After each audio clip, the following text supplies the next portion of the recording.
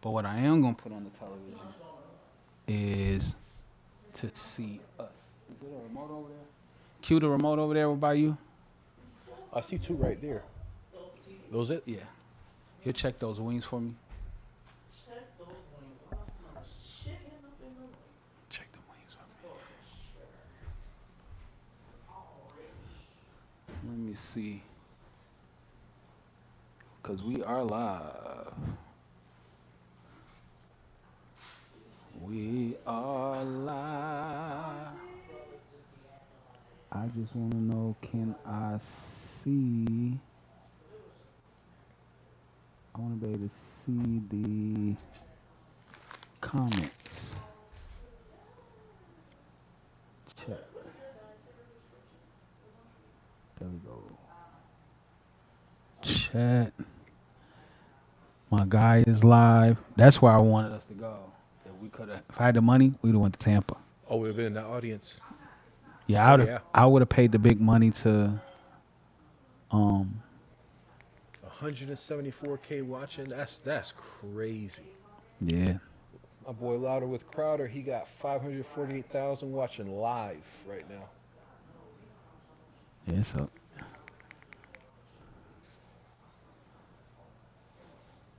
and we have 0 watching live right now. But Oh, it's that's okay. fine. Cause I'm still going live. This is still gonna go out to the world, to the public. Maybe somebody will come on. I'm gonna share this on my social media page. Ta ta ta ta ta ta ta ta ta ta ta ta ta. Come on, man. You're going too slow.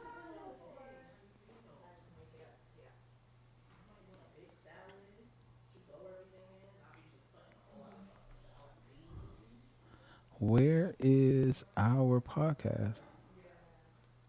Pastor Lord. This is what we doing.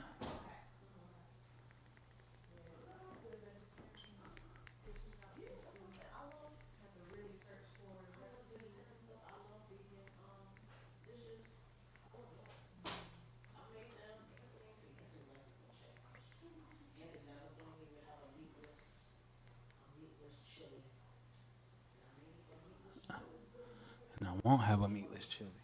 I did have the meatless chili. Who's live with us? Nobody. Not yet, anyway. That's fine. Right. Let me share this to social media. I'm going to send you the link if you want to share to some of your friends.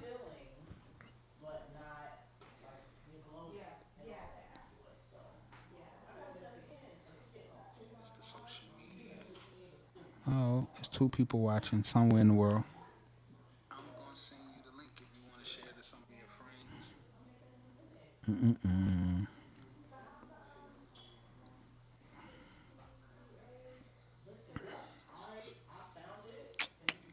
There's 2 people watching somewhere in the world.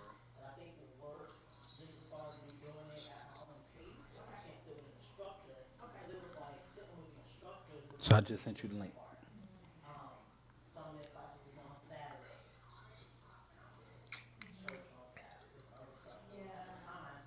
Okay.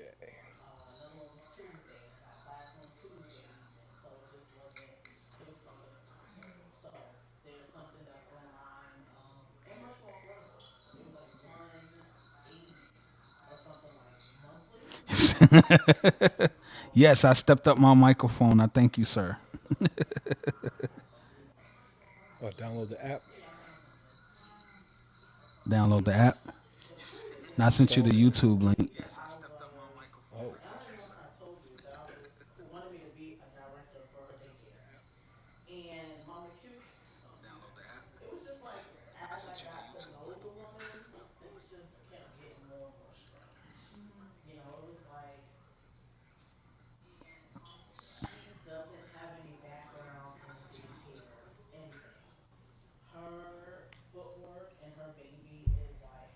dang.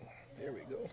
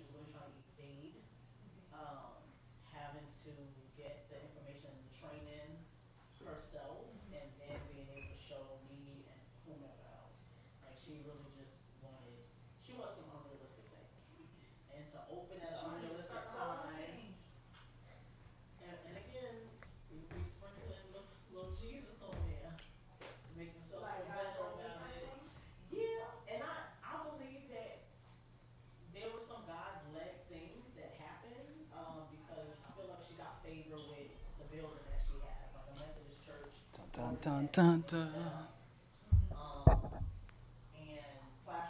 So we here, we covering this election. I don't know who's all in here. Jay, give me a second.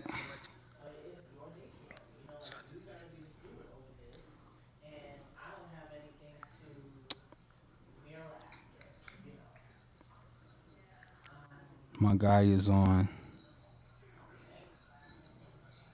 And if this doesn't look professional, I'm gonna be in trouble with him. Yes, that's Yeah, live. it's live. We're live.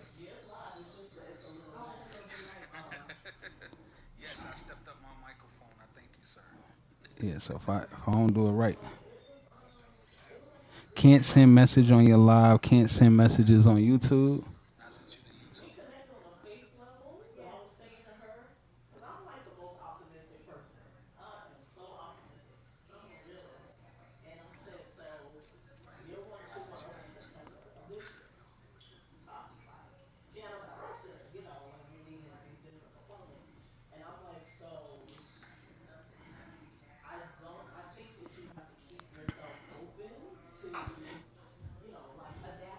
So Stevie Steve, you can't put comments in YouTube? Is the YouTube comments off?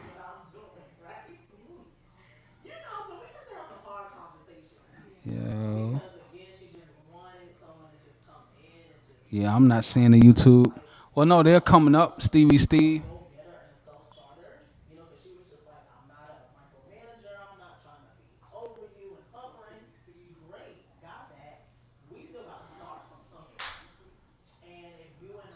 So I'm able to put up the comments, Stevie Steve. See if you can come back in. If not, we are live on Facebook.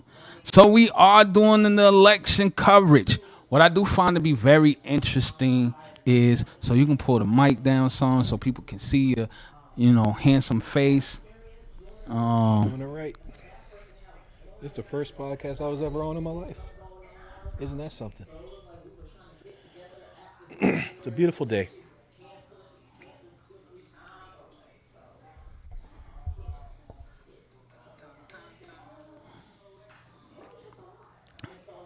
Now, what I find to be very interesting is the very first time I started this podcast, well, the very first time I came on the podcast, I was the Atlanta Mayor podcast when Keisha Bottoms was running for Mayor. mayor of Atlanta. And then it grew from there. It went from really it started because I really wanted to be able to find God in everything. And I wanted to be able to see God in everything, and I wanted to put God in everything. That's pretty much how it started. So it was called the Wake Bacon Coffee Morning Show. My son said I need to go back to the name the Wake Bacon Coffee Morning Show. Maybe.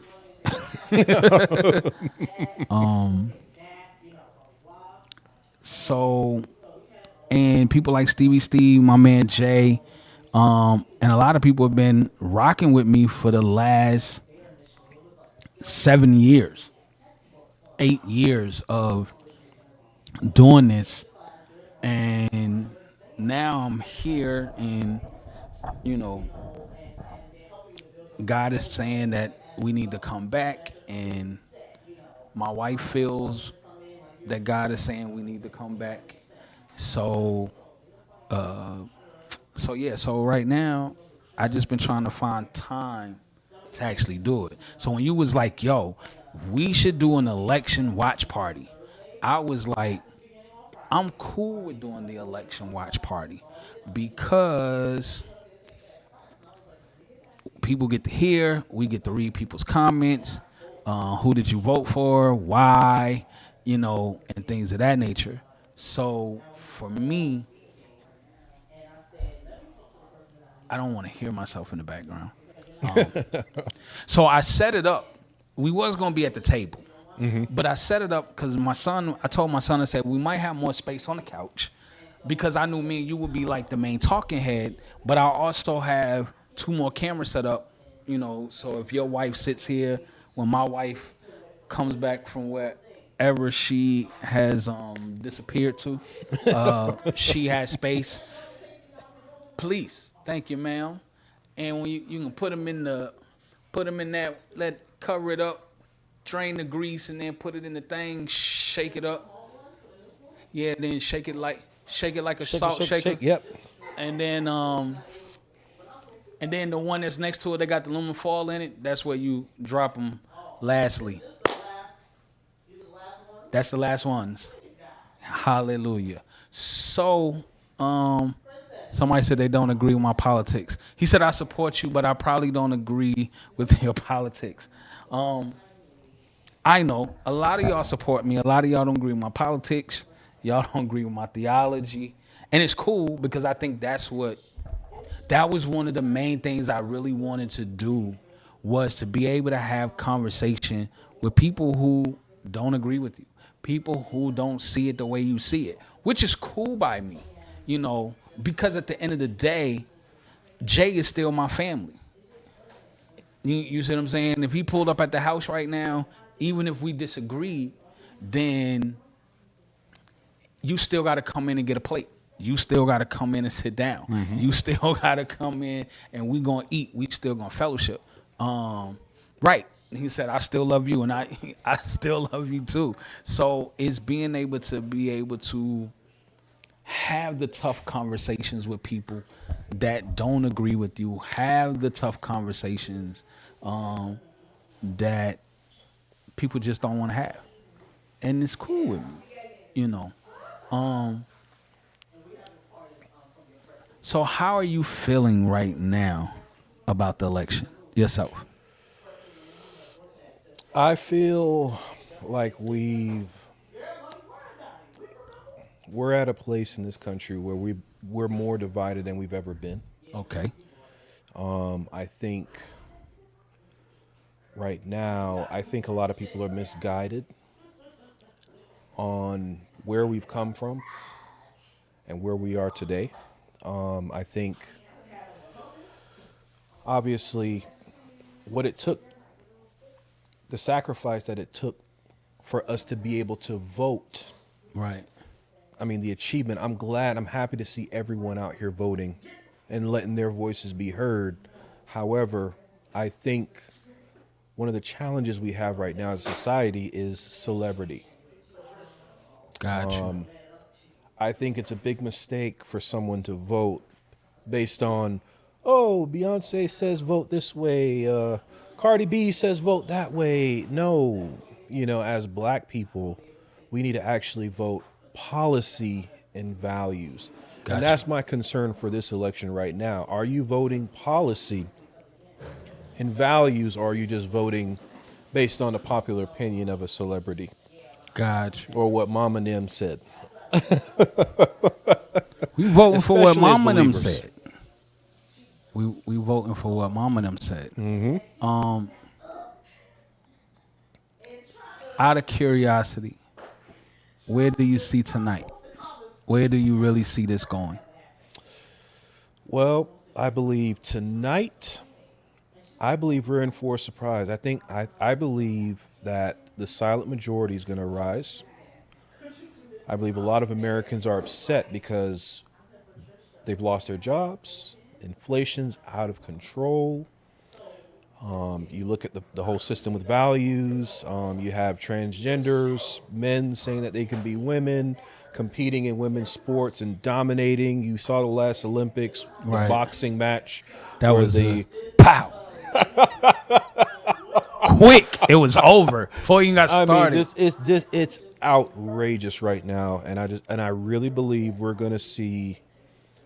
I'm gonna label it a red sea. You're going now. My homeboy Jay said Trump's going to win. He also stated that jobs are actually up.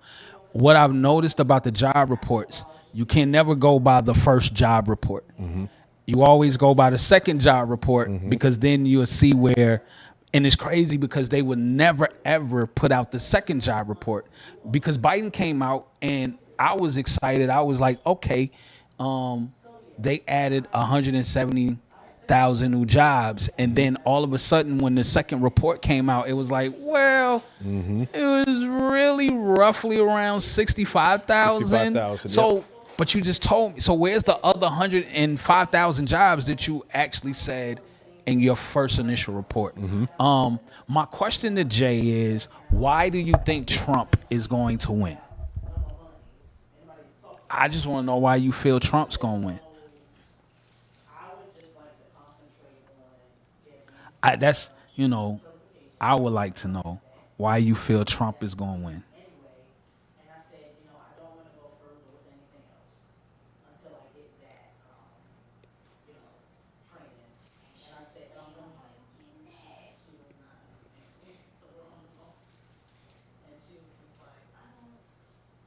It said you look at where you are, look at where the funding is.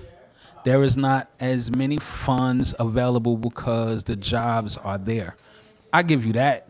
But I want to know why you want to know why Trump is winning. So I think it's still too hard for the majority of men to accept a woman president.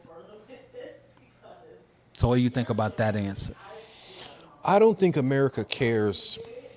I don't. I think people give too much.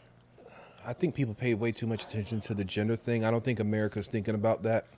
I think America is right now in this election. We're motivated by what did life look like under Trump. Got you. I mean, you had the Federal Reserve in 2022 stating that our economy. I'm sorry, not 2022. Sorry, whoops, 2018. Federal Reserve was saying that the economy was overheating.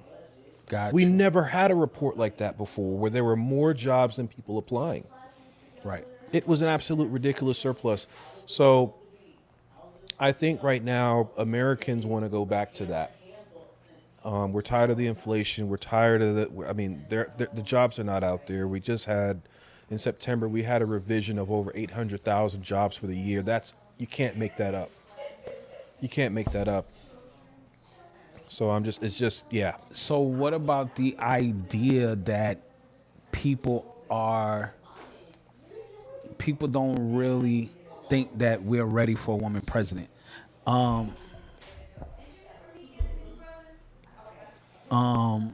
Also, not even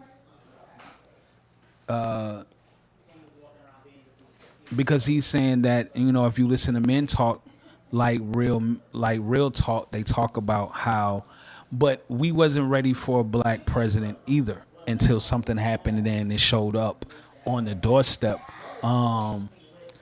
It said Trump was aided from 8 years of Obama administration. Some people think the opposite. For me, why would why wouldn't men want a woman president? You know what I'm saying? Because most men are married. A lot of other men were raised in single parent homes. They love mommy more than they love daddy. So, what would be the downfall of having a woman president? Why wouldn't men want a woman president? What would be? I mean, I look at 2016 and I look at Hillary Clinton was on the ballot. Right. and she won the popular vote. She did. So I think, you know, the premise of men not wanting, not being ready to see a female president, I just don't buy it right now. I really don't. But for those that don't, for the percentage of men that don't want to see a woman in leadership, that's a tough one. So let me ask this question because he said the conversation is always that women are emotionally. In 2024, more men are more emotional now than women. You got more soft men now in 2024 than women. My question is, let me ask this question then. What if the candidate was different? What if the woman candidate was different? What if it was a Michelle? Or what if it was a Tulsi Gabbard? Because I would have voted for Tulsi Gabbard. Now, I wouldn't have voted for Michael, but I would have voted for Tulsi Gabbard. I'm sorry, Michelle. Forgive me. I'm having a Barack Obama flashback. So there are women that I would have voted for, Tulsi Gabbard being one of them. I would have voted for Tulsi Gabbard or a Yeah. woman like her. So what is it more so that is it because of who the candidate is? I think Kamala's biggest issue was she could not articulate a position. Because I would vote in a heartbeat if it were Carrie Lake versus, let's say, Joe Biden all over again. Right. I'm voting Carrie Lake all day. If it's Carrie Lake versus Joe Biden versus Tulsi Gabbard, all three are on the ballot, I'm going to be really torn between Carrie Lake and Tulsi Gabbard. I really like Tulsi Gabbard a lot. Right. Let's say, hey, you pull in Candace Owens, for crying out loud. Take Trump off the ballot. Throw in Candace Owens. Right. And what about a Candace Owens? Would you have taken a Candace Owens on the ballot? Would you have accepted her being on the ballot? You know, because do a lot of black men even respect Candace Owens? Are men really gonna follow a Tulsi Gabbard? My thing is, even with Tulsi Gabbard commanded men in the military, so she knows how to bring men in. When you have 3-4 tours in Iraq and you are high ranking, prime example, my stepmom retired almost as a near general status. And even with that, she commanded men. I never forget, I came on the base one day and I'm driving in and the guy recognized the car. He knew it was my mom's car. So he was already ready to salute. So when I hit the window, I rolled the window down. He like, hey, this is at that time she was a colonel. He was like, yo, this is Colonel Jackson. I was like, yeah, that's my mom. And he was like, oh my God. He was like, my guy. I said, no. Her work life and her home life is different. Totally different. Because I don't get probably what y'all are getting down here. Now, don't get me wrong. She was a tough cookie. But at the end of the day, the Donna Jackson that I knew was a loving mom. You know, the Donna Jackson they knew was I'll beat the brakes off you. So Stevie Steve said, so not the fact that she's a woman, it would be political reasons you would vote. I mean, me personally, Stevie Steve, I've always voted policy. So, prime example, Keisha Bottoms ran for mayor of Atlanta, right?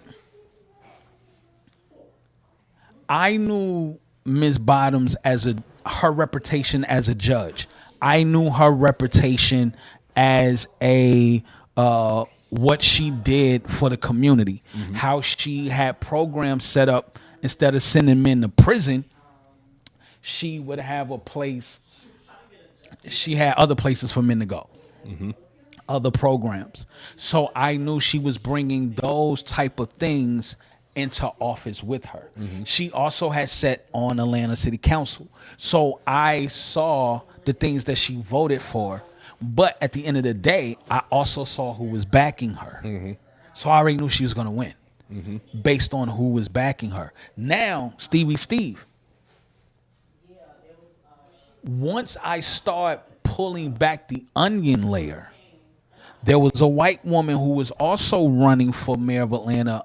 Mary. Oh man, what was the white lady's name? Oh man, let me pull it up. Atlanta mayor run off Bottoms. Yeah, the white lady right here. Let me pull her picture up so everybody can see it. Her name was Mary Norwood. Let me put that on the big screen so everybody can see it. Now, Stevie Steve.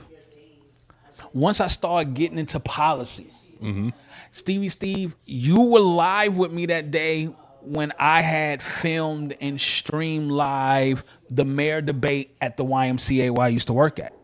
So once I heard the debate, once I really started getting deep down in the policy, Mary Norwood had my vote. I loved Keisha, but I couldn't just vote for Keisha because she was black. I couldn't do that. I couldn't just vote for Keisha because, oh, well, she from the same hood as you. She grew up around the block from you. That's great, but her policies doesn't match up to what I'm looking for, what I want, the change I want to see in Atlanta. So now with that being said, now what do you say? Because I like Keisha as a person. I knew the woman. She used to come into the wire. I knew her mom. I had to put her mom in her place one day, but at the end of the day, I knew these people, and I was cool with that. But when it comes down to your policy wasn't where I stood. Mary Norwood policy was more where I stood. The things that I saw. I didn't want transgender story time in Atlanta public school. Right. And I knew Mary Norwood didn't either, but Keisha did. You see what I'm saying? There were certain taxes that she wanted to place and put in place in Atlanta that would destroy inner city and middle class. And I also knew that she was also still part of the Kasim Reed regime that really destroyed Atlanta. So now when you start talking about policy, putting a woman in office, I don't think is the issue. I think, what is their policy? But you just said she created programs for men. How did you not like her? No, I didn't say I didn't like her. But when it came down to her policy, because she created programs for men when she was a judge sitting on the bench. So instead of saying, hey, John, I'm about to send you down the road for 5 to 10 years, I'm going to put you in this program. So I respected that for her as a judge. But then I respected probably a quarter of the things she did as a city council. But when she was running for mayor, I knew the people who ideas she wanted to push. It wasn't her policies. It was still the old same backdoor hoodwink policies where they were selling the city off piece by piece from black people, but saying that you was there. So this other lady shows up and says, these are my policies, And here's my track record of being on city council, being the president of city council. Here's my track record of working in neighborhoods. This is what I've done for my district. These are the things that I brought into my district that has increased the district. It has worked for men. She's done things. Mary was doing things for single parents in her district. So now when you start weighing policy, yeah, Keisha cool. She from the block. But your policy is not going to help me and my kids 5-10 years down the road. So now I had to take that into consideration. So yes, you know what I'm saying? Yeah, I like Keisha. So I think when it comes down to even now with this president election, is more so of, I believe, it's who the candidate is and what your policies are. Because I've tasted your policy. Because everything that you say that you want to do, you have the authority and power to do it for the last couple of years. You were the deciding factor that economically killed this country. And now I know the money that's where your money is coming from, your support base. And I also understand because I read policy.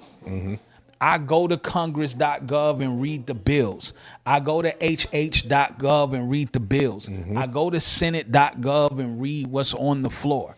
I watch things like C-SPAN.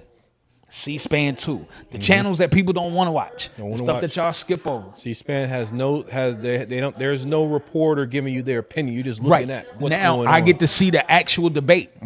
So when I get to see you stand up here and now you're debating on this policy, I know where you really stand. I know where your character stands. I know, and then two, I also have to, even when it comes down to like the church, we can't vote outside of biblical policy. 100%. He said, but you're not the average person. I know. So since I know I'm not the average person, this is why I used to do the Wake Bacon Coffee morning show. So I can bring certain things to the floor, the average person. If you go back, minus the things that YouTube took off because people didn't want them on YouTube. I have 140 videos that YouTube has taken down. Wow. We used to, John, you came on here with us almost every day. Me and my wife ran the Wake Bacon Coffee morning show for like almost 5-6 years straight. Wow. Every day. Every day. So if I'm on every day, minus Thanksgiving, Christmas, how many videos is that a year? Sheesh. They censored 140 shows? They took down 140 some odd shows. That's crazy. Off of YouTube. Wow. I mean, somebody just put up a message on. Let me see if I can put the messages up here. Wow. On the television so I can see the live chat. Somebody said, amen. But think about it, though, Anthony. I mean, the fact that, you're looking at C-SPAN, you're informed, you're reading the bills, you're actually looking at, you're not just hearing what these politicians are saying, you're actually doing your due diligence to see, okay, are you actually putting the bills up for a vote? Do you think that's a reflection of how far the black community has fallen, especially believers, from where we should be in terms of holding kings and queens accountable? Political leadership, kings and queens, in every aspect of life, business, politics. I think the Bible says it's a matter for kings to search a matter out, right? Right. I think John said another reason he think Trump's going to win is because of the migrants. That's a big problem.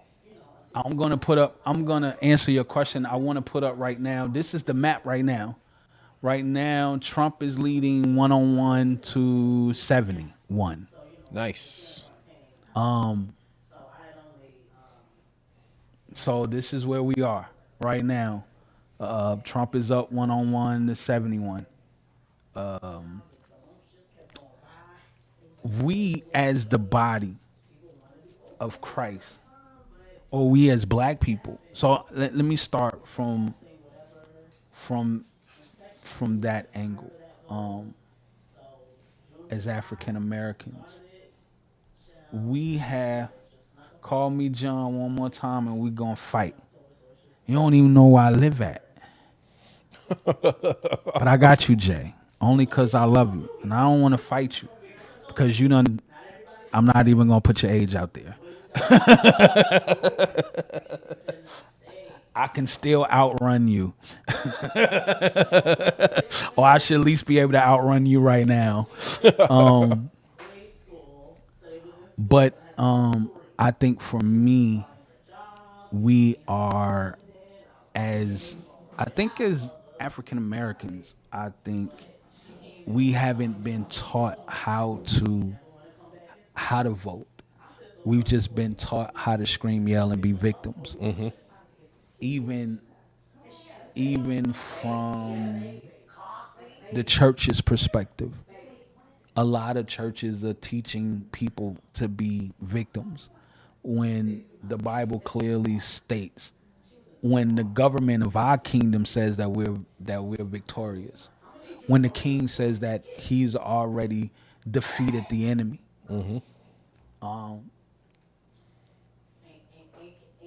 So he said I box every week. I try to go to the gun range at least that same amount of time.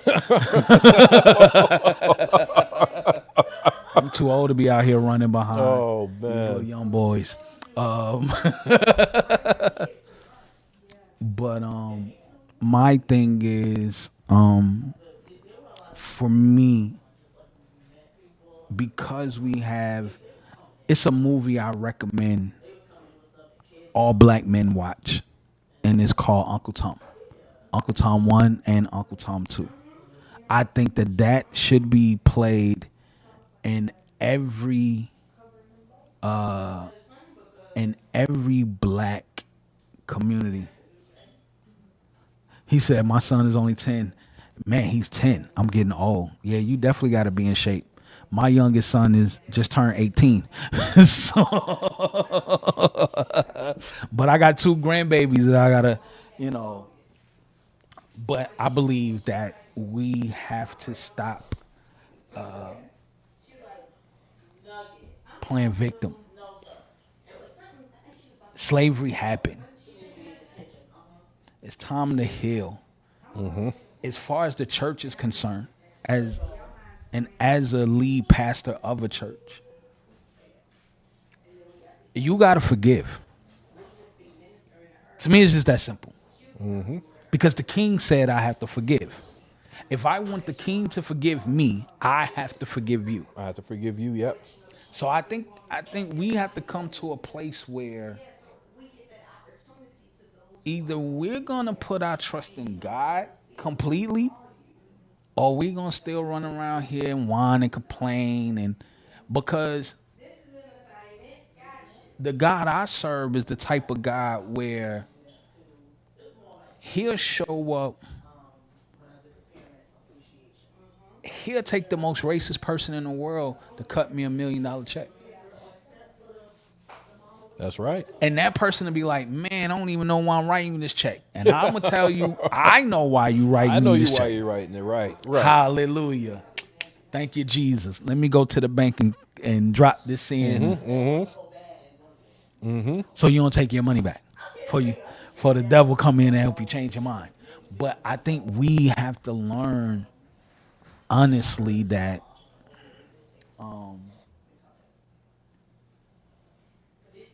we have to live victorious through Christ. Because to me, it don't matter who win this election. I'm still going to eat. Still gonna eat.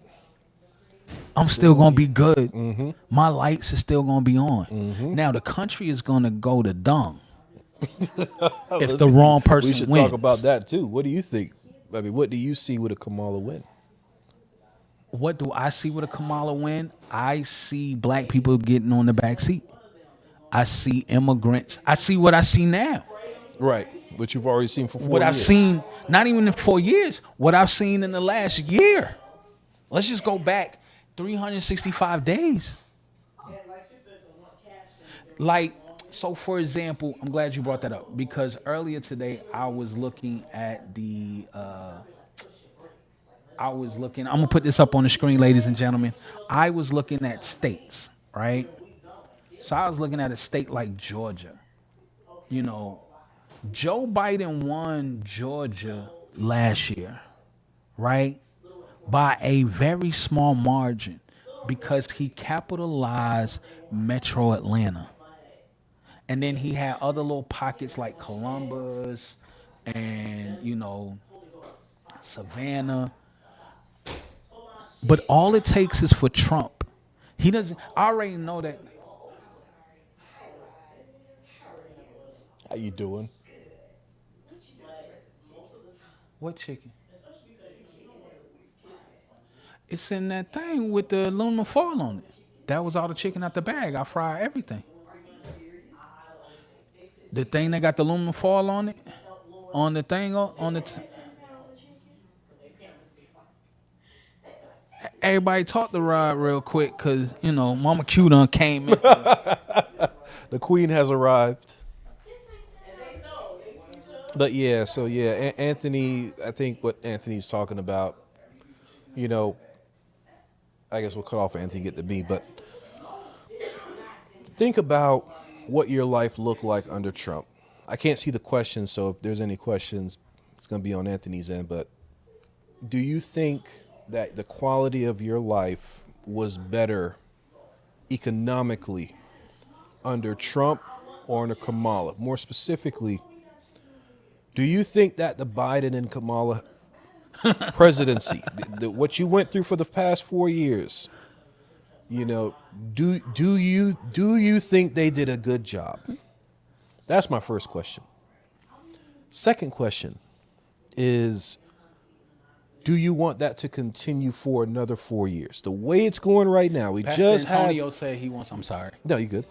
Babe. We had the lowest job. Pastor Antonio said he wants some chicken. 12,000 jobs for October. They're citing it was due to the hurricane and Boeing strikes. 12,000 jobs. And we were in the negative for private sector jobs. So all the jobs that were open were all inflationary because they're all government jobs. Right. So they're taxpayer dollar funded. Do you believe the country can sustain that for another 4 years? No. That's my question. My man Jay said that there will be a lot more fights under Trump. There will be more black people being physically assaulted. I kind of disagree. I live in the most reddest county, Georgia. Mm-hmm. And I don't have no problem with no white people.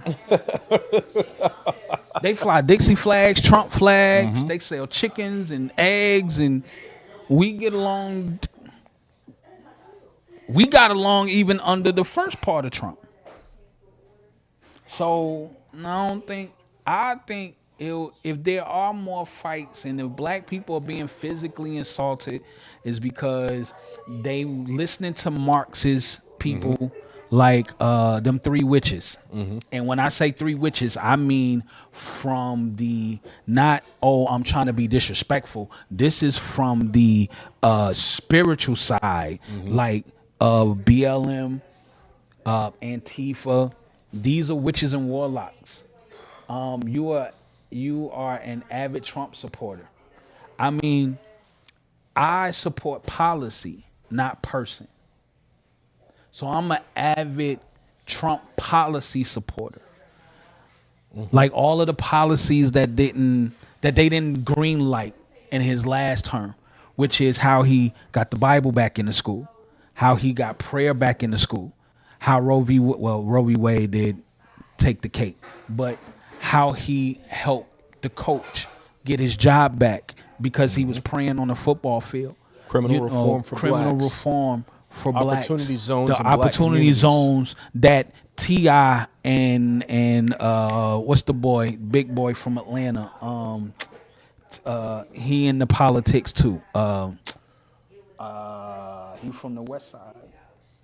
Killer Mike. Oh, With the yeah, yeah, opportunity yeah. zones that Killer Mike did, they bought up the whole entire west side of Atlanta because of the opportunity zones. That was a game changer for the black community. Game changer. So how he took HBCU out from up under the Department of Education. This is why now you can see Morehouse games on ESPN. Because they couldn't do it. They couldn't do it. They couldn't do it before. Right. So yeah, Killer Mike. And also for the HBCUs, I mean, you think about the average HBCU tuition was cut by 40% under Trump's watch. Why? You know, a lot of times we listen to these buzzwords, you know, when a lot of these politicians say, oh, we're going to cut education. But you're not realizing that what are they cutting? You think about Harvard University, for example.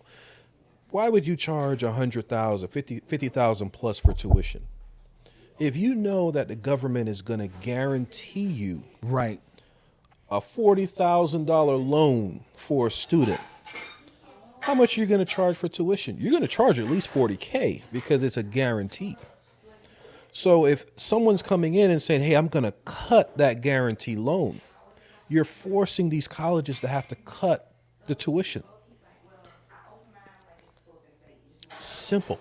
It's very simple in my view. But yeah, HBCUs, the administrators, they would have to continually go to the Capitol and ask for more funding. Right. Trump gave them long-term funding. And took them out from up under the Department of Education. So they can keep the long-term funding and so they can compete with white schools. Because one of the things that they said was one of them wanted to leak as a racist comment. He said that he didn't understand why black athletes don't go to HBCUs because they didn't have the presence of an Alabama, a Notre Dame. You see what I'm saying? A UCLA. You know, there was only like maybe 3 black schools that had that presence. That was Grambling, FAMU, and Southern down in Louisiana. So those are the ones that really had that exposure. Now, Morehouse is on primetime television. Clark Atlanta. You see what I'm saying? Schools facts, that you would facts. never, schools that you would have never saw, because his thing is now you can compete for the ESPN money. Now you can build up your program. It was the same reason why Deion Sanders left the HBC that he was at. He was like, y'all inflating tickets. So when you inflate the tickets, when you lie about tickets being sold, you saying that we done sold out is 40,000 tickets sold, but you really only sold 10.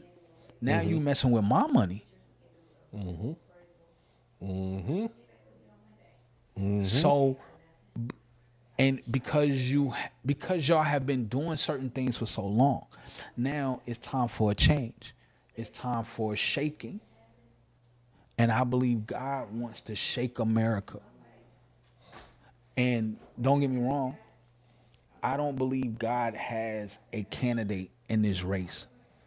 I think God has allowed policy to be shown in this race, where you stand. And the thing is, we supposed to know where God stands. So if I know where God stands, then I should be able to pick a candidate Accordingly, right. accordingly. But I believe that black has become the new skin, has become the new God. So you believe the idol, the most prominent idol for the black community is the skin color? It is. Because that's what you've been told for the last 50, 60 years. See, nobody told you that Dr. King said he made a mistake.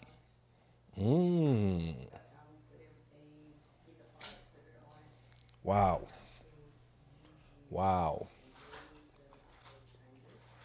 Talk about that a little bit.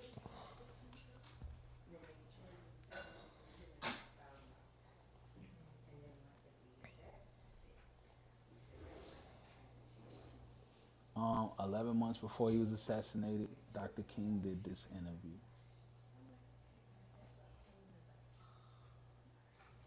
Let me see if I can play it.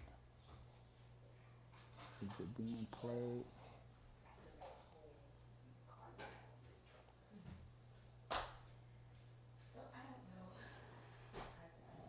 Let me see.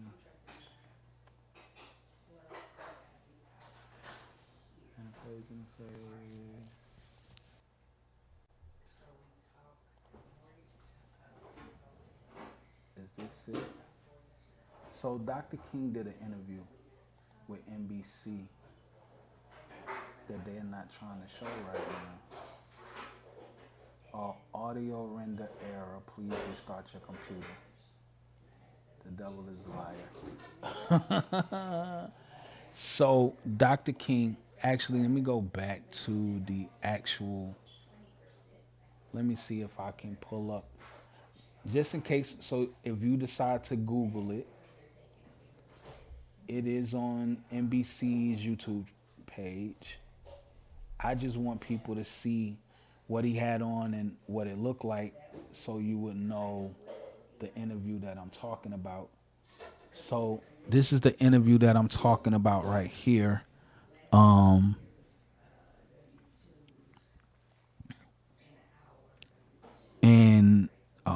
it's still. Let me just pull up a. Let me see if I can just get an image of that. Yeah. So let me just pull up the image. So this is what the image looks like with Dr. King right there. That's what the interview looked like that he did on NBC, and he told NBC that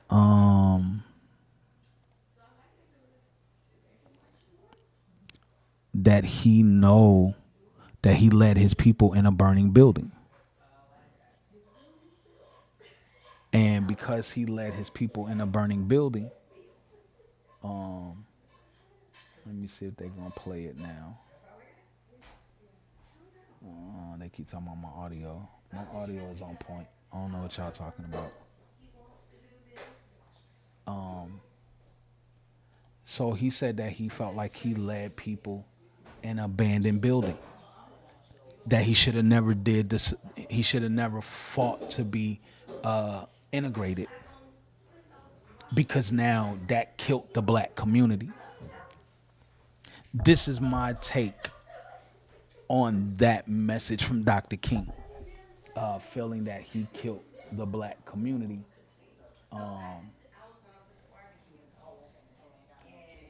He said that's why he was shot. My thing is, when you're talking about the black, he felt like he should have never integrated. And no, he was shot because Jesse Jackson set him up to be murdered. I read the FBI files. Wow. They're public.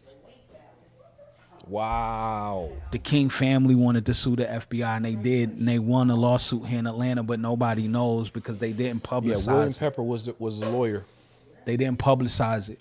Jesse Jackson and the other Memphis pastor was behind him getting murdered. Whoa. It was a setup. And it had nothing to do with him integrating. It had everything to do with him backing out, because as I did as I preached that day, Dr. King got sucked into Marxism, and that's how it led to the civil rights. The FBI was behind him. I mean, everybody know the FBI had him shot. Yeah. Oh yeah. It's no secret. Oh yeah. Judge Joe Brown talked a lot about that too.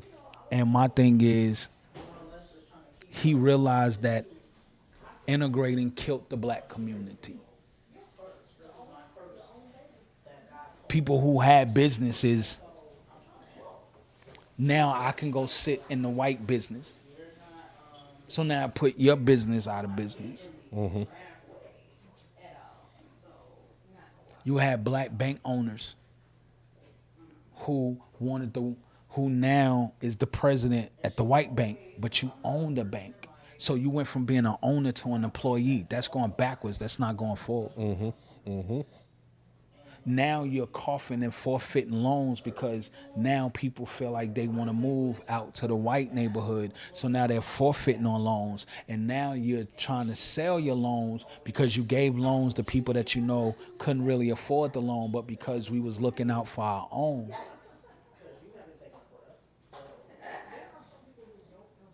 This is why I said people should go watch the movie Uncle Tom.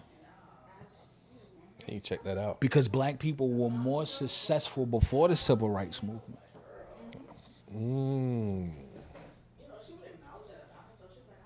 So We came fresh out of the frying pan into the fire.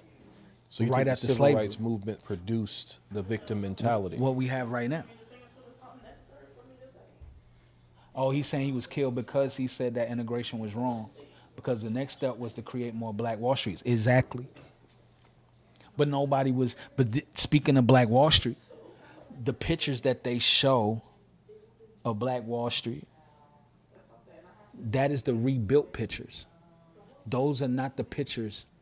Though the pictures that they show us now of Black Wall Street, those are the pictures after the fire, not the pictures before the fire.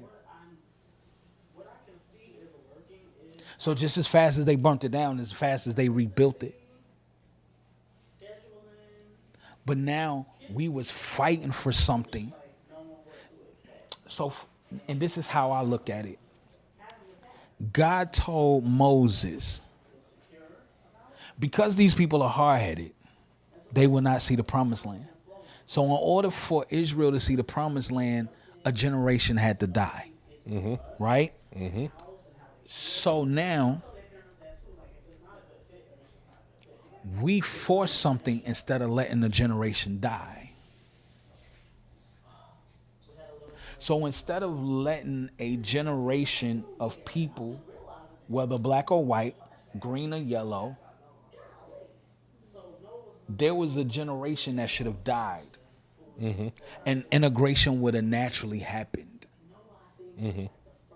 With the Jesus movement that came right after. In the 70s. In the 70s. Okay. Black and white people was getting married before the civil rights. Right. You see what I'm saying? They were. So you had mixed race families before 1965. So we just had to let a generation die out, and integration would have naturally happened. But now it's like, I'm going to force Jay to do something he doesn't want to do, under the guise of civil rights. Now, the greatest problem I have with civil rights is black people have allowed civil rights to be hijacked by the LGBT community. And now they're using civil rights to now push men and women to the side. Yeah. And now they're bringing in the DEI. They're bringing in all this other stuff that is taking place. So women fought for rights. They burned bras and all of that. And now you can't even be a woman no more. Can't be a woman no more. It's crazy because Joe Biden elected a Supreme Court judge who sat in a hearing and said, I don't know what a woman is. She don't know what a woman is. But she you're married with children. I'm confused of how you don't know what a woman is. And then these are the policies. Kamala helped promote the Equity Act, where a 6-year, as young as 6. So Jay, if your son decide, wake up in the morning and say, I want to be a girl, there's nothing you can do. There's nothing you can do about it. On a federal level, these people can now take your son away from you and turn him into a girl. That's right. And he can go to California and get a sex change. And if you don't agree with it, they can take your son away. They can take your daughter away. And California is leading the charge. These people talking about women reproductive rights. Reproduction means we're reproducing something, not killing it. And now, if she does, she wants to adopt the bill that now you can kill the baby up to 5 days after it's born. That's murder. This is their plan. This is their plot. This is their scheme. 100%. And as men, it's already bad enough we can't see kids. We got to pay child support. We got to do all of that.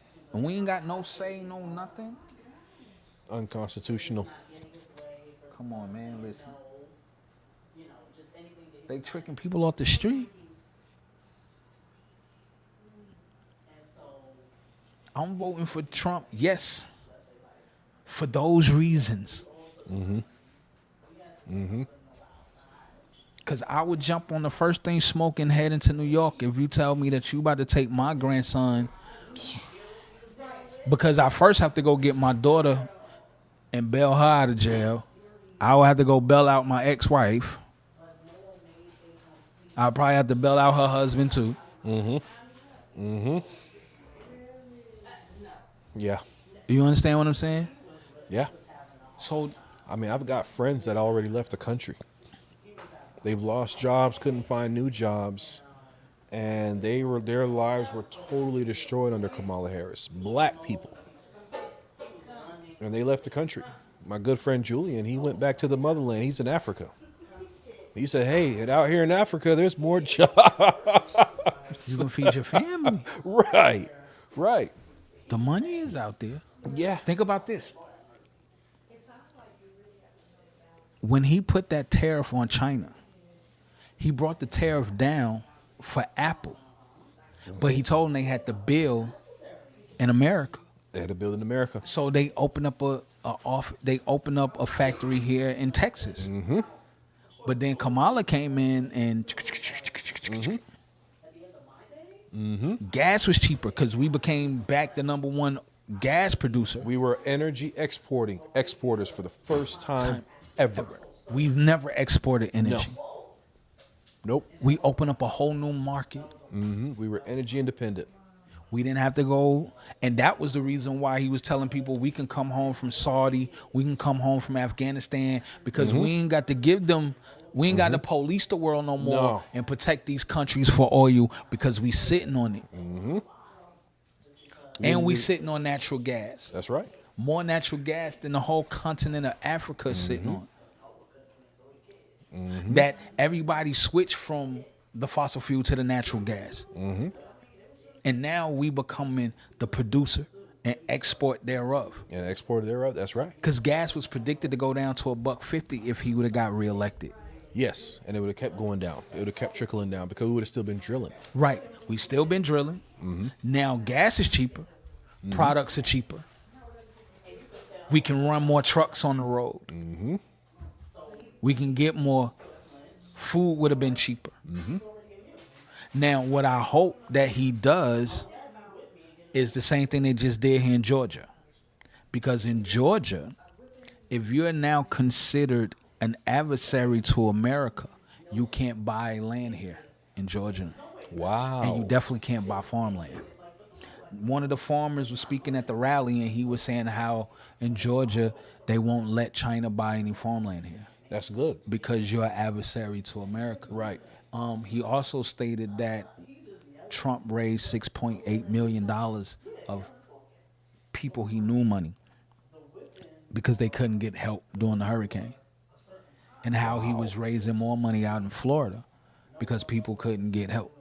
So now when you start talking about things, how we was even talking about the taxes, how if she's elected, the capital gains end game, the unrealized capital gains, unrealized 26%. So now that will make people pull out of the market. And actually, Trump just released a tweet. Let's take a look at Trump's tweet at Real Donald Trump. If Kamala wins, you are 3 days away from the start of the 1929 style economic depression. Because people are gonna pull out the market. They are going. You will see an exodus like you've never seen before. If Kamala is announced the winner, It's gonna be crazy. Oh God. And it's crazy because today I was looking at the old chart from him and Biden. And I was looking at Georgia. And I'm going to pull it up so the people can see. If Trump could, I already know Trump is not going to, if he does win Fulton County, oh my God, it'd be amazing. Because he lost by like over 200,000 votes. Right. If he takes back Henry County, this county, if he takes back Gwinnett County, and if he can take back Cobb County, he'll kill Metro Atlanta. I agree. I agree. I was also looking at If we don't have a magical water break that happens, to stop the count. right again. Yeah. Just so happened. Just so happened to happen in every swing state. You stop the vote. Stop Right. counting the vote. Because some And, water took place. Yeah. I was yeah. also looking at Chicago. Now it's crazy because just like Georgia, Illinois went to Biden, right? But all of the votes are coming out of one area. It's One on- dot. One dot. It's Cook County, Champaign County, Aurora. It's only coming out of these one. The whole state is red. It's just these major cities. Right. So tell me whether you think, will he be able to flip Chicago? In my opinion, yes. I thought he won Chicago the last time, but I did a little research in a company called Dominion Voting Systems, and I'm a techie guy. Right. I did a little research on the software. I saw the politicians saying, "Oh, Dominion can't be connected to the internet," but I saw demonstrators hack into Dominion Right. via the internet. I saw them flipping the votes. And I saw that there was one county in Chicago that invested heavily in Dominion voting machines. I wonder what county that was. But, Cool. there's no evidence that there was any, My guy of any said, type of fraud. my man Jay said Trump blatantly lies in order to make people get emotionally charged. How do you feel about that? I do think Trump is the king of hyperbole. I don't think he's not the Messiah. No, he's not. He's so far from perfect. He says a lot of things with good intentions, but I think when reality bites him in the Right. the behind, But if you're saying that Trump is a liar, you would also have to look at Joe Biden. You also have to look at the Kamala Harris. I mean, they are the masters of lying. The masters. I mean, yeah, Trump said that we would eliminate the debt within 2 years of his term. He didn't do that. Nope. However, he created the conditions that if he would have been reelected, our new trade deal with China would have kicked in, and he would have used that to pay off our debt. Right. He had it perfectly set up, but this thing named COVID-19 came in. The China virus, the China virus came in at the perfect time before that trade deal kicked in to sort of, muddy the water a little bit because they knew what was coming. I have no doubt that China knew what was coming. I mean, Trump is the master. He's the master at negotiating, and he's the master at rebuilding. And trolling. Yeah. He played him like an Xbox. He played China like an Xbox, and they knew it. So I was also looking at this old map, and he didn't take Michigan. And Another state that stopped the vote, before midnight. But do you believe that he can take Michigan now? Not because of what he said about Detroit, not because Eminem came out with Barack and you know, not because of that. You know what I'm saying? And I love Eminem, but he stopped the largest plant in the world from being built in Mexico. The car one, right? Yeah, Yeah. where they was gonna because China was gonna have to pay almost 100% tariff tax import, so they went and built the world largest car manufacturing plant in Mexico because is no tariffs on Mexico. So this is where the bloodbath, you know, and it's gonna be a bloodbath. Trump said we're gonna die if he's reelected. It's gonna be a bloodbath. Because he shut down the plant, that stopped an influx of non-American cars coming in at a cheap price. Because I don't care what nobody say. You have this car for $8,000. You have the luxury model for $15,000. I have a Ford for $60,000. Because Biden didn't open up the ports to let the chips in. So we didn't have brand new cars for almost 2 years. What car am I buying? I'm not going to lie. I'm buying a $15,000 car. Amen to that.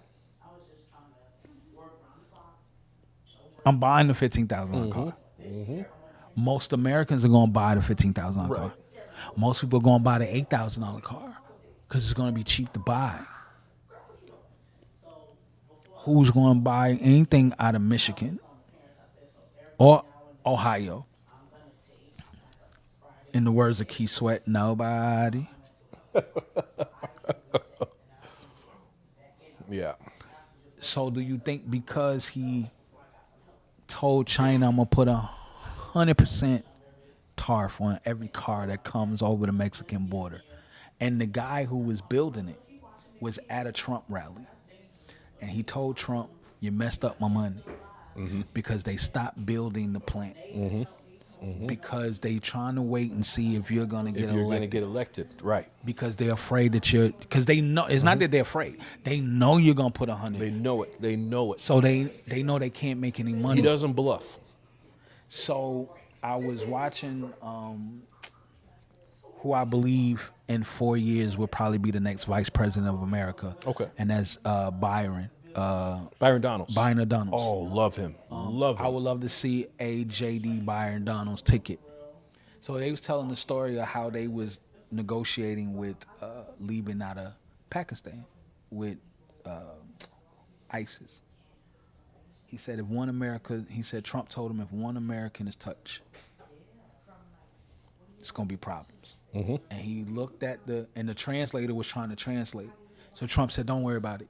So he reached in his pocket, pulled out Showed the him a picture of his home. of his house, Yeah. and got up and walked out. The Don.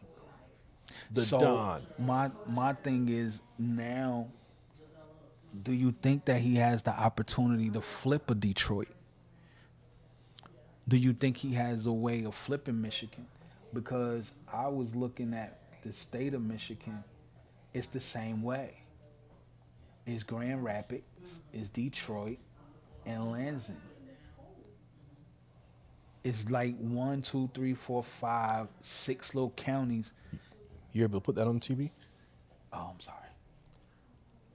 It's like 4, 5, 6 little counties here in Michigan.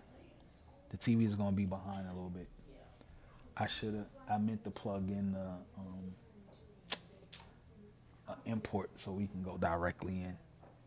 But you only got like 3, 4, 5 counties that are blue.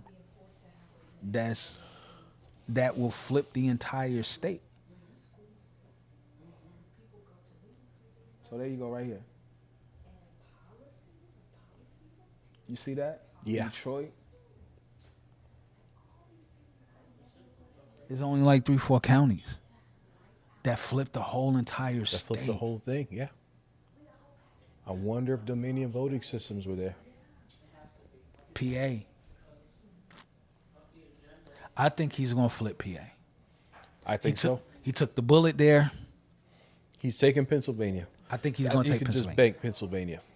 So The only question, I mean, Hawaii, you can even debate if he'll take Hawaii because he has Tulsi Gabbard. I was gonna say now Tulsi Gabbard. Now in the last election, he took Alaska, even though he lost, but he lost Hawaii. But now with Tulsi Gabbard and with RFK, I think he's going to take Hawaii. I think with RFK, he's going to take a nice handful of places. So right now, he's up 177. And don't forget, for Michigan, he got that historic endorsement from the Muslims. Right. That is big in Michigan. Now I'm looking at Michigan. He's only down, looks like about 60,000 votes. Oh no, that's Massachusetts, Boston, Massachusetts. I'm thinking. Oh, I'm mixed. Massachusetts? Yeah. Now, Boston. he's up in Maine. He lost Maine the last time. I don't see him taking Boston. Boston is 9% reporting, and they have Massachusetts is already claiming Kamala as taking Massachusetts. What percentage in Massachusetts? Is 68.3 to 29.3, but they are only at 9% reporting. In Massachusetts. In Massachusetts. I think Georgia is going to go red. 100%. I think Georgia's going to go back red. Hopefully he can flip Arizona, because we're going to need Arizona. Now, he's losing Pennsylvania right now. They're 24% reporting. So he's at 177. She's at 99. So I never expected to be a landslide. I'm still predicting landslide. You're still predicting landslide. I'm standing on So landslide. what is your landslide number? I think Trump will have well over 320 electoral college. Wow. Yeah, I think he'll take New York as well. I think we're going to see a shocker. He's going to take New York. I think He's down in New York right now. yeah.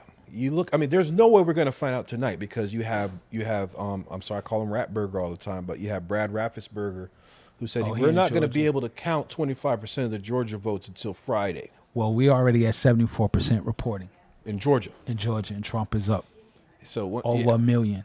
Well, Yeah. at least over 200, not over a million. I'm sorry. He's at least up 200,000. county to watch in Georgia is exclusively Fulton County. So let's go in. We got to dive into Fulton County because that's where the shenanigans go down. I don't think he's going to take Fulton. And like I said, I believe he should take, if he can get his hands on Henry,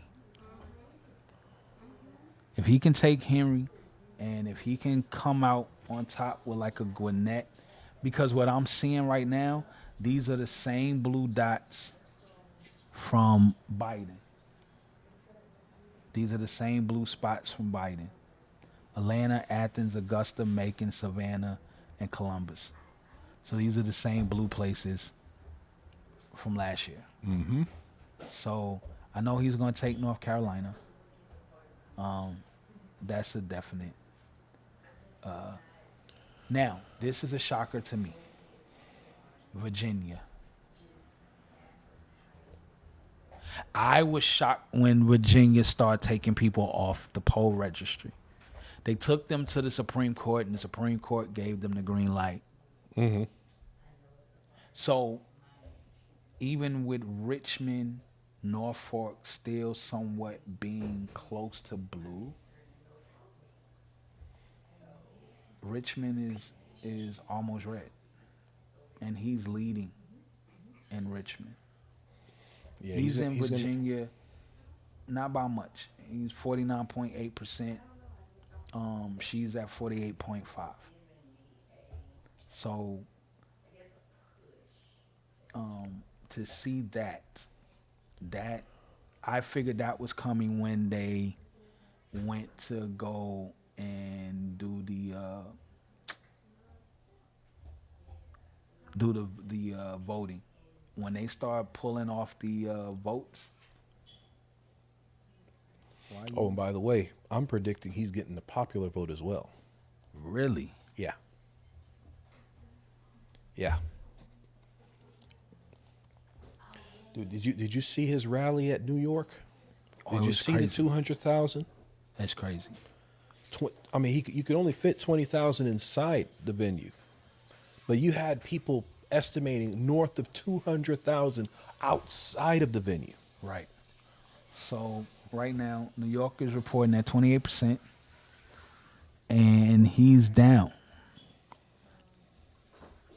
He's down, and he's down less about 800,000. So, but you're predicting Yeah.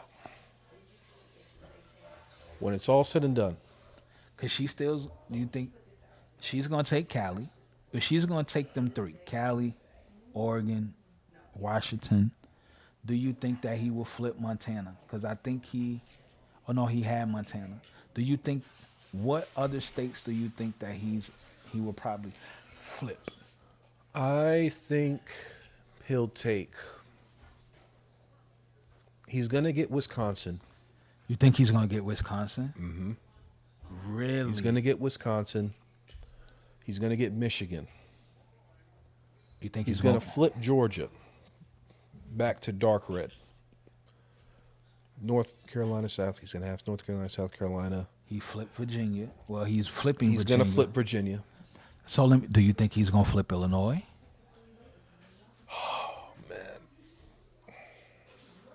I watched the town halls, man, and I'm telling you. So, based upon how the people are really feeling with the immigration, with the illegal aliens coming pissed. in, They are pissed. I mean, I've never seen an angrier Illinois with the Democratic Party than I have in 2024. so let me ask this question: so, do you think that they're just gonna vote Trump just to make a statement? I think they're tired of illegal immigration. Yes. So they would just vote Trump just Yes. because. Just because. I think they're going to give him a flyer. I think they're tired of the Democratic Party making promises. The crime is still rising at a historic rate in Chicago. I mean, Chirac, for crying out loud. I think Trump will steal Illinois. Wow. However, I don't think we're going to get the results of the winner tonight. I think we're going to have a whole lot of shenanigans that's going to go down. However, when the smoke settles, because they're going to challenge, the Democrats are going to challenge the result. They may, you may hear a little bit of, oh, Russia hacked the election or whatever. You're going to expect the unexpected. We're going to get a lot of chaos. Oh, I agree with that. But when the dust settles on 120, he'll be sworn in, and it's going to be historic. It will be a historic win for Donald Trump. Book it. Y'all heard it here. Book it. Because I always thought that it would be tight because she has the money. She has the money, but she doesn't have the hearts. And you have to see what happened in 2020. You had the media. She had the media. I mean, Biden had the media. Right. He had COVID. Right. Right. Now, he also had the illusion of the hearts. And why I say illusion of the hearts, you had your people that were saying, oh, Trump came in off the blessing of Obama. His economy was from the blessing of Obama. Right. Now. So you don't believe that? No. I don't either. Obama was the one, you could pull up the video on YouTube. Obama was the one that was telling Trump, what are you going to do to bring these jobs back? Right. That's what he said. The carrier that was leaving, right? Right. Well, not even that. what I found to be interesting that a lot of people, when he came out and said, "Oh, he's riding off my coattail," my thing is, for the last 2.5 years of your presidency, every time you came out and spoke at a graduation, the first thing you said is, "I'm sorry, there's no jobs." Yeah. You have to prepare for a different type of economy Right, because there are no jobs. because there are no jobs. The jobs of the past are gone. They're done away with. They're outsourced. Right. Trump came in and slashed almost half of the regulations you brought in. You know what I mean? Slash taxes, cut taxes. Carrier came back. You know, Apple, you name it. Everybody was coming Yeah, back. Everybody was coming back. Car makers. Right. Everybody. Then COVID came, locked down 15 million jobs, right? Joe Biden comes in, lifts the lockdowns, and he's claiming he created 15 million jobs. But those are just jobs that Those- just people went back to. So no new jobs were ever created Jobs after. were created under Joe Biden. I mean, that I know. Yeah. A lot of people don't believe that They though. don't. And I actually worked for an investment firm, the top Christian investment firm in the country, Ron Blue, and we actually look at this stuff.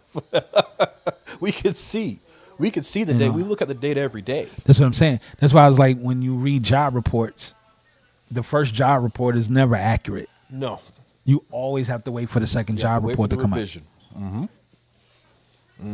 So now what Joe Biden and Kamala are doing right now is they're touting the stock market. And something I like to inform people, the economy and the markets have nothing in common. No. They have absolutely nothing in common. How is it that you have a month where only 12,000 jobs were created and the Dow continues to hit new record highs? You notice that you look at the economic numbers, our productivity has gone like this, but the stock market has done this. Right. We were going in the opposite direction. Right. Where have we seen that before? Under Obama. Zimbabwe, And Venezuela. When their Cuba. dollars went to zero, they had record high stock markets because of the central banks. You saw it in Japan. Same thing. And now Japan are selling our treasuries like no tomorrow. So is China. So is China. But I think 12 billion last month. But think about this also with Greece. That's how they went bankrupt. Mm-hmm. And they was in the EU. Mm-hmm. So now we have this new phenomenon that spawned under the Joe Biden presidency called BRICS. And you see what they're doing. And Yeah. who's the president of BRICS? Russia. Exactly. Tell me that's not a movie. The vice president is China. India. And who have we South vilified the most under the Biden administration? Russia. This is why North Korea is now on board. And they sending hundreds of thousands of troops into Russia. And what did Joe Biden do his first month with our oil pipeline? Pipeline? He cut that Didn't out. Couldn't he cut it off? He cut it off. And And then what about the pipeline that was in Russia? Didn't that it blow up or something like that? It blew up. Blew up. Look at Russia's economy and ask yourself the question, did any of our so-called sanctions affect their economy? Of course not. No. We shot ourselves in the foot. We created BRICS. Of course. Well, BRICS was being created. BRICS started under Obama when he got with the Pope. And they was talking about this one world government, one world religion. That started there. You ever played Mario Kart No. back in the day? Okay. It's a little kart racing game, but you can use a little gold mushroom as a boost to speed things up. But yeah, I looked at the Biden and the Kamala administration as just a speed boost for what it BRICS. Well, think about it this way. So before Obama left office, Obama was in a position where everything was set for Hillary to come in so we can go to war with Russia. Yeah. Remember, that was the plan. Yeah. That's why they did all them TV shows and to trick people into believing that what was that Russia show that they had where they had the spies here, and then they had the thing with Afghanistan on Showtime. That was a very great show. And they had they've been putting it out there, and it was designed for her to go in, and they was about to get ready and put into effect the 2030 agenda hard. And here come this racist, no good, orange man bad come in and put a monkey wrench in the plan. Mm-hmm. So now here we are. Mm-hmm. And so even with the monkey wrench in the plan, it's like, so now what do we do? Where do we go? Right. You know what I'm saying? So Definitely a speed bump. Right. So I look at it as,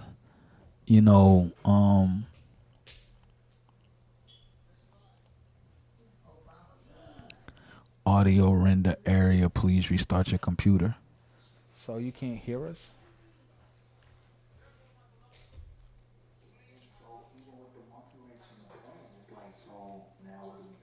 They can hear us. So why is everybody telling me to restart my computer? Y'all playing.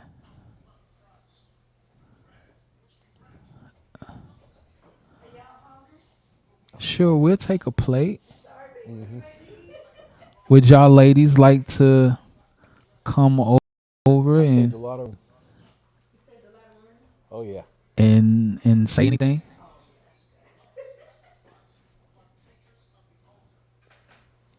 Would you ladies like Y'all to say found the anything? missing wings? Oh. Huh? 4? Whatever I can get. Whatever I can get.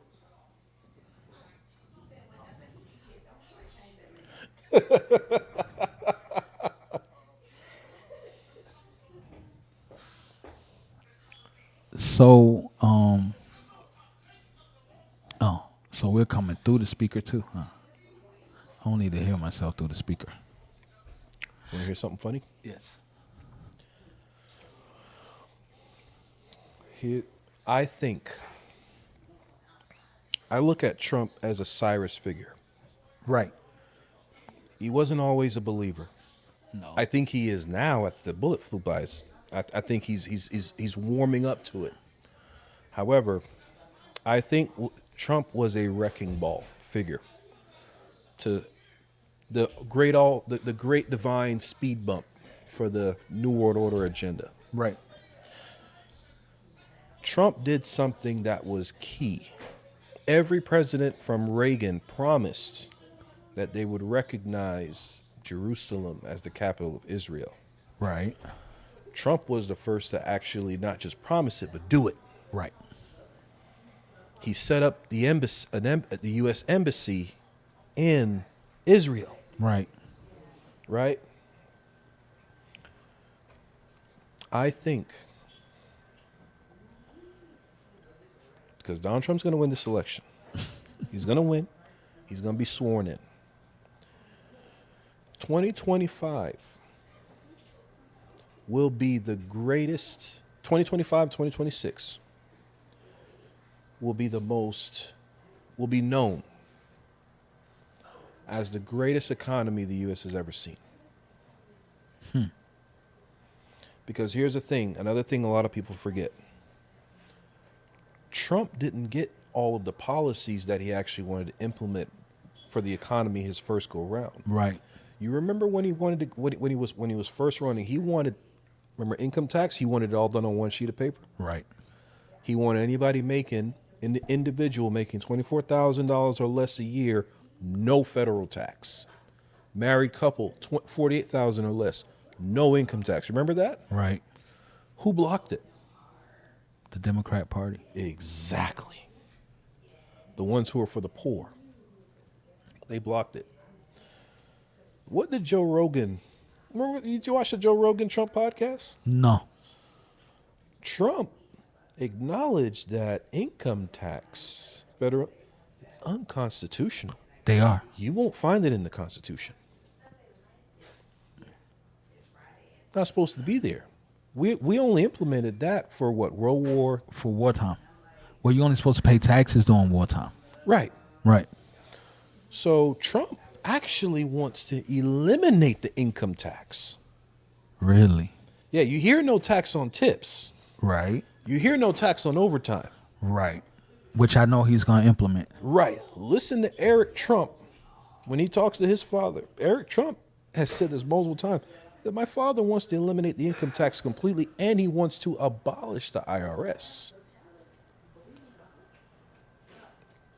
In 2025. Somebody said that didn't come to the floor for a vote.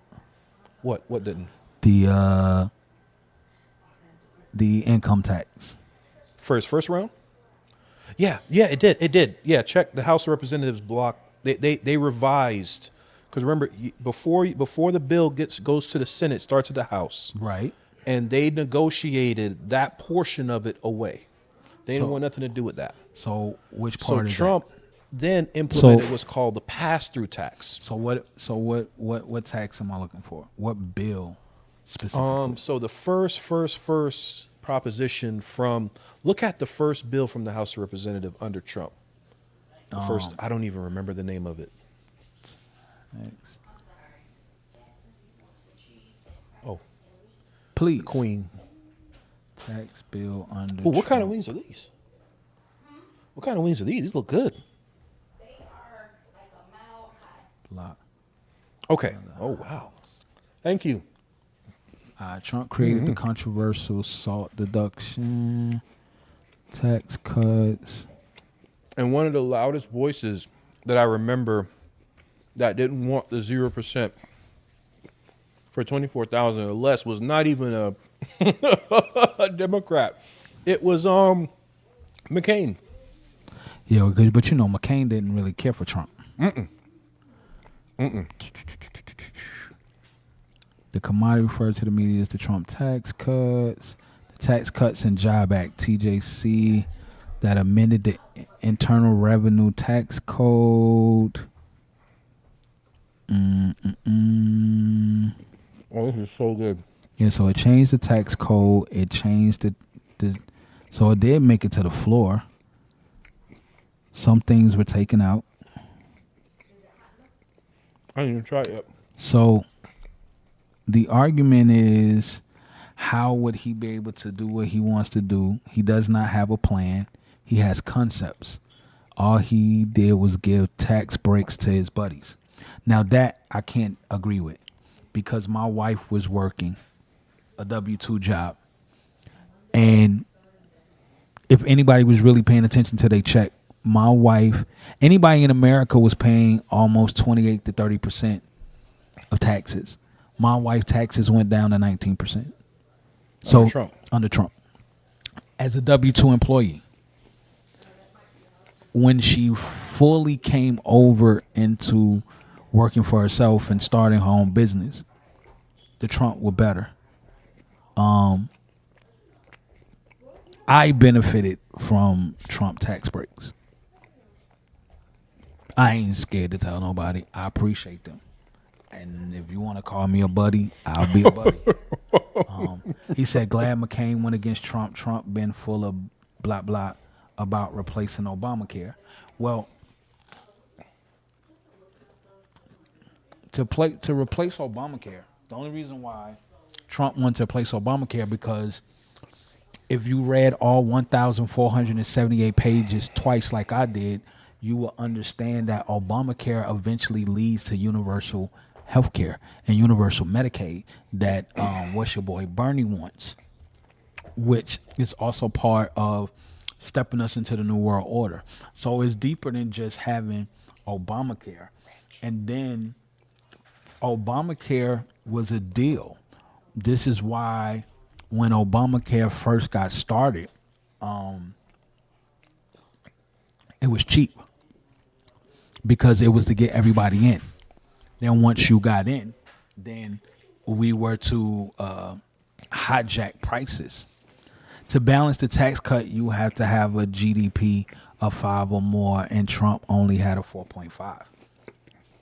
Remember, Obama said that Trump wasn't even going to get past 1%.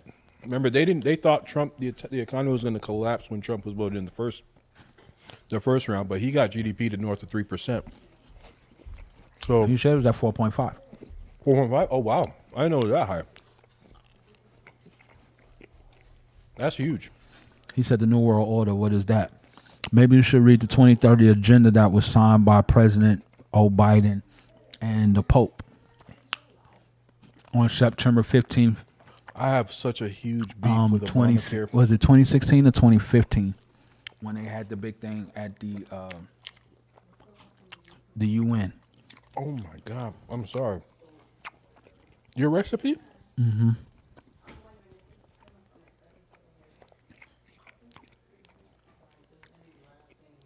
Your wife was no joke. No joke. I set it up. You're a happy man. I am. You're a very happy brother. Mm. You're well fed. I fry the chicken. I put that special seasoning on there, Oh and man. then she come behind it with some sauce that she make. Just put the love on there. Amen. We get the business done. All right, But the wives come in and put a little extra, put that little extra spin on. Yeah, yeah. So But yeah, I have such a huge beef with Obamacare. you don't like Obamacare? No. Why not? It was for everybody, and everybody could get it, and it's to help out people. And the only reason why I went into effect because they wasn't going to chip anybody, because in the original bill, in Section 17, it was called the analyze and data section, whether they wanted to put chips in people to monitor the medication. When do we got that from? The same thing when he said New World Order, and he was like, "What's that?" That's what that is. Yeah, remember somebody promised that they would not tax anybody, increase anyone's taxes making $400,000 or less. Remember Obama said that? But your taxes went up though, didn't it? If you didn't want Obamacare, And you paid a what's gonna penalty. happen? Oh, you was paying a tax penalty. Is that not a tax? If you choose to not take something, you're being penalized for it. Is that fair? Is that good for the That's forcing somebody to do something they don't want to do. Right.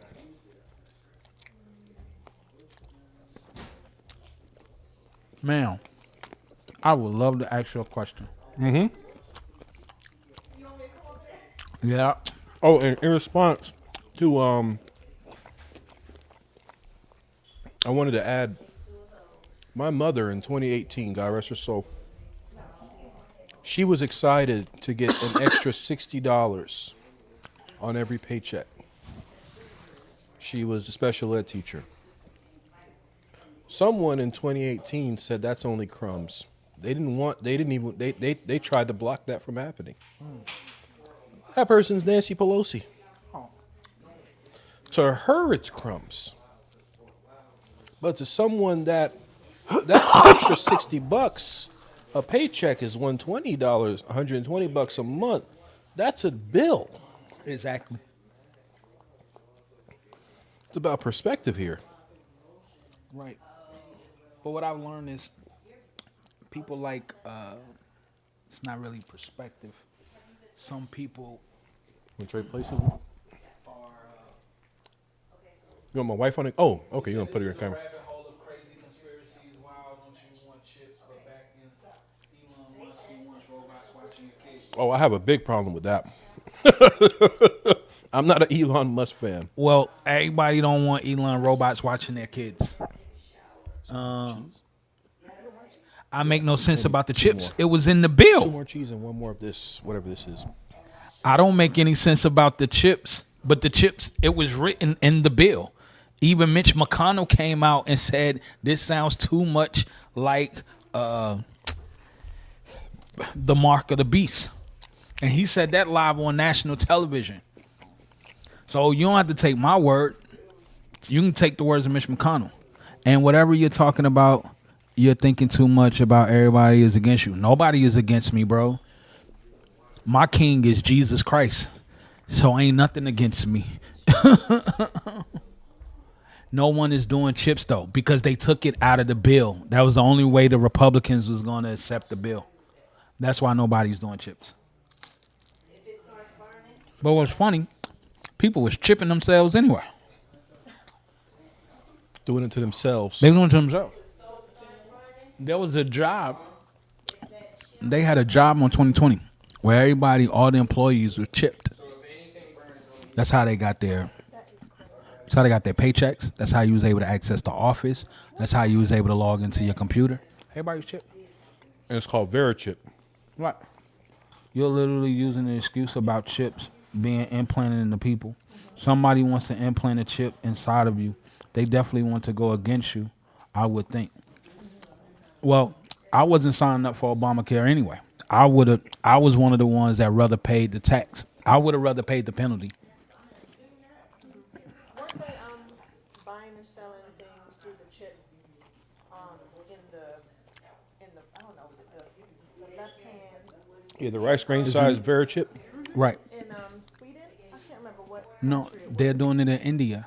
In India, but also in one of the Scandinavian countries as well. It could be Sweden. I will put my money that it is more on Switzerland. Maybe it was Switzerland. Yeah. I was in Obamacare and I'm chip free. The reason why you're chip free and there is an Obamacare was because they removed it from the bill in order to pass the bill. That was one of the requirements of Mitch McConnell. Apparently, you probably didn't hear me the first time I said that, so let me repeat it for you.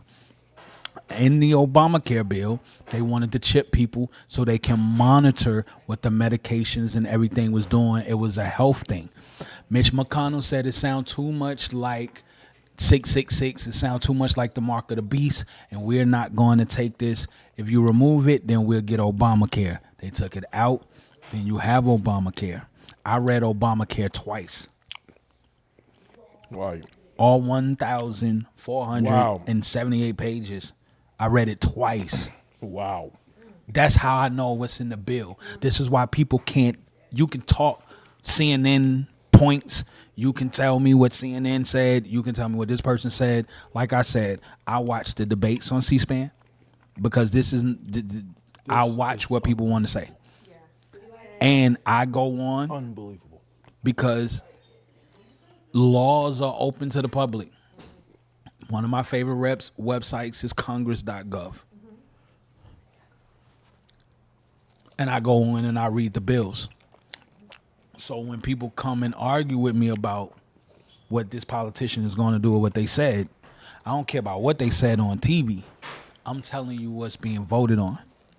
Just like the kill switches that's in the bill, the money they sent to Ukraine.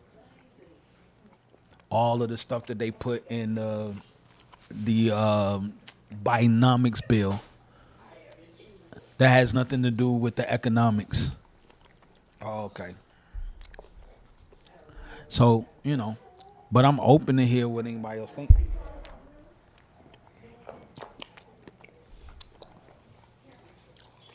Oh, I was going to ask your wife a question and she left. Oh, babe. He was going to ask you a question. I'm so sorry. And I had your camera cued and everything. She left at a perfect time. I would like both of y'all to come. My wife shouldn't be shy. She knows about the camera. You was. That's why it was your son's great idea. It was who? Your son's great idea. My son's great idea that what? That we put it on the couch so there's more people because he was like, oh, the wives is here too? Yeah. Mm-hmm. So, I have a question for the ladies. And my question is,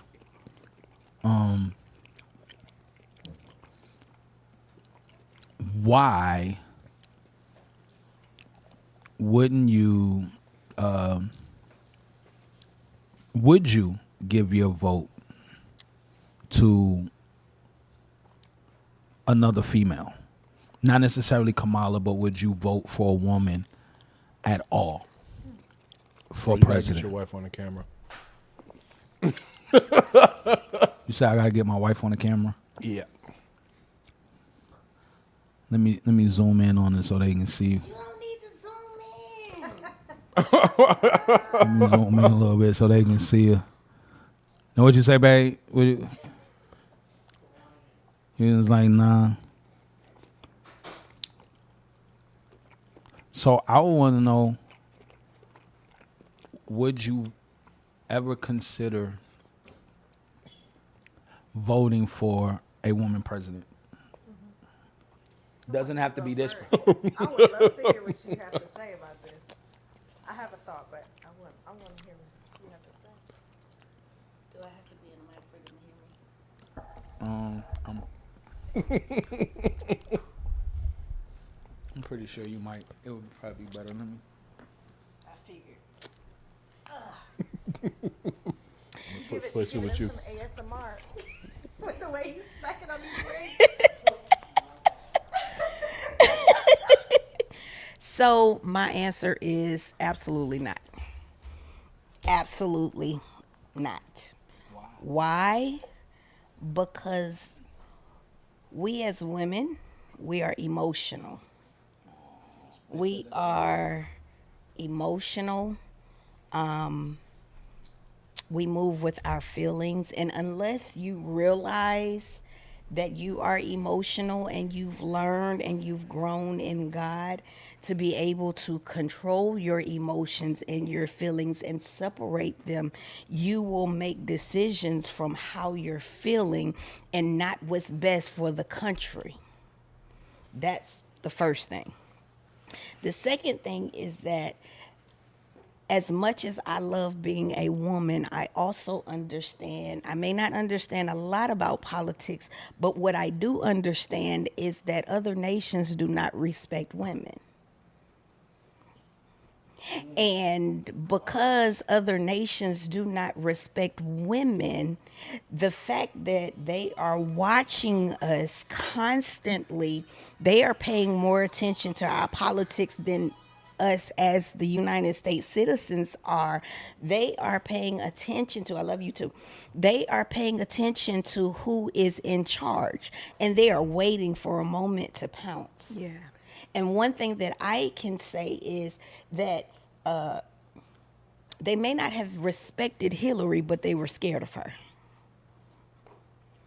Now, to say if any other female gets into presidency, we're going to have a whole problem. Because they will use us for whatever they can get out of us. They've been doing a wonderful job at that, getting money out of us.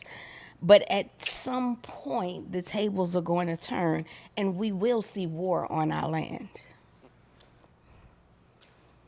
All because of a woman being in charge? Yes, because of a woman being in charge. So I heard that men are not voting because that is the number one issue for men, because they feel that women are emotional.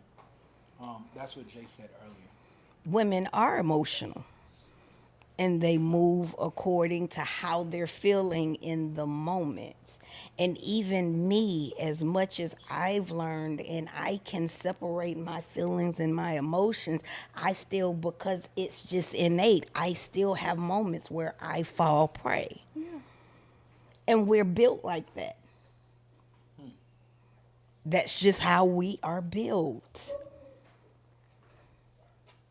So, yeah, that's my take. Your turn, Lauren. Yeah, I mean, I think I can agree with you on the fact that it's a vulnerability in this state of our United States. It's a vulnerability. I think that when you asked me the question, the first thought I had was around just recognizing that I can only speak from my perspective, being a follower of the way. I'm a follower of the way of Christ. And because of that, I know this is a temporary home. And at the end of the day, because it's a temporary home, the governance and the kingdom establishment of the place that I want to be permanently is not currently the state that this is in right now. Yeah. So I'm living as a ambassador. I'm living as a temporary citizen of the world, right? And I get to have that privilege because I made the decision Absolutely. to die to my life and allow for the Lord Jesus Christ to rise and live through me, Come on, man. right? So that's the perspective that I have. So because of that, I also know I have to understand my new inherited family. Like, I've been engrafted into a new family. My family, my great, great, great, great, great, great, great, great, great, as far back as I can go, God is renewing my mind that that's the lineage of Abraham and Isaac and Jacob. And so I have to follow the word of God to learn about my great, great, great, great, great family. And because of that, when I look at what the word says, and I look at my family, my new family history now, what I realize is that there were incredible women that were leaders in the faith. God entrusted Deborah as a judge over an entire country. Like the highest authority over making wise decisions between people who were warring against each other. Now, did. judge is not the same as king. No. It's just not. So again, my perspective on life is now through the lens of the Bible, because I believe the Bible speaks about my ancestors now. So if I have to follow my ancestors and the way things worked traditionally, those are my best examples of what I learned about history. Absolutely. And so because I know I can trust that God's raised up prophets, God's raised up evangelists and people who have amazing gifts and talents that can transform people's lives, doesn't necessarily mean that a woman has to become a president for me to feel like we've arrived. That part. You know, do I think in the secular sense, can a woman be a president? In the beast system? Yeah. Absolutely. I don't think there's a problem with a woman being a president in a beast system, but we're in a fallen world as a whole. In the new kingdom, I just think there's going to be a whole different governance model. That's the way I think about it. So with someone like Tulsi Gabbard, Oh, I love Tulsi. right? I would say, oh, you know what? She's got wisdom. She's had experience. She's had some incredible opportunities in her past, and she just makes sense, right? Someone like that in this system, if she were to rise up, I think I would be confident. Would other countries respect Tulsi Gabbard as a president? Yes. Maybe, Yes. right? But she not kill half the family, so yeah. It's true. She Yeah, done been on 4 tours of Iraq yeah, and Yeah. Afghanistan. So she done knocked blocks off some of them, so yeah. they know.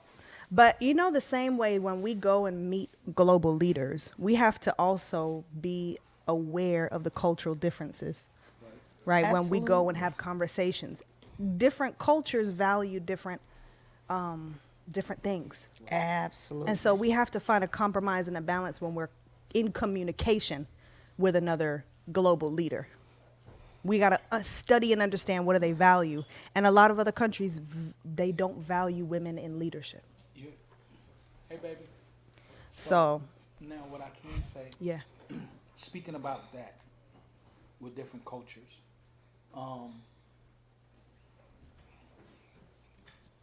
there was a guy who came out from China and said we easily ran over Obama. we easily ran. Oh, baby. Oh, I didn't see that part. I'm sorry.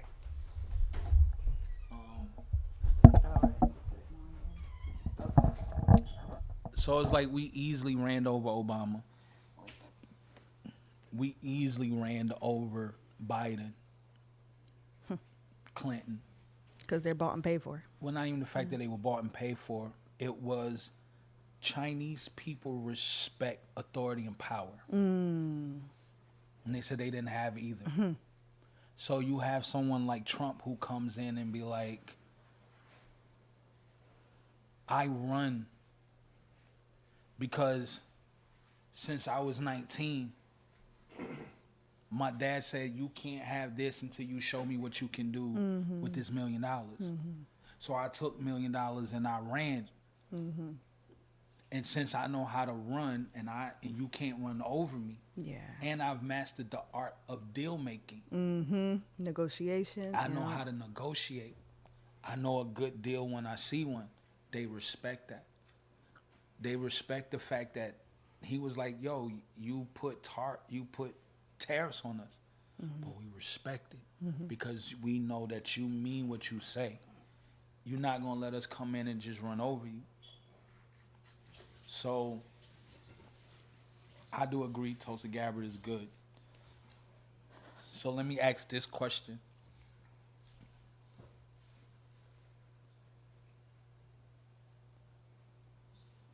If Kamala was a man, would she get your vote? No. Why?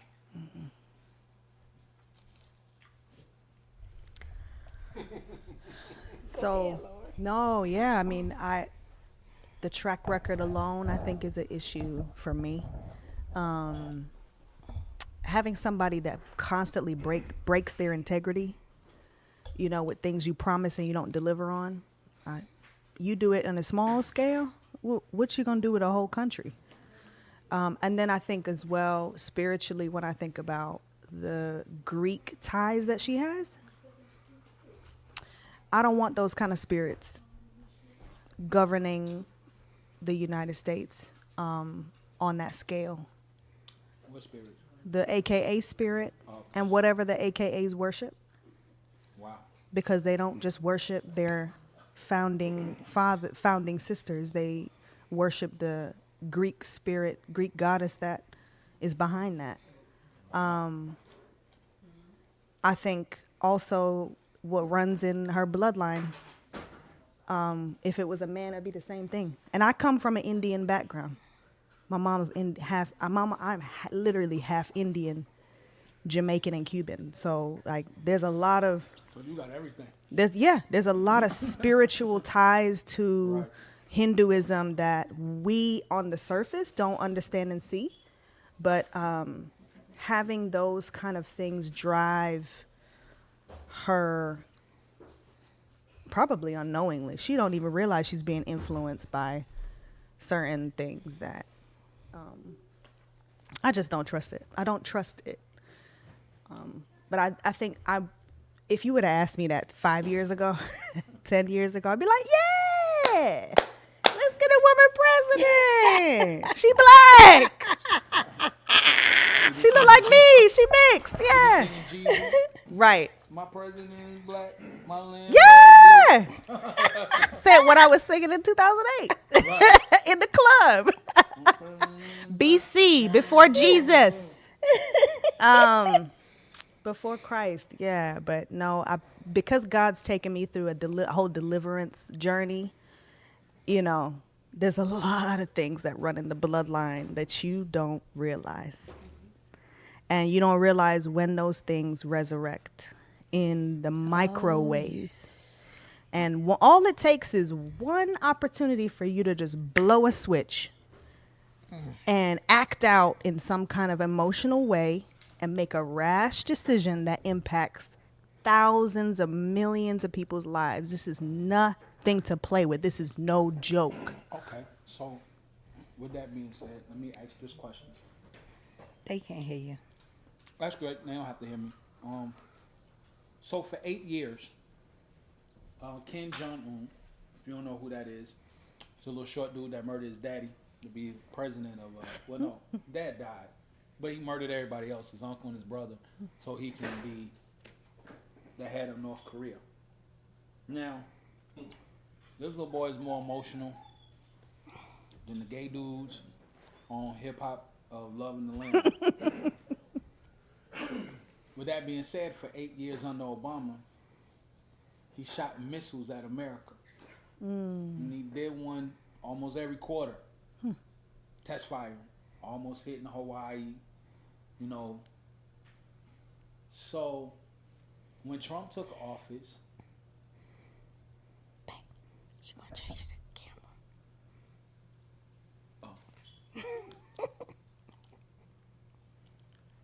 so when Trump took office, um, people feel he made an emotional move because the little boy tried. That's true. He shot a missile. Trump told him don't shoot another missile. He shot one again. So Trump said, "My button is bigger than yours, and if you shoot one more missile over here at America, there will be nothing to remember of North Korea." Yeah.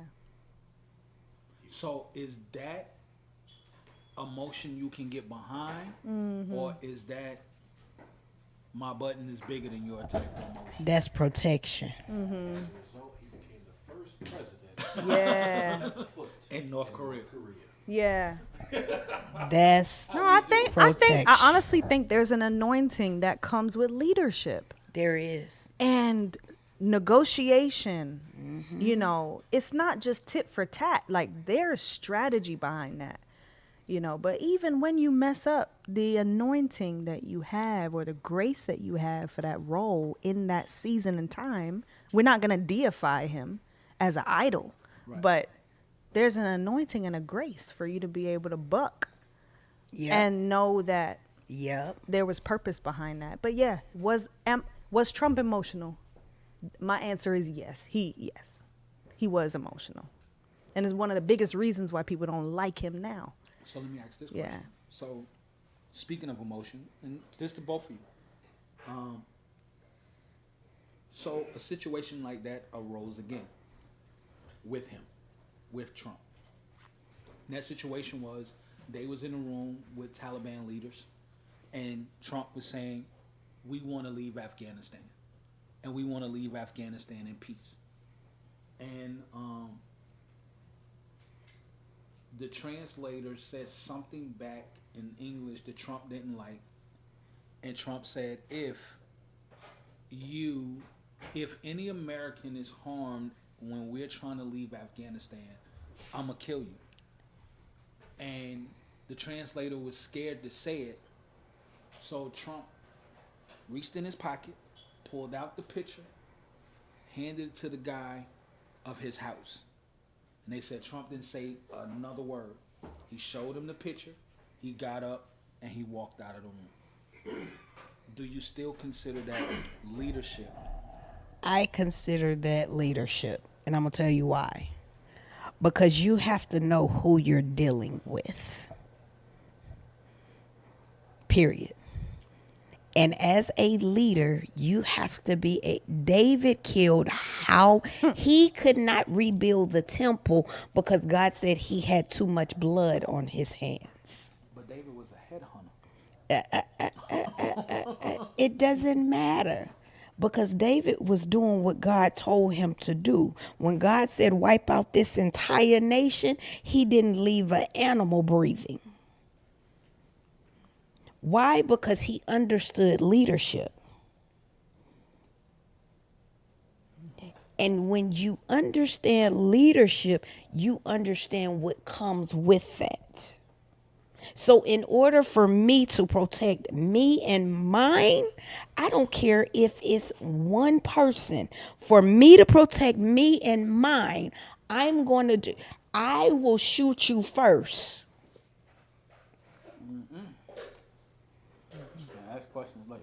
And ask questions. Like that's just like me being a mother. Somebody come up against one of my babies, you gonna have a whole problem. And I'm not gonna wait on you to do something to my child. As a leader over a country, this country is your baby, and you're the protector. That's leadership. He knew who he was. If he didn't know who he was dealing with, he wouldn't have had that picture in his pocket. Yeah. He came ready for what was going to possibly come. To make a statement. to make a statement. So, okay. So let me ask this question. Because both of y'all are praying women and y'all move in the spirit and, you know, have we as the church, do we lack that type of leadership?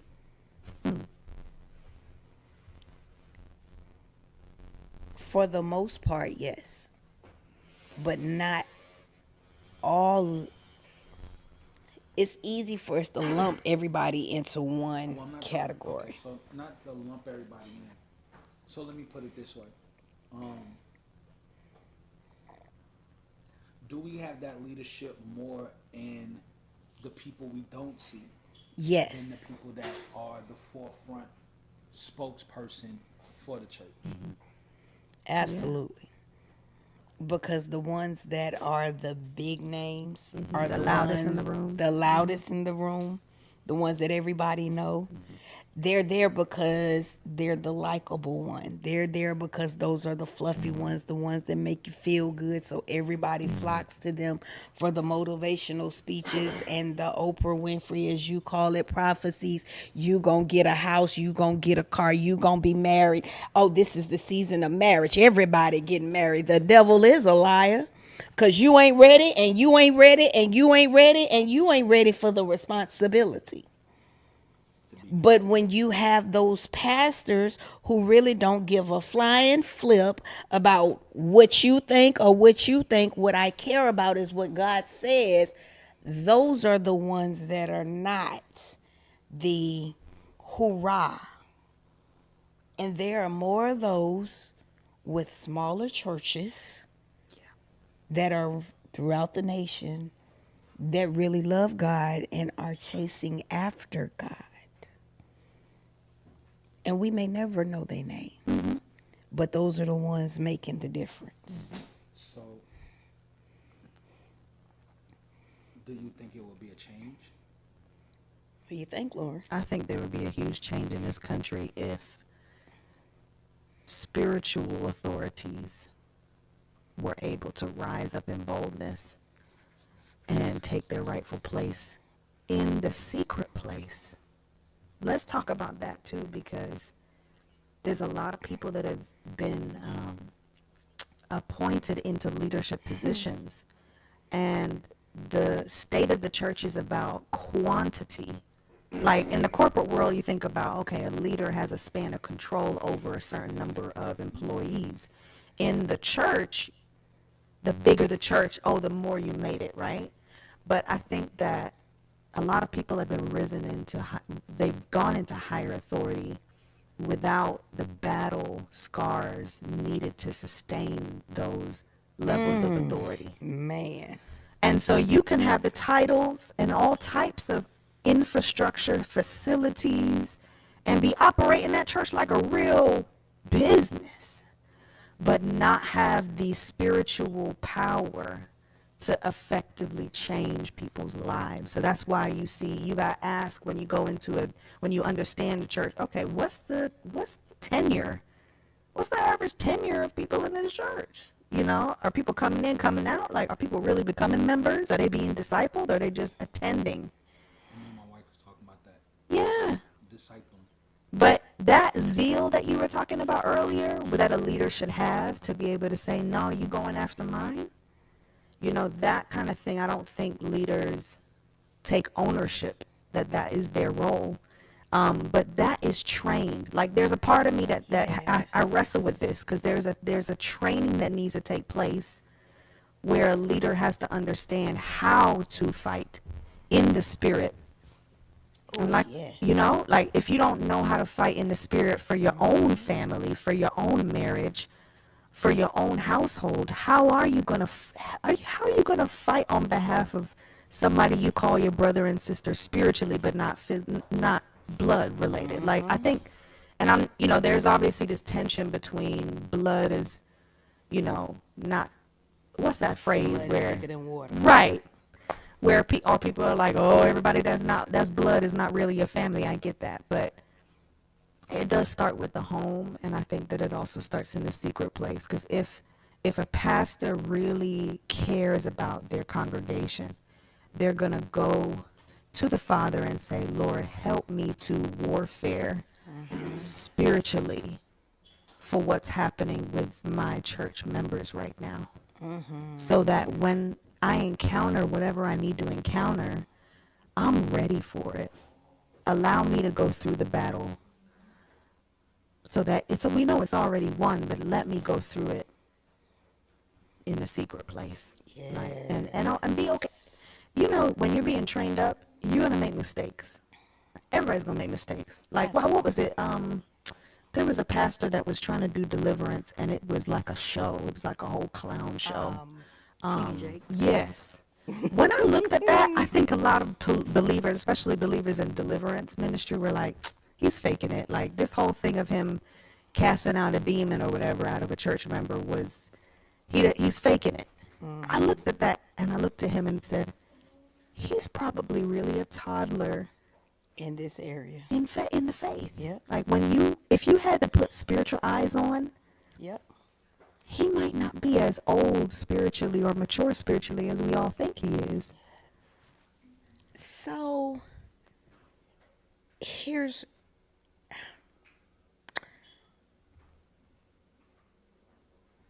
there's a difference between the old pastor and this modern pastor. And I say this with all humility because he was one that I matured under in my younger days, earlier days of being saved, but his messages were anointed and spirit filled. Versus at some point, me and God have this type of relationship where he will cut me off from people once they've moved away from him.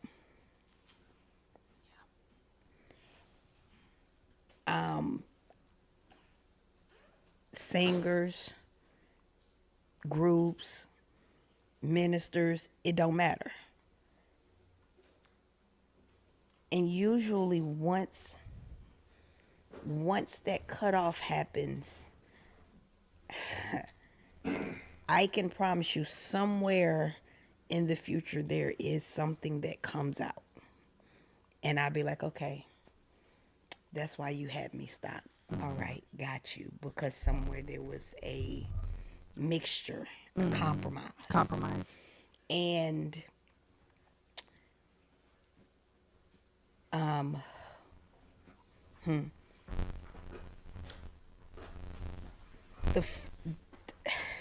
the funniest thing is that there's a clear distinction, a very clear distinction. And if you go back and you look at all of these people, you can see the old versus where they are now.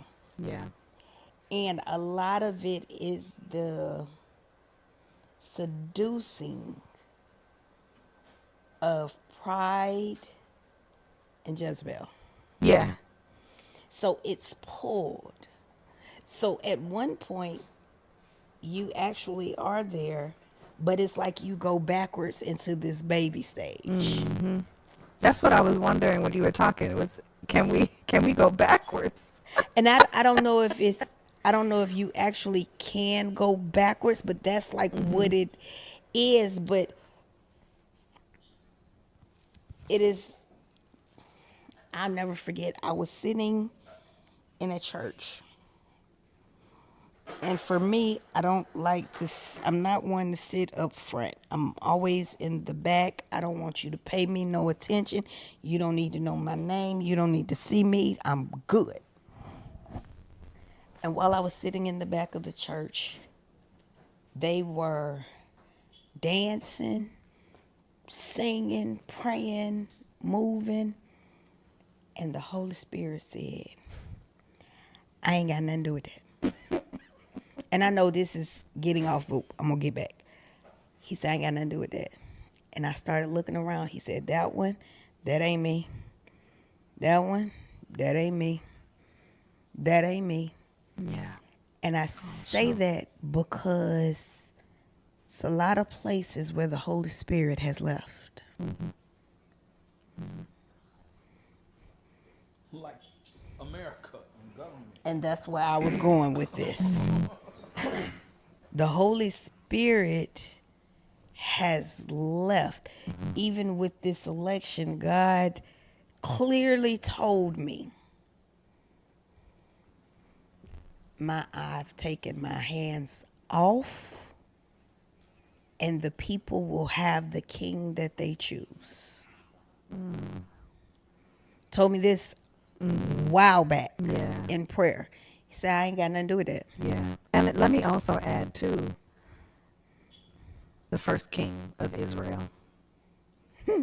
If you read the scriptures, if you really read it, God had a whole conversation with that king. You can either go this way or you could go that way. Because our God is a father of, he gives you choice. Absolutely. He's not growing up robots. We were never born as robots in this world. Same thing with David. He gave him so many choices. The first time he messed up, or many times he messed up.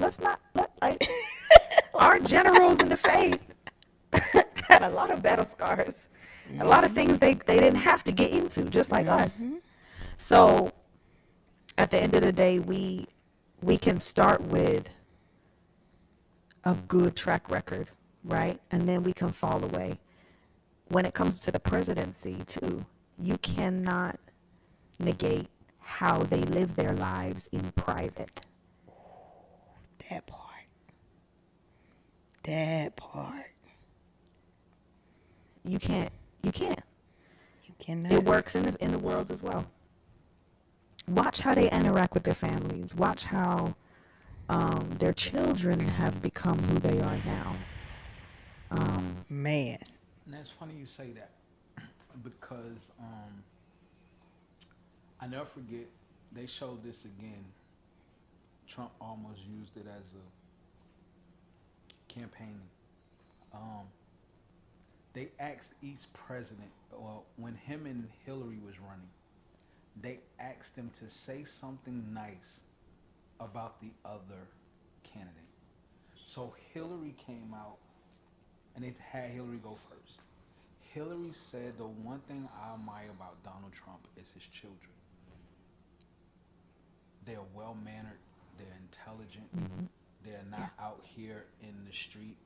You're not gonna catch them in the wrong place at the wrong time. There is nothing that has been covered up about them. And she said that's what she admired about him, how he parented his children and how strict he was and straightforward with them. And a couple of months ago, I was watching the PBD podcast. They had he was invited to another podcast that Trump did at his house, and everybody is so everybody spoke so well about. I think his name is Barron. It's the youngest. The youngest his one. youngest son. Barron, right? Is Barron. And how he is intelligent, how he's quick on his feet, how he, when he talks, he speaks with authority. He, but he also knows how to be humble and mild and meek. And, they was asking, they was interviewing Trump. It's like, yo, is he into girls? And it's like, yeah, but, he's not really doing that right now. His mind is on, accomplishing and getting himself together, just like the other kids were. So I do agree when you get to see the fruit of someone, not just their success, not just what they accomplish. Yes. But in the public eye. Right, but their offspring. What legacy are you leaving? So I really find that to be so true. The legacy that your offspring. says a lot about you as a parent. And a It leader. really says a lot about your character. Yeah. So I don't know, it's just like egging me to say this. But we also have to pay attention. We know that whatever is the head, everything flows down into the body. So whatever leader we have, Yes. it will eventually Flow. flow down through the rest of the United States. And we have to pay attention to what we are allowing to flow. So really quickly, ladies, Rod, Pennsylvania has begun to turn red, as you said. Which I find you predicted. That's what he predicted. Georgia is turning full red, as you predicted. Virginia is starting to go blue. It's starting to go against. Patience. It's still going. It's going against the grain, but it's not that. But it's close. Maine has started to go blue. PA is turning red. Wisconsin is red. Minnesota is red. Michigan is still blue at the moment, but it looks close. Kansas, which was full blue, is now turning red. Arizona is coming out red, and New Mexico is purple at the moment with Kamala in the lead. And the number is 198 112. to 112. So you still believe 320 is going. So let me ask this question really quickly. What's going to be Kamala's number? Kamala, Because you said it's going to be a blowout. I think it's going to be tight. I'll use the word landslide. I think we're going to have some very interesting surprises So give me this one. election cycle. Give me one surprise. I think we're all going to behold New York. What did that say? That say 60 some percent? Yeah, until it gets to about 95%. 58.6. 50. Until it gets to about, No. I'm talking about the reporting up under the word New York. I can't see it. 68%. 68% reporting. until we get about that 90% range. I'll wink at that. Okay. So Yeah. you think New Now- York is going to go red? I think that'll be. It's going to that'll go be- back red the way it used to be. That'll be our surprise. Yeah, New York used to be That'll a one of the very biggest big Republican surprises for state. us. That'll be the biggest surprise. So let me ask this question. What's the chances of California returning back to its Republican state? I think California has always been a Republican state. Here's the problem with California. California is a prime example of Get closer to the mic. you have I was gonna say you should be able to turn. I should turn it this way. Yeah, like you can bend it back. No. Right at the. You see Top, where- this part. No, not that part. This part. This part. Yeah, the bottom part. Yeah, that part. Okay. Yeah, there you go. now. I think this election legacy, this round, will be known as the God election. That's my opinion. Wow. I think California, do I know if it'll go red or not? I have no idea. But I think California has always been red. That's just my opinion. I think the problem in California is the majority is conservative, but the loudest voices That's the problem. The loudest voices They have the are biggest the microphone. right. So, because the loudest voices are the radical liberals, you know how this works. Right.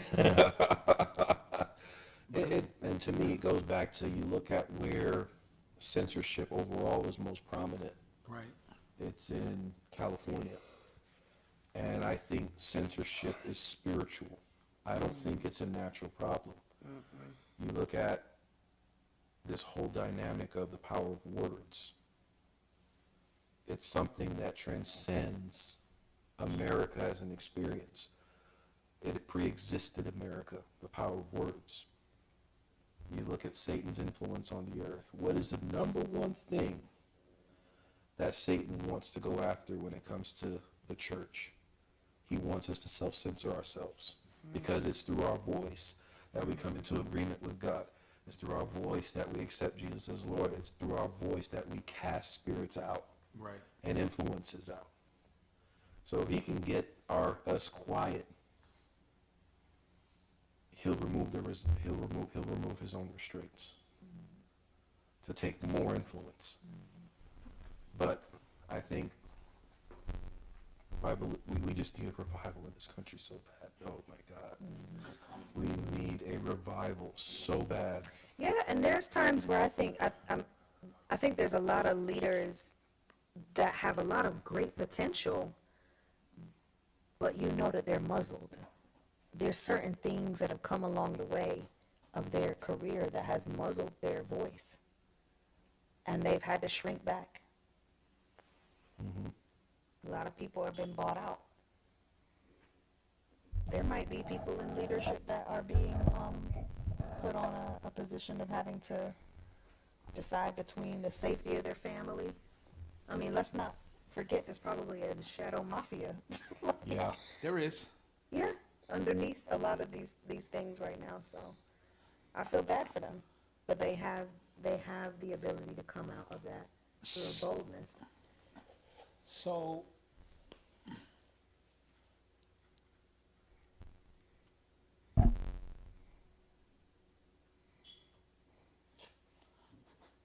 excuse me. So what is worth sacrificing?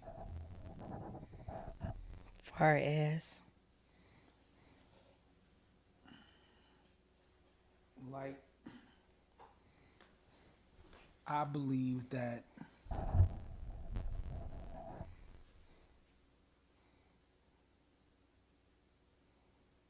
you there is a sacrifice that has to be made when you're talking about going into different things, doing different things. Jesus told us that accepting coming into his kingdom will be taken up by the powers that be. Some of us gonna get our block knocked off. You got people right now underground in certain areas, Pakistan, China, Iran, Iraq. You're talking about less than 35 years ago. Iran was being dominated by the Christians. Turkey was about to be taken over by the Christians. And then all of a sudden, bam. Now, women I was watching something on the Middle East where in the 1960s and 70s, women walked around in Turkey and Iran And Lebanon. and Iraq and Lebanon looking like women in America. Yeah. And They then, used to call Lebanon the Paris of the Middle East. right, In that time, and then all of a sudden, the Palestinian refugees went into Lebanon and tore up the place. the same way they did Israel. so. Quick fun fact: I did not know that Palestine was a name for Canaan. I did not know that. Was the name of what? One of the names for Canaan. For Canaan, like the Canaanites. Right. Palestine. Palestinians. Right. The Palestinians. Did not know that. So it's been a war for a Yeah. long time. And it's crazy because um, Patrick, who I watch, they fled Iran, him and his family, to come here. And it was like, this is why people praise presidents in America who get praise should not have praise. They was like, Carter killed that. Carter destroyed the Middle East. But he's praised as a president. A president that had character and integrity, they hate, and that's Ronald Reagan. They would tell you that's probably one of the best presidents we done had Under in the a Reagan long- administration. for a long time. It was Reagan. Now, this is why people this is why it's crazy. People have compared Trump to Reagan. They've also compared him to Lincoln.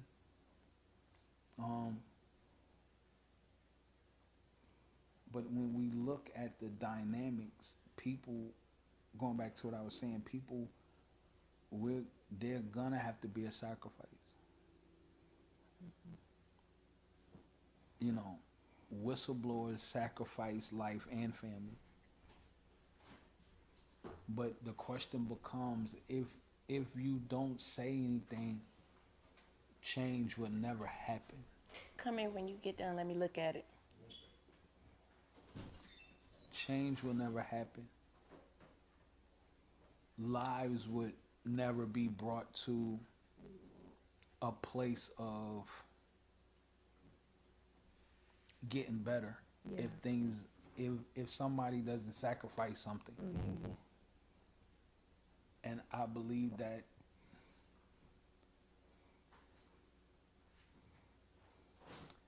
if you really truly trust in God, it's like saying, hey, you can't come on here and talk about Trump, or we'll pull up at your crib. Okay. We're going live today to talk about the election results. We're here today to discuss, what we're discussing. Yeah. Now, By the way, this just in. Trump is now at 210. wow. Kamala still at 112. Wait a minute. Oh, I'm seeing that. Okay. Like I said, oh, is Michigan flipping?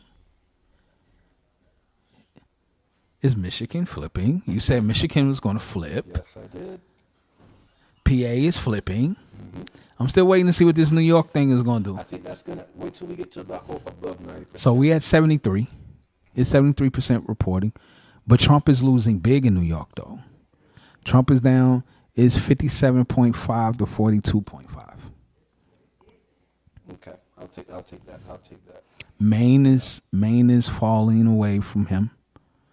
I think as long as he still gets PA, if he can clear out Minnesota, Wisconsin, and Michigan, if he takes Georgia, if he gets Arizona and New Mexico, because he already has Utah right What now. percentage is he in Virginia? Virginia Percentage counting. right now is close. Is Reported. 73%. Kamala's at 49.9. He's at 48.4. Okay.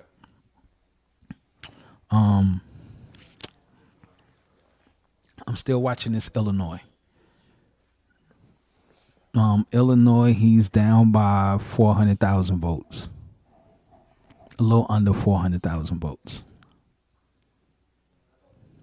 Most coming from Cook. Let me Or see. Kamala. Unfortunately, yeah. Yep. I guess they didn't learn their lesson, huh?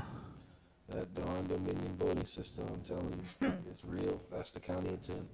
The Dominion It's, voting. it's in one county in Chicago, Cook.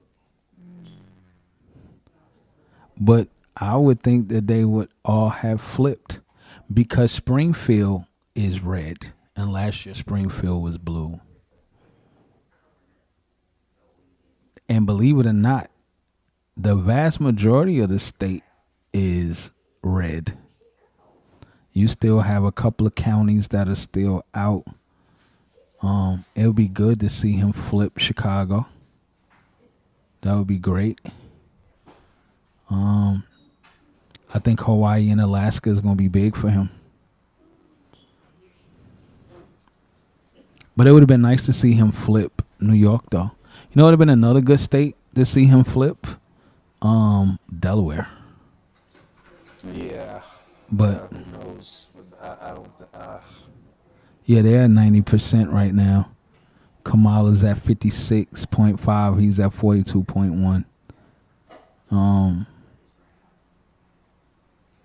He has a big lead over her here in Georgia. He's at 51.3, and she's at 49.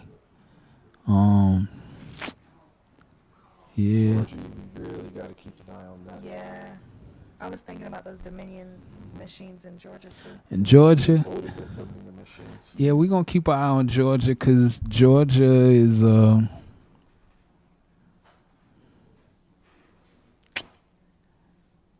I know a state trooper who was signed to the lieutenant governor and to the that detail that watches the election. And he said he sat there in 2020 and he watched the number flip like that. He said if you wasn't paying, he said if you wasn't looking, which they was counting on, it flipped just like that. They flipped the number. And he said when he said something about it, they kicked him off the detail and demoted him and put him on the desk. And that's what this, in my personal opinion, brother, you know better than I do. Be honest. This election, we're not gonna. Trump is not winning naturally, just like he didn't dodge that bullet naturally. Right. God is going in the... When it comes time for that flip, this go around, it's not going to work out. Right. I'm looking at the same detail from the failed bullet. It's not going to work. The two fell bullets. Oh yeah, it was Yeah. more than once, right? Yeah. When they tried to shoot him on the golf course. I'm not expecting a projected winner tonight. I'm expecting some surprises. Oh, hacking. Oh, Russia hacked. Or, oh, power outages. A couple of surprises. But when it all comes down to it, in January 20th, we'll be celebrating a historic win. And he'll be sworn in. So no winner tonight. I don't think it'll be announced tonight. Not There's even gonna be not some even him spontaneous surprises that- not even him being 60 down. I think this is a life or death election for certain people, if you know what I'm talking about. You ever heard of Jeffrey Epstein? Yeah, I've heard of Jeff the guy who Remember that? allegedly hung The himself. Lolita Express. Yeah, remember the Which, can I just say, I watch Tubi. I watch these old movies all the time. The Lolita movie, the name Lolita was this horrible movie about pedophilia. And Spell it. Lolita, Lolita.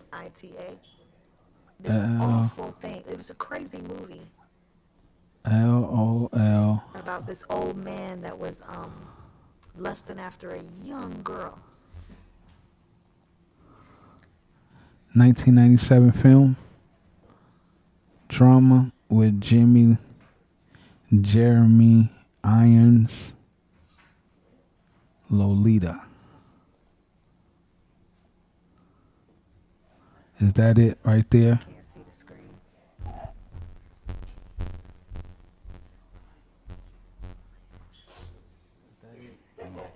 hands, those hands that made whatever that seasoning was. Oh I didn't my watch the gosh. movie, by the way. But The novel of the same name, Lolita, with supporting roles. The film was about a middle-aged professor who is sexually attracted to an adolescent girl he calls Nymphants. He rents a room in the house of a young widow to get closer to the 14-year-old daughter, Lo, whom he calls Lolita. Obsessed with the girl, he eventually gains control over her after he takes her cross-country with him. Interesting. yeah, sick people out there in the world, y'all. Sorry. So I would know I'll go on these tangents. yeah. So here's the thing. This isn't just an election. This is a war, a life or death thing. They know if he wins, they're done. In He's what gonna take way? his pen, The people on that list. because the list was supposed to have been released to the public in January of 2024. By who? Biden? Yeah, Biden by, was by, not. by a New York judge. Yeah, that I wasn't think gonna you know who happen. that judge is. The one that's trying to get him locked up. I wonder. So, out of nowhere, magically, it's supposed to be released January 24th. Nothing ever happens. Trump promised when he gets in office, he's going to sign something that will force it to be released. Right. When that happens, let me throw this out there to you. We're going through an election right now, right? Okay. I'm gonna hit you with some. Remember, I told you I had a very big statement I wanted to make in terms of my real prediction. Right. There's gonna be a lot more job openings in Congress. Oh, I'm sure. When that list is open up, we're gonna have another election next year. Oh, we're gonna have to. Yeah, because a lot of people are gonna step down. This is my prediction with that. So you want to hear my prediction with that? Let's hear it. Let's hear it. My takeaway is the Epstein files are going to link to the Diddy Oh, files. 100%. They are. They absolutely do. 100%. Those little girls that were on this video. Oh, that's what he's saying. Yeah, it sounds like the mic is crazy. Those little girls on the videos were the same girls that were shipped from the music videos all the way to the island.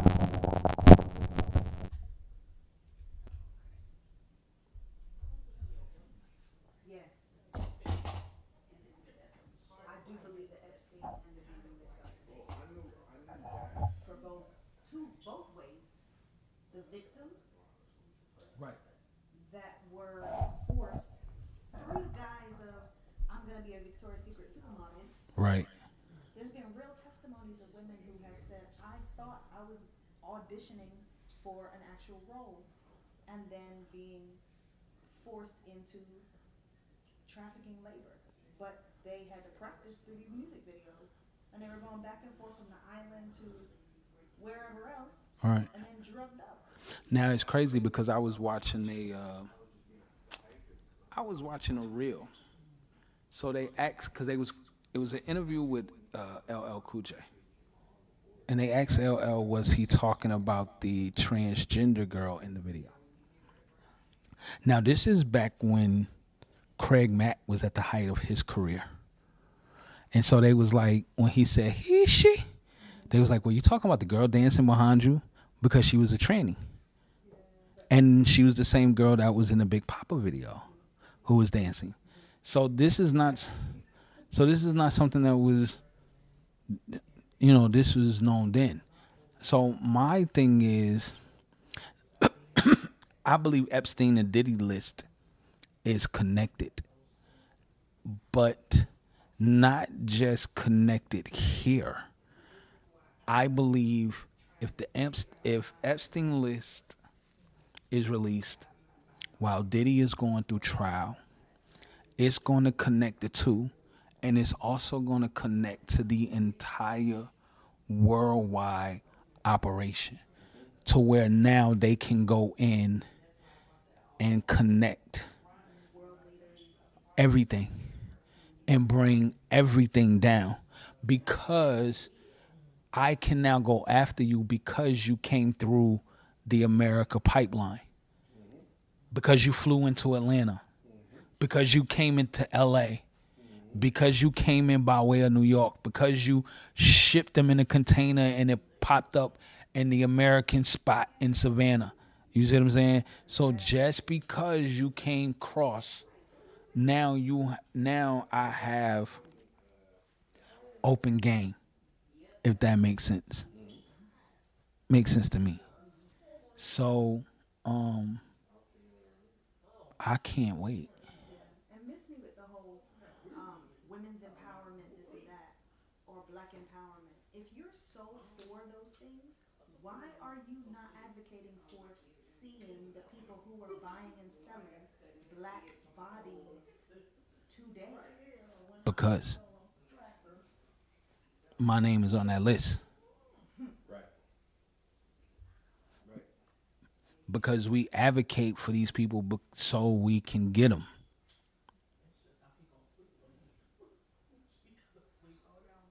And this is going to run through every industry, movie, education. This is not just a, to me, this is not just a P. Diddy or Hollywood music thing. This this is going to be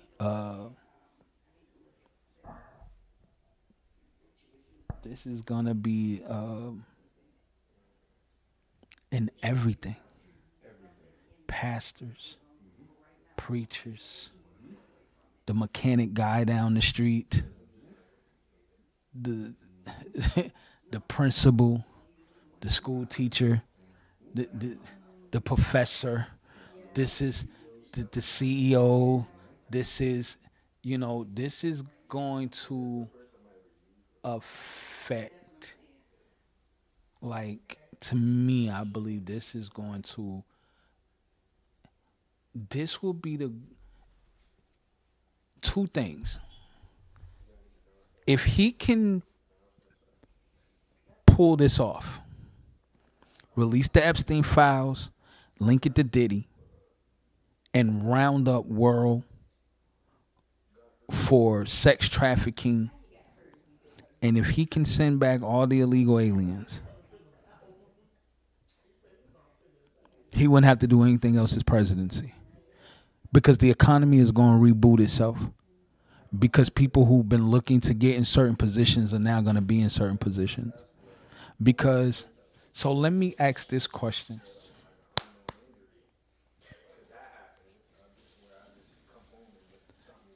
How would he be able to make that happen? In terms of releasing the Epstein file, Well, in returns of not only just releasing the files, but also going after, because there's going to be some judges on there. It's going to be some lawyers on there. So like how do we, you know what I'm saying? Like how do you make that happen? so what's going to happen is, because it's not, I think God wants the glory, my opinion. And I think what's going on is God wants it to be, he doesn't want, when this thing goes down, because something's going to happen, something unexpected is going to happen. That's going to flip, not just, that's just not really just going to grant Trump the election. Because Trump, by his own might, is not going to be able to pull this off. No. And whenever you get time, I want you to look up the Brunson brothers, and they had a case that was docketed to the U.S. Supreme Court in September 24th of 2022. The who brothers? Yeah, Brunson. It's a Brunson case. Now, the Brunson brothers are trumpet players, and they filed a particular case. Their argument is that, now, it was thrown out, but they resubmitted again. But it got all the way up to the Supreme Court, and they pulled it. The clerk pulled it, which is supposed to be possible. Right. But their argument is well over 70% of Congress. Are you looking at it? Yeah, so it's the Supreme Court of the U.S. Low and Low Bronson. He's the petitioner. Mm-hmm. The question presented: is it ethically the duty of the judicial department, if the problem is the duty of the court to say what the law is in a security breach affecting both Canada and Mexico? Put a towel over your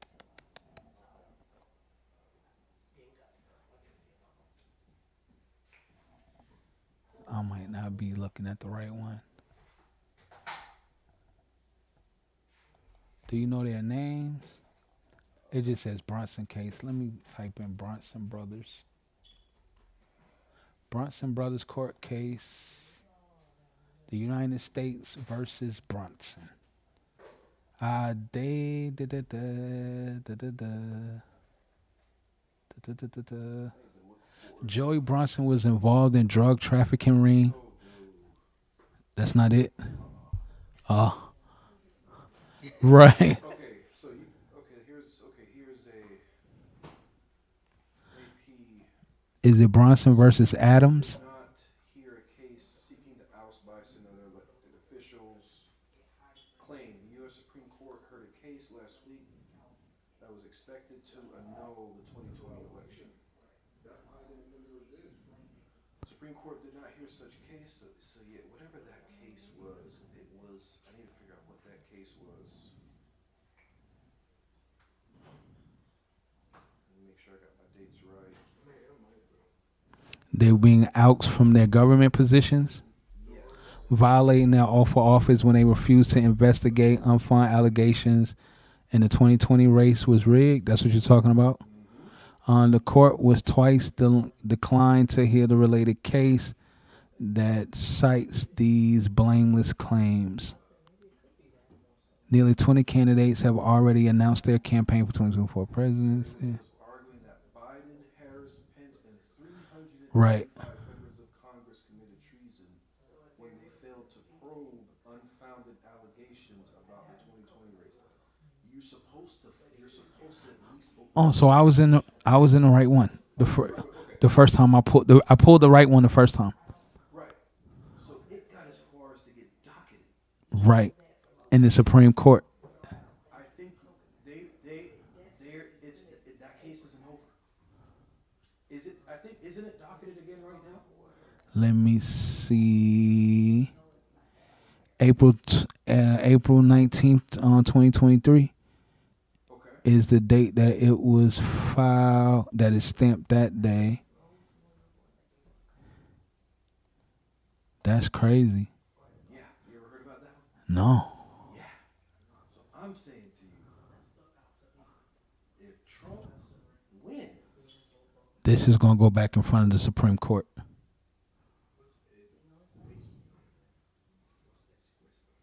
hello. So, Bronson versus Adams, U.S. District Court of Utah.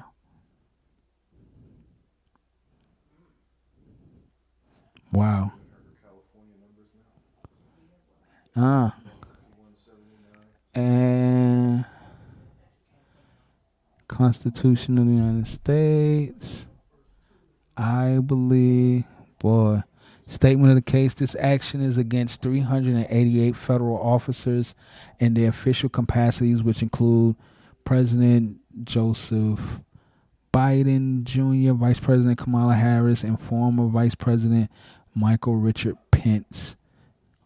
All respondents have sworn an oath to support and defend the Constitution of the United States of America against all enemies, foreign and domestic, and such they are liable for the consequences that violated the oath of office by giving aid and comfort to enemies of the Constitution and acting in a capacity of waging war.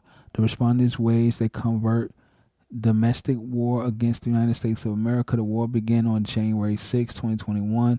Oh, this was the case that they was trying not to let go up.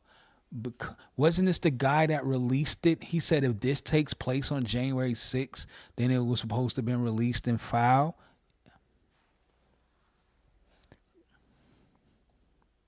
And the great Nancy Pelosi had a strategy to prevent any of that from happening, right?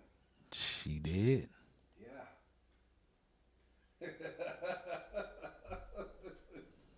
So we had 214 and 179 all the California. California numbers. They done gave her California already, and they ain't even showing no reporting.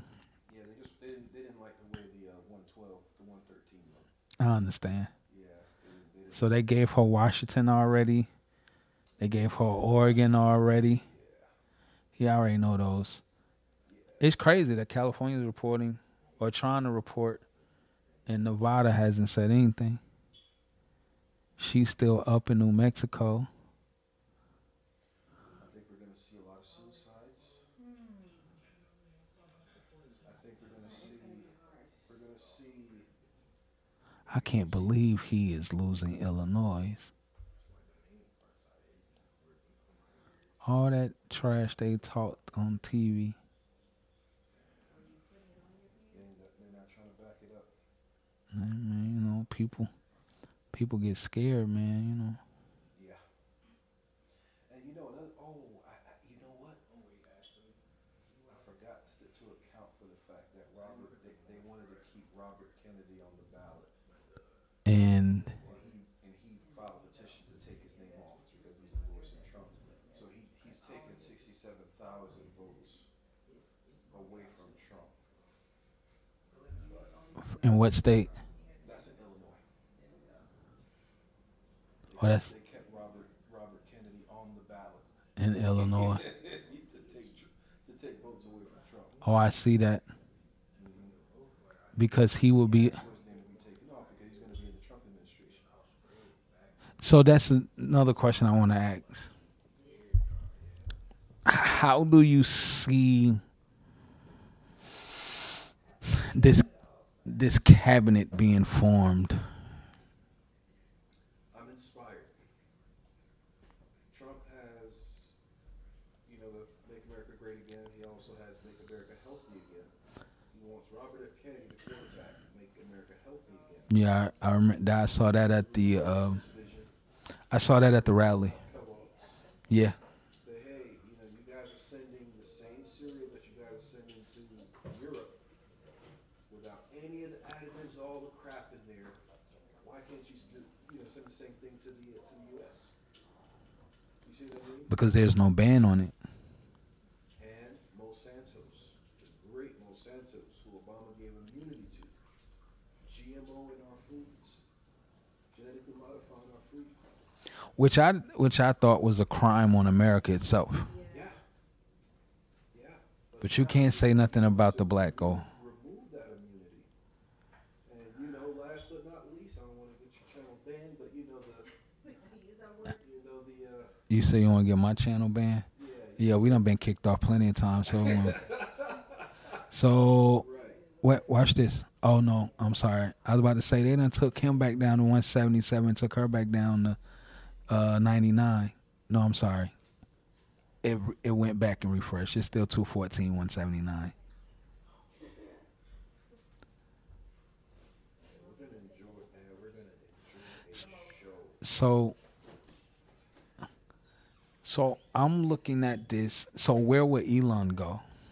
Elon is going to quarterback efficiency and spending in the government. Why wouldn't he give that to Vivek Ramaswamy? Because Vivek Ramaswamy was like, we should get rid of 2/3 of the federal. I think they both can handle. I think they both need to tag team it because personally, I think Elon Musk is going to be the biggest voice when it comes to business efficiency with policy. Of course, under the shadow of Trump. Oh, snap. But Yeah. No, the little blue one. I still have my suspicions on which is I have my suspicions on Musk as well. I well, don't trust Elon Musk. I don't trust Vivek Ramaswamy. why? Elon Musk, um, I think I understand why he's angry. You know, he blames the Democratic Party for the transgendering of his son. Well, the death of his son. Yeah, yeah. He died. So he's pissed off about that. I see the zeal in his eyes when it comes to what happened to his son. I think that's why he's endorsing Trump the way he is. But I also see it as an opportunity as well for him because he sees that the fact that he was so outspoken about his son being taken away from him. Did you Kamala Harris is not too happy about that. Give me the one in the middle. You know, she's openly said we need to deal with social media companies. Remember that? We need to deal with social media companies and holding them accountable to moderate their content. She was directly looking at X. Right. She's directly targeting X and Elon Musk. So,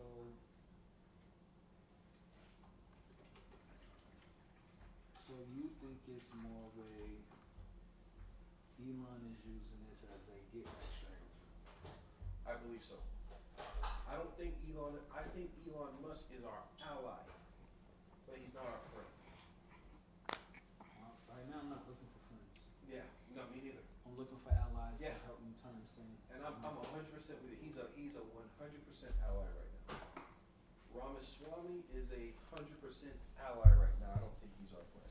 You don't think why? I have my suspicions because of George Soros funding him. Well, he said that he got that as a college scholarship, so it wasn't really something that he said he just applied. He didn't know that the money came because Patrick Bet-David asked him, "Why should we trust you?" On that same ground. Oh, really? Okay. Yeah, because you know Patrick Bet-David, He's about that. right. He's about that life. He so. Yeah, I didn't see that. And if you say something that's crazy, he gonna fact check you right then on national while they rolling. So he asked him about receiving money from Jones. Partnership with Pfizer. He did. What did he say about that? He was like, at that time, he was an entrepreneur, so he was doing what he, Seeking profit. right. So, and then his thing now is, I done it, I did it, I understand what happened, and now here's my reservations on this, and this. Okay.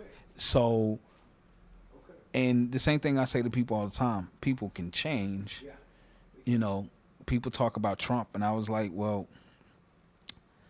at one time you was a heathen. The Lord still forgave you. You changed.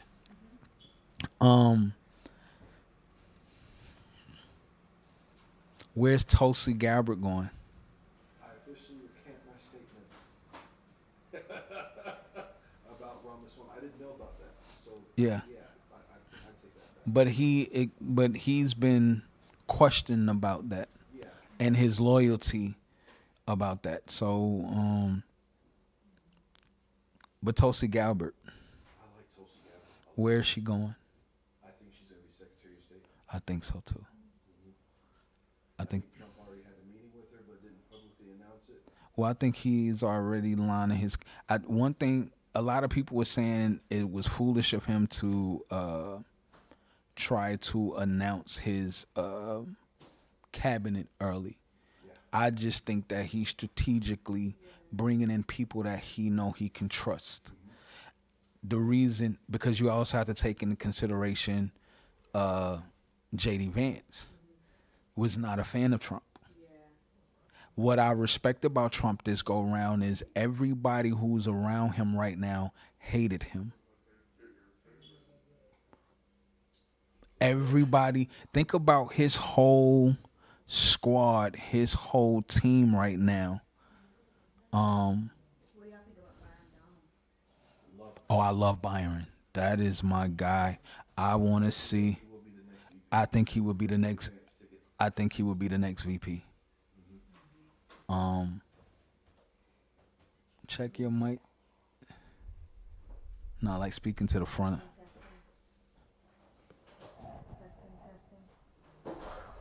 Say something again. Testing, testing. Say something in the front of the mic. Oh, right here. Yeah. Testing, testing. I don't know how to use these. Turn it to you. There you go. Can y'all still hear me?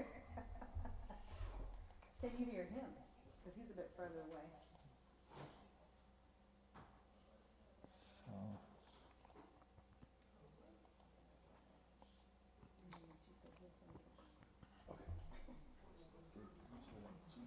Are y'all done with us? No. No, we're not. I'm sorry. Were we supposed to be done? You just bamboozled us over here. I Right. I don't think y'all been hijacked.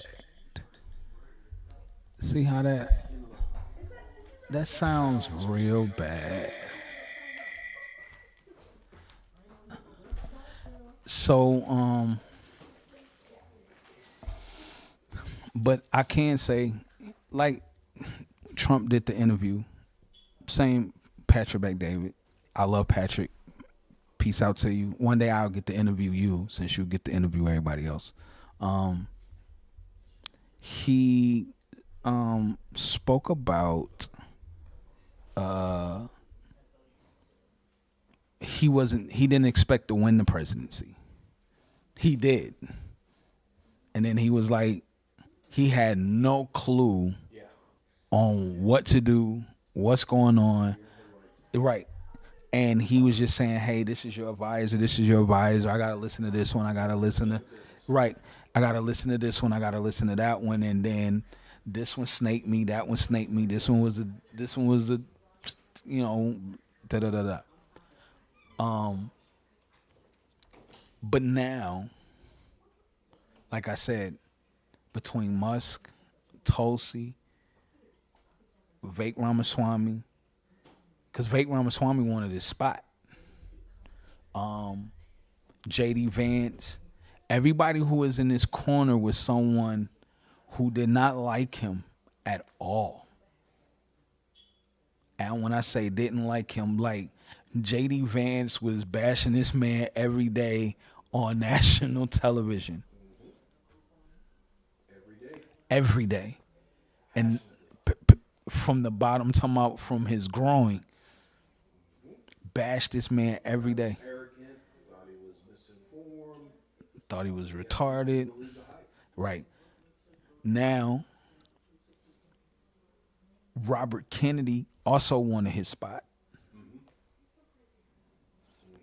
Felt the same way. Tulsi Gabbard went after his spot twice. and attacked him a lot. And I'm talking about Elon. I think he just let him back on Twitter. He didn't even let him on Twitter when he first bought it. Yeah. And still didn't like Trump. Turn around and had the biggest interview ever. Almost 1 billion people watching. Billion people. And now giving out $1 million a day. When you got it like that, you could do it like that. So I think Considering buying the corpse of CNN. he is. I hope he can get it. I hope the FCC let it go. Let it go through. If Trump wins, they will. So now with that being said, how do you use people that was once your enemy? That's a really good question. That's a really good question. Because I'm sorry. I think, What? Oh. yeah, Trump has caused a paradigm shift, in my opinion, when it comes to politics as a topic. Okay. And I think when your enemies become your friends, when who was once your enemies become your friends. Hold on 1 second. That's not even. Are you not on?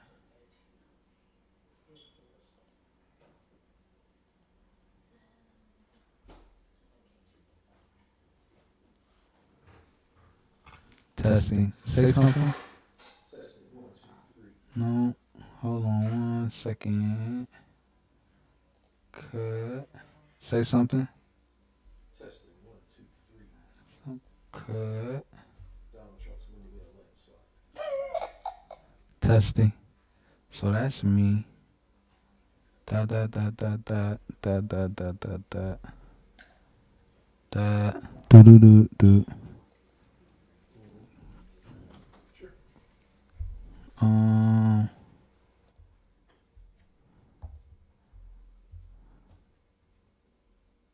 What just happened?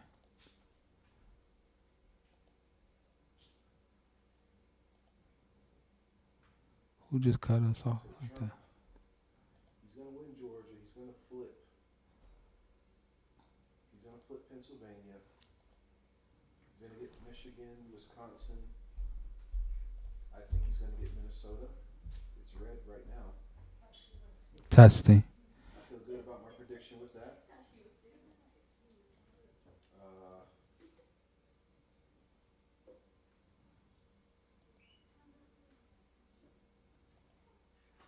Say I'm something. going to hold on to my prediction with New York until they pass 95% of the votes counted.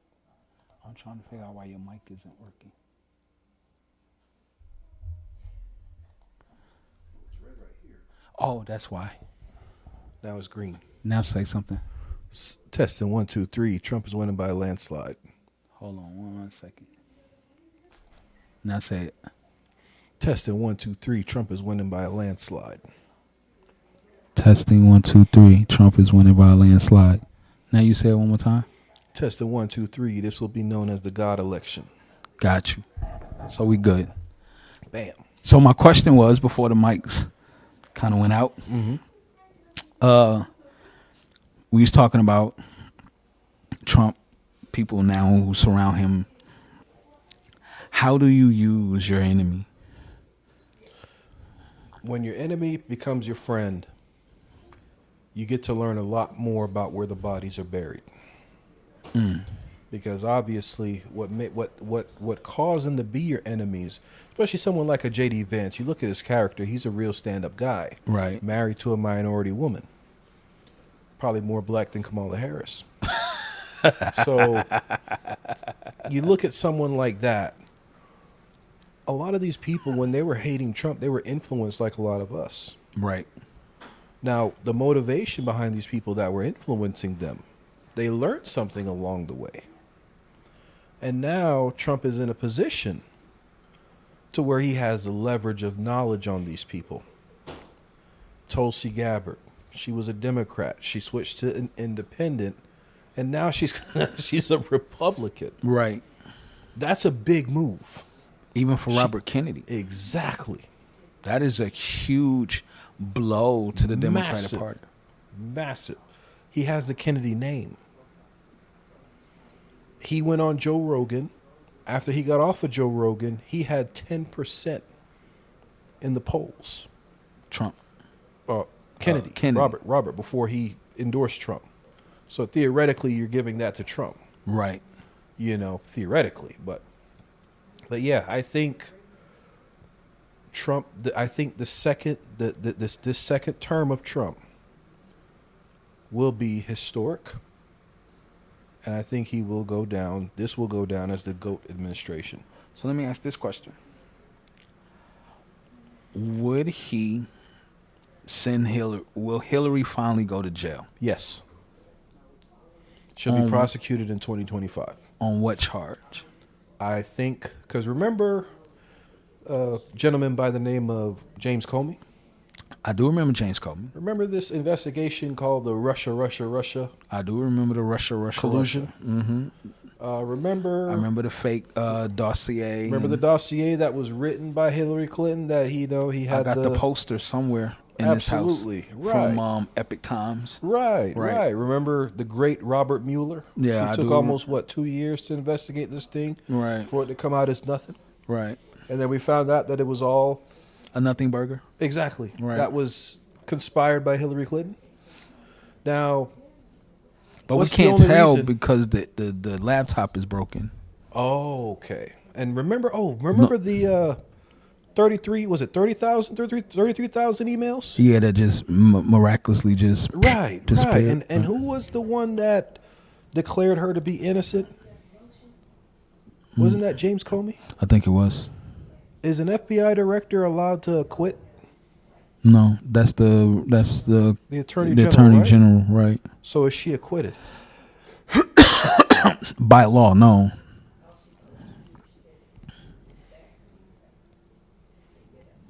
So what's going to get her is you simply reopen the case.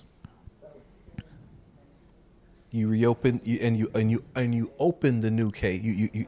Trump is going to assign a special prosecutor to look into Hillary Clinton when it came to the dossier. So, what about Biden and Biden? Hunter? You remember you remember that Is- guy Hunter Biden? When's the last time you heard his name? Oh, you didn't, because he caught them couple of charges and disappeared. So, but let me ask this question: do you think that he will go after Biden, I think or will Biden just be caught up in it because he was just trying to be Biden? my personal opinion is Biden will Senator Mayorkas and FBI Director Wray are going to go down for the assassination attempt in Pennsylvania, Really? and it's going to be tied to Joe Biden. You think that that's inside? You look at the evidence that came out. You look at the training that they received. You had amateur female Border Patrol agents filling in for Secret Service with basically zero training to protect Trump in Pennsylvania. And who was the quarterback behind their training? Senator Mayorkas. I believe in order to find, if you want to figure out who's behind a crime, research the person who had the ability to stop it. I think Senator Mayorkas, Joe Biden, and I'm going somewhere with this. Do I think it's going to happen first? No. The thing Trump is going to go after first, that's going to lead to these other things. This is just a web. That's not going to be the first domino to fall. First domino to fall is Trump is going to go after the fact that he was spied upon. That's the key. The key With is the Obama- spying. with Obama. Exactly.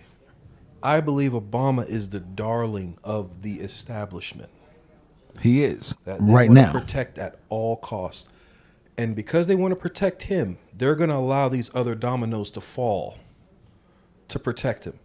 But Trump's not going to go after those other dominoes, because if Trump were to say, "Oh yeah, Mayorkas is behind him," it wouldn't work out that way. You have to first say, "Hey, I was really spied upon. Here's the evidence." You got to put in Michael Flynn as your security advisor. Right. You got to put in a real FBI director, a real attorney general, like not Mayorkas, but Matt Whitaker. Remember when he was the interim attorney general? Right. After Sessions stepped down? Remember the fear of God in these people? Right. That spawned from that before Bill Barr was put in. You have him. You bring him back as the attorney general. And then what's going to happen is you just simply say, "Hey, I want to hire a special prosecutor to look into the spying on my campaign." And then the rats are going to turn on themselves. They're all going to turn on themselves. Wow. That's how you're going to see all those other dominoes fall. So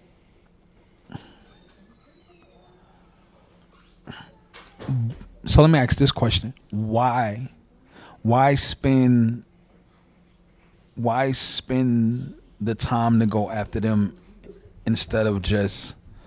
What would be the reason of going after Obama and Hillary, and why? That's a really good question.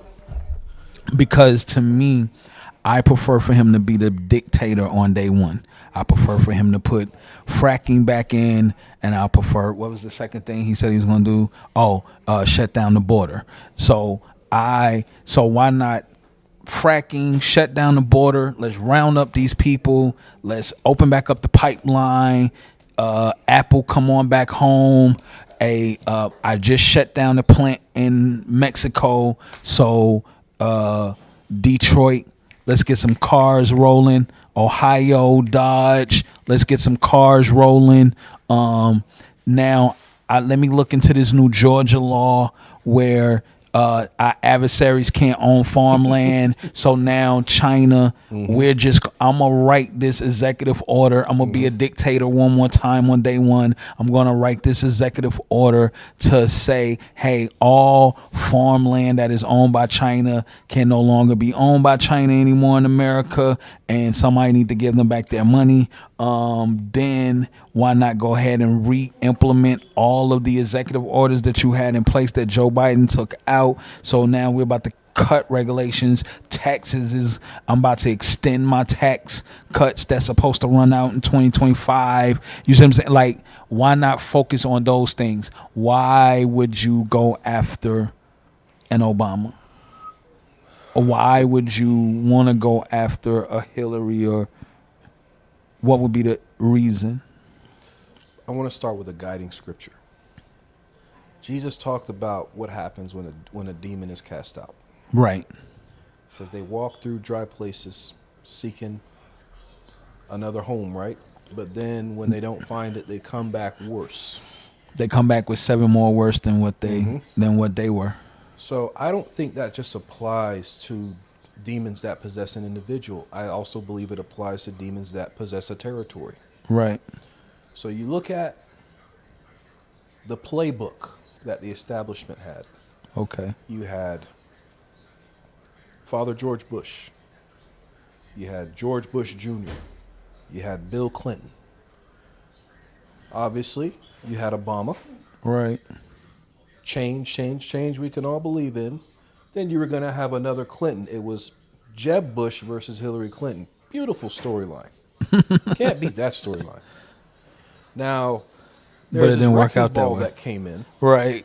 And came in and just said, hey, hold Bam. it. Hold it. And he totally destabilized their storyline. Right. They wanted Hillary Clinton. They didn't get Hillary Clinton. So they lost territory. You notice how the economy looked under Obama before Trump took over? It was horrible. It was horrible, but was it this bad? Well, see, okay, so let's stop right there real quick. So apparently they say 4 years. So apparently the 4 years of Obama trickled over to make great for Trump, right? If that was the case. So then why didn't it trickle over from the first 4 years into his second 4 years? Because Things got worse. Going the recession, the housing market crash, the bank crash, which he should have let the bank, the automobile, and the housing not get no bailout, because anybody knows, any economist knows, the market knows how to rebuild itself with new innovations, new people, new ideas, and new comebacks. Then we was out of gas. Like the whole country had no gas. no gas. Like no gas. Yeah. No going to work, no gas, and no jobs. So your first 4 years trickled that into your second 4 years, if that's how it goes. So what did he do that brought into Trump's 4 year? So I just wanted to, but I'm just answering Trump your. Yeah. I'm just answering the question. So Yeah. Obama's was trash. It was trash. It was Right. terrible. I think 4 years of Biden after Trump, because Trump had the economy. We didn't see that type of economy under George Bush. No, Not the Trump economy. you didn't even see it under Reagan No. because George Bush was vice president Right. and he had more power. Right. And now Biden comes in. And you saw a record number of executive orders filled out his first week in office. Well, because he was trying to redo what Trump had He wanted did. to go back to Obama. We forgot Joe Biden was running the country too with Obama. Right. He wanted to go back to their administration. But also you had this thing called, I don't know how you feel about the Itchy. ouchie. The ouchie shot. Fauci. Yeah. Right. But you remember the OSHA? You have to take it. Right.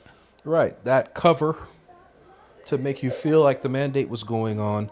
That began the total social destabilization of the country. We've never seen anything like that before in this country, Right. where people were willfully leaving their jobs because they wanted democracy, they wanted a choice, Right. you know. So they wanted my body, my choice. But right. So, but my thing is, you voted in what you got yeah, because Trump made it an option. yeah, He didn't make it mandatory. right. We also got inflation. We didn't have this type of inflation under Obama or Trump. We also have, the wars. Look at all the wars that started under this guy. Right. Unbelievable, if not a record number. Well, this guy was sleeping. Yeah. At the wheel, so Yeah. I expected things to Look happen. at the Afghanistan pullout. Oh my God. Look at the building of bricks. So you could theoretically say, yeah, they came back worse because they pulled this off in 4 years, not 8 like Obama, in terms of the dismantling of America's economy. Right. So, Well, you had to. That's the way we're gonna be able to go to war. yeah. Right. So yeah, that's I think Trump this go round. You listen to what he's been saying about, hey, if we don't win this, that's the end of America. He's not just saying that's the end of Right. That's we've the got to wait end. another 4. He's saying this is the end. That's There it. will be no more There will- elections. Well, I agree. Even Elon Musk says, if Trump loses, we're all effed, and he's definitely effed. Because I can see if Trump losing, I can see everything he does, Tesla, SpaceX, everything is going to leave Texas, and he's going back to South Africa, and he's going to make Africa great again. Now here's my answer to your question. The CBDC. CBDC. You familiar with the CBDC? Let's look it up.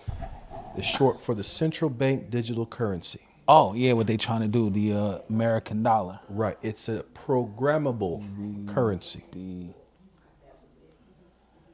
If you get Kamala, now it doesn't have to be Kamala. Right. It could be the next Biden, whoever the next one is. You're going to have this currency called the CBDC. You get the CBDC in action, America is over. I used to work in finance. I Okay. worked at Ron Blue, the #1 financial advisory firm for Christians in America. I know everything about the CBDC. I researched that thing with a fine-tuned comb. Right. I worked in systems. I understand how it works. It's a programmable currency to where you could say, hey, oh man, America's eating way too much beef. Or what's the name of your media company again? Anthony Media. Anthony Media. Oh, Anthony Media is suspected for terrorism.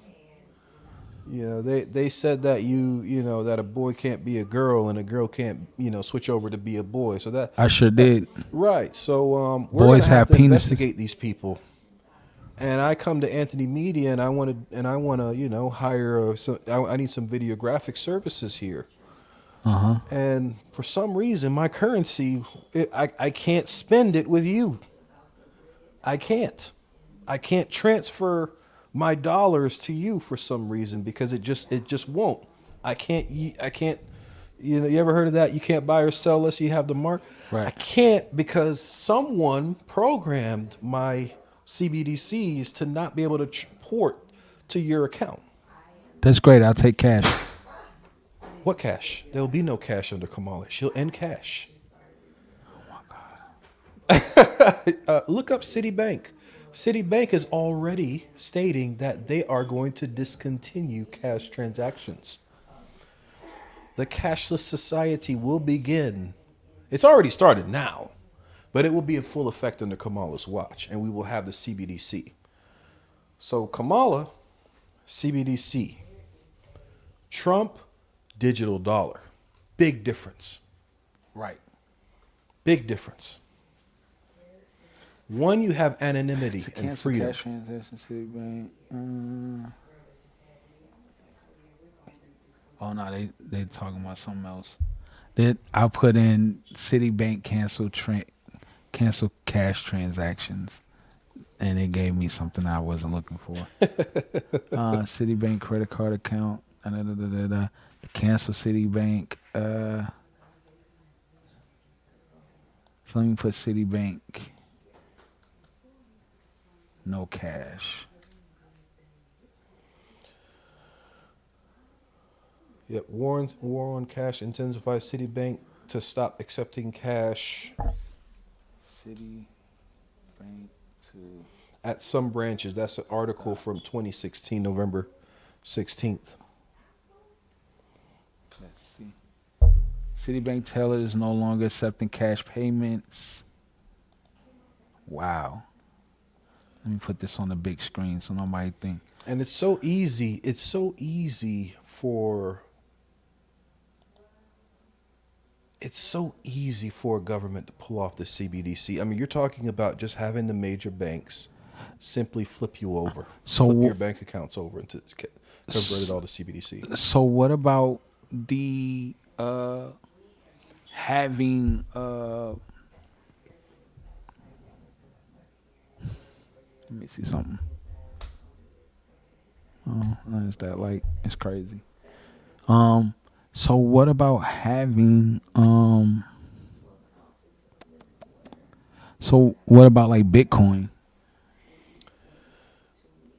A lot of people have different opinions. My opinion, what is Bitcoin? What's the difference between Bitcoin and a gold coin on a video game? I have the slightest idea. The value is derived from feelings. Just like when the dollar was detached from the gold standard, Right. in 1971, I believe it was, it now became fiat. What gave fiat any strength? You had to find a commodity to back it, which is why, what's his name? Oh, this gentleman went to Saudi Arabia to create the petrodollar. Oh, Not Kissinger.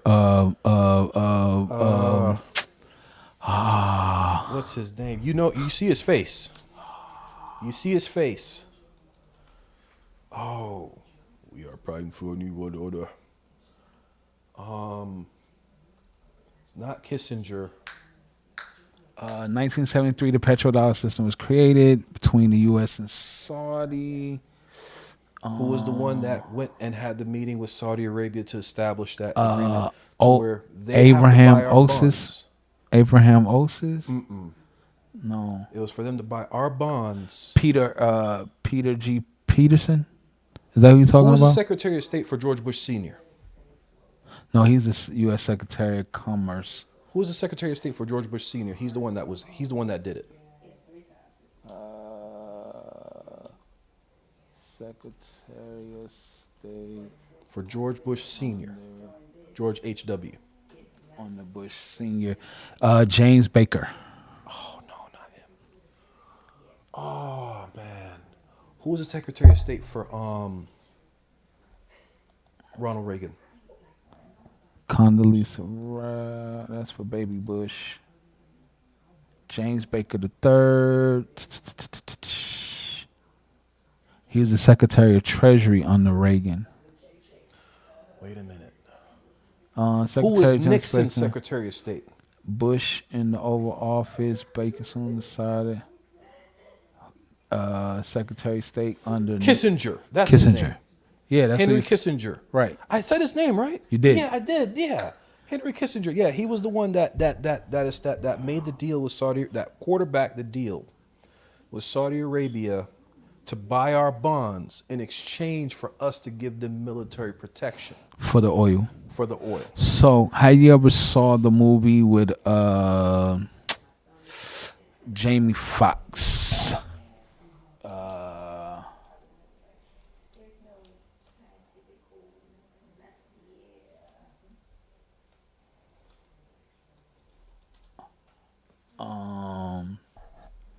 It was a movie. It's called The Kingdom. So it was a movie called The Kingdom with Jamie Foxx, and it was based about they attacked an American compound in Saudi Arabia. And so he went over there to find out who did it. He was part of the FBI, but they told him he couldn't come. He had no business being there. But what I liked about the movie, it talks about that. It goes all the way back to the very first time Saudi found out they had oil in the intro of the movie. Oh man. Let me see the Kingdom movie introduction.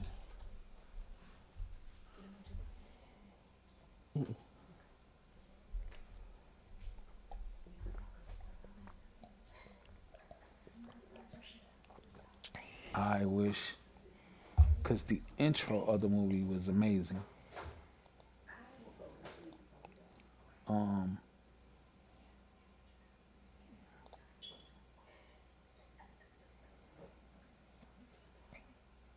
No, that's the. It is the intro of the movie. Yeah, they're not going to finish the count today. You can forget it. Not going to happen. No chance. Here it goes. It's 2:30 to 2:05, but it's almost midnight. They're not. Oh, she's at 2:05 already? Yeah. But they're not. You're not gonna. This whole thing is gonna drag out. But mark my words. January 20th, we're all gonna say he won by a landslide. Some things are gonna happen. We're all gonna say he won by a landslide. Are you saying it's gonna drag out that long? No, it may not. It's gonna be a lot of chaos that's gonna spawn. A lot of challenging. A lot of. They're gonna say that he did a lot of fraud, and you're gonna get a lot of that stuff that's gonna happen. But when all the dust settles, it could be well before then. But he'll be a landslide winner. So I don't know if I don't want to get in trouble, but this is it. This is the first 4 minutes of that movie. Ooh-wee, man, that looks like a lab on that thing. Wow. Like you flying a jet plane on it. Man. Wow, dude.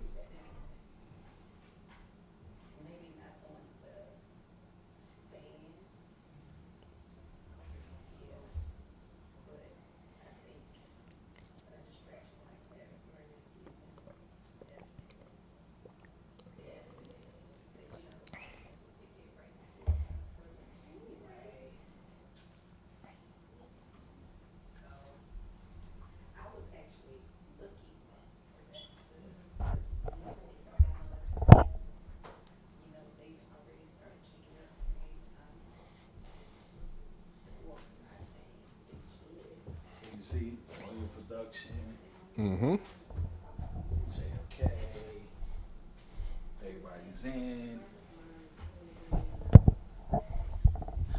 So the 1970s, like, it's going through the whole Saudi situation. Yeah. The oil embargo, no gas, no oil. Then it became a national security. Mm-hmm. 74 embargo ends. Reagan goes in. Iraq. Then the Kuwait. Like then they have the picture where they was helping Osama bin Laden before he became a terrorist. CIA asset. Saddam Hussein Uh-huh. when he was a friend with Daddy Bush. You know, So it's amazing how all of a sudden people change, and so I love this movie. The terrorist attacks. So yeah, then you had the 9/11. They became the greatest oil producer in Saudi. The number one consumer in the world is America. The terror attacks happen. Now, what I can say is, this movie came out right before they went back over to, you know, to get back in. So, what I have noticed about Hollywood and a lot of things is they will create things to make the American people feel that it's okay for us to go the same way they did with the TV shows, you know, and things of that nature. So it is. So that's why I was like, even with this is just the intro of the movie. This is how the movie starts. So it brings you up to date on how we got to where we are in the moment. So PBD, what you talking about? Dave, this is your country here, Jersey. Oh yeah, sorry. Sorry about Jersey, guys.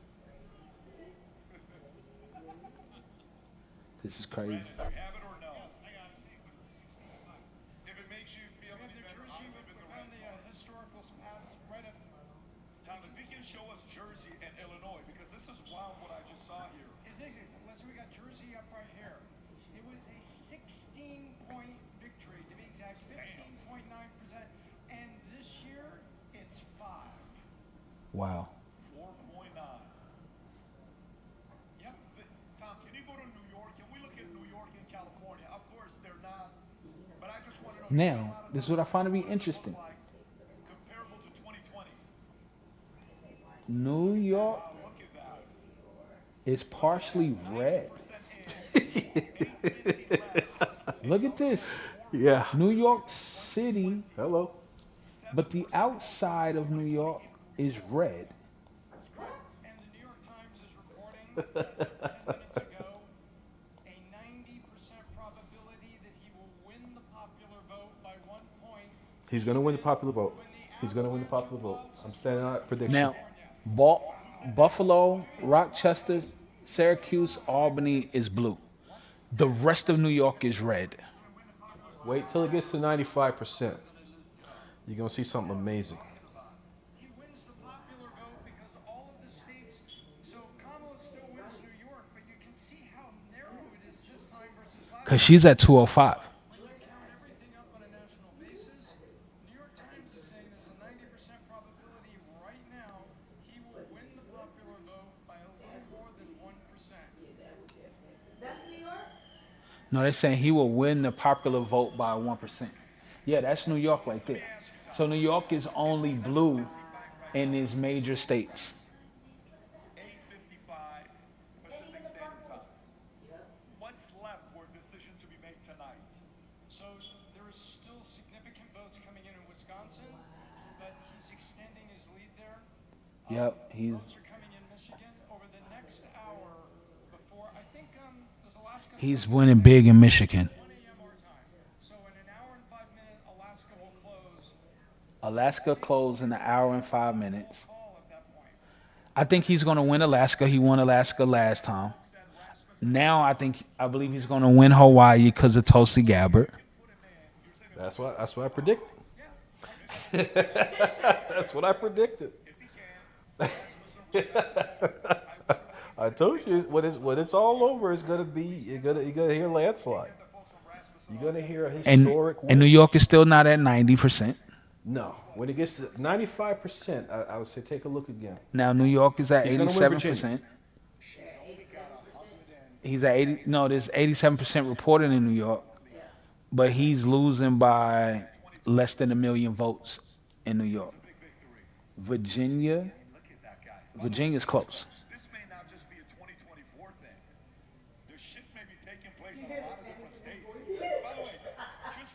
and giggles. Rob, can you pull up France? Oh, my bad. I didn't mean to put David on the screen. What does California look I like? don't want to get. Tom, can you I pull want to interview the guy. I don't want to get sued by him. That's gonna be a lot of angry Democrats, and it's gonna be a lot of fraud, fraud, fraud. Oh, he committed fraud. They're gonna do all that to Trump. It's not gonna be over until it's over. But they're gonna challenge, challenge, challenge, challenge. Get ready for it. It's gonna be a show. Now, where California was red 4 years ago, California is still red in them same places 4 years ago. But what I'm seeing in California is this. The red has moved down. Percent counted, Pat. It's a 5-point shift. That is wild. She is now 4.8. But again, It's gonna happen. heavily left community. Washington is at 59%. She's up by a half. She's up by 500,000 votes in Washington. But what I'm seeing in California, so last year in California, She's gonna win Mordor. She's gonna win Washington. this is where it was with Biden in California last year. Patrick, you know when they lose, they're going to scream racism and misogyny. So this is where it was in the last election. I need him to move out the way. It's not going to have anything to do with her policy. It's not going to do anything to do So this was last year in Chicago, in California. like you said, killing children. That's right. It's not going to have anything This is California now. sexualizing your children, kicking God out of the public square, allowing 15 million illegals to come over. They're going to tell America that Kamala Harris was lost because she was black, which is a lie, and because she's a woman. That's the lie they're going to tell. She lost because she's black and she's a woman. Right. That's why she Is lost. that why Hillary Clinton didn't got the popular vote? We ain't want her. And we She was a woman. And she's leftist. Yeah. Rob has another Joy Reid clip, folks. See, this is where I wanted us to go. I'm not gonna lie to you. If I had $100,000 just to blow, we'll be sitting here. It would have been 15,000 for you, 15,000 for your wife, 15,000, because I would have wanted the big package. Putting back into the White House the person who was responsible for taking those rights away and restoring them. But that message obviously was not enough to get enough white women to vote for Vice President Harris, a fellow woman. This will be the second opportunity that white women in this country have to change the way that they interact with the patriarchy. And, God bless Shannon Watts, who has tried to have that conversation. But if people aren't So how you feel about that? and if people vote more, party line or more on race than on gender and on protecting their gender, there's really not much more that you can do to tell Wow. So how you feel about that? That white women are not voting for Kamala because they should be voting for her because she's a woman and you have reproductive rights and I think women are more concerned about having jobs and having husbands that are working and providing for their family and their household than they are on identity politics. are you sure? 100%. I think women, they're trying to wave the abortion flag, my body, my choice, a little bit too much. I think women understand that Trump is not actually banning abortion. He's just sending it back to the states. Right. What they're saying about him banning and doing all this kind of stuff, it's just not true. If you want to abort your baby, you have every right to do what you want to do, but you do it with your own money. We're just saying, hey, don't let the federal government pay for it. If you live in a state and that state says, hey, we want abortion to be the law of the land, Trump wants a statesman to say, hey, I want to move over to this state where it's not legal. Right. So Minnesota is now flipped over to Harris, with the biggest population being Minneapolis and St. Paul. That is blue. Everything else is red. The other things are still not counted. Yeah, he's going to get it. Minnesota, I don't believe he would take Minnesota. And let me tell you why. Okay. Because you have two of the stupid people from Minnesota. The two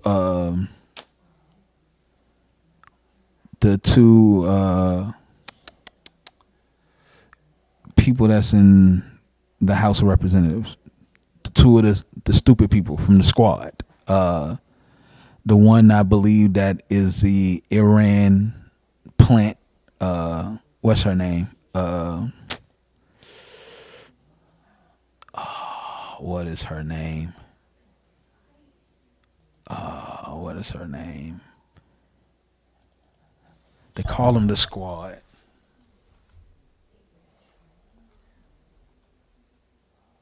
The squad Congress. The squad. There we go.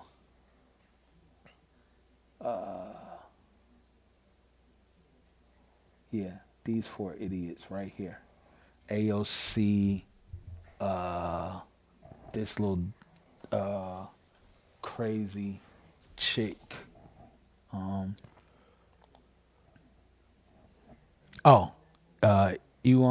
Omar.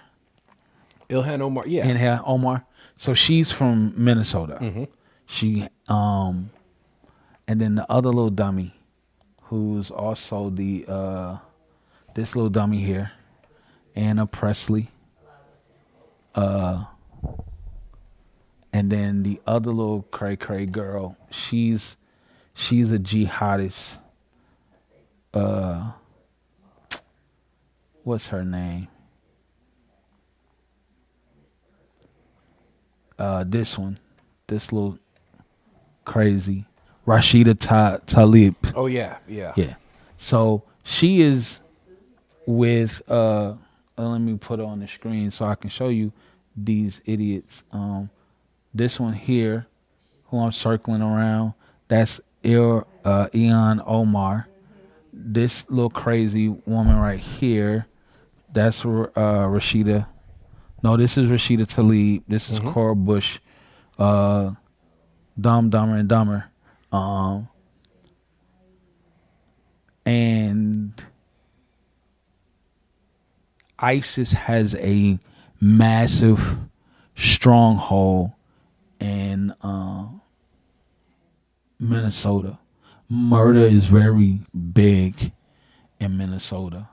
But what I'm seeing is Minnesota is just like almost every other state.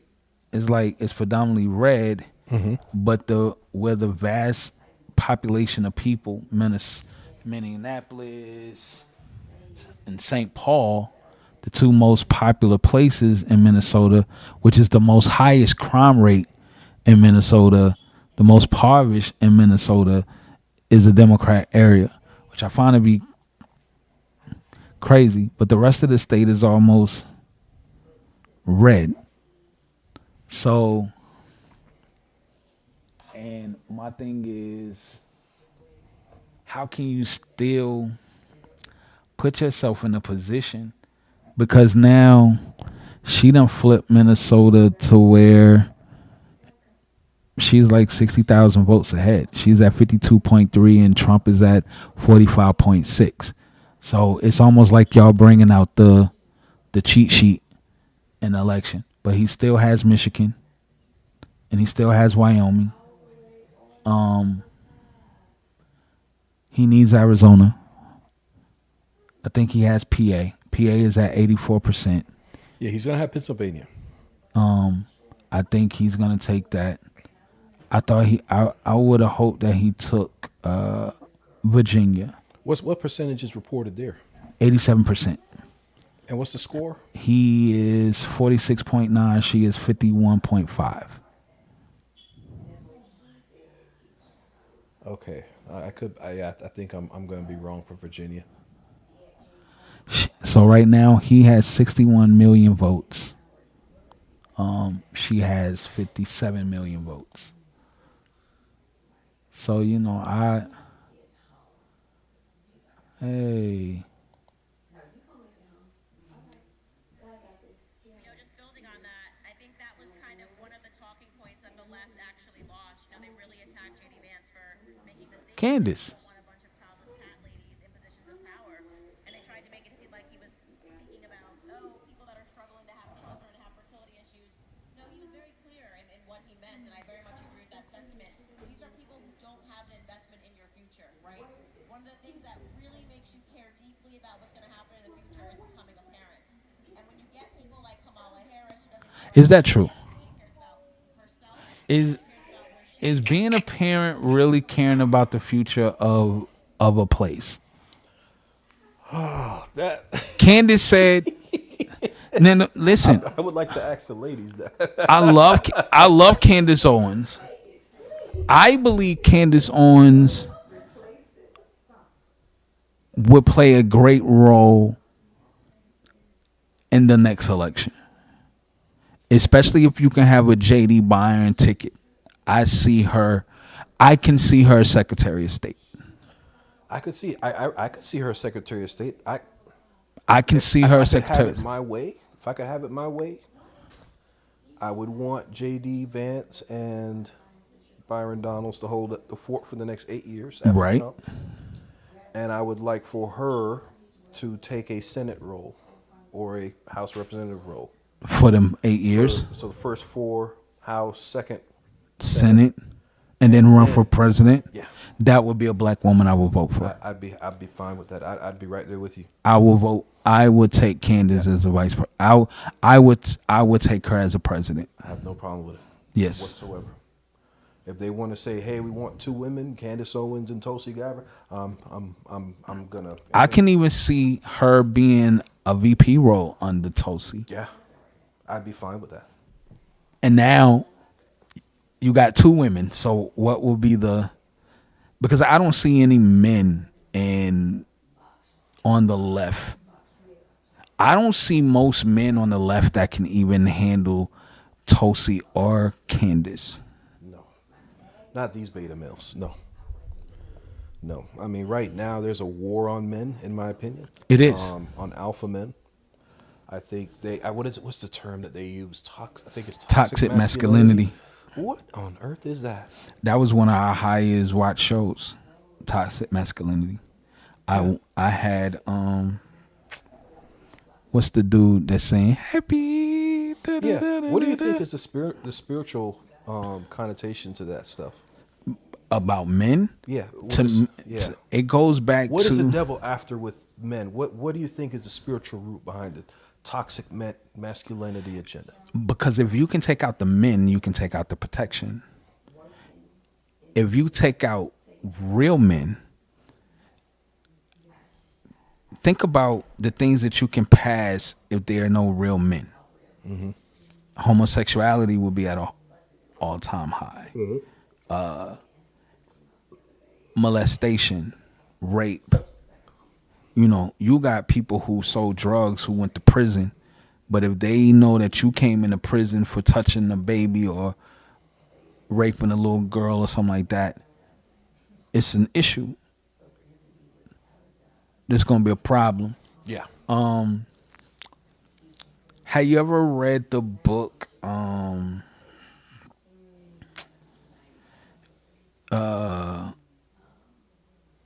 Agenda 19? Agenda 19. So Agenda 19 is the state level to the 2030 agenda. But Agenda 19 was first implemented. When you read it, I think it's page 4 or 5. I read things when I can remember the page number. That's how I know it's 1,478 pages in Obamacare. Or it could be 1,748, but I know it's 174. I know it's 1478 in that number. they said the greatest threat to the agenda is heterosexual, straight heterosexual Christian men. Not white men, not black men, not Asian men, just heterosexual Christian men is a threat to the agenda. So this is why they said that verbatim in the book or in the packet that they was passing out in Agenda 19.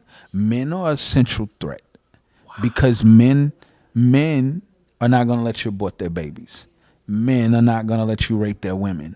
Men are not going to let you just run up in their house and tell them what you can and cannot do. Men are not going to just let you can't just come in my house and tell me, oh, well, I'm going to take your wife and your son upstairs. Like that will, even as a pastor, I still put a bullet in your head. You see what I'm saying? Like, man is a threat because we won't allow the evils. We will become just as savage.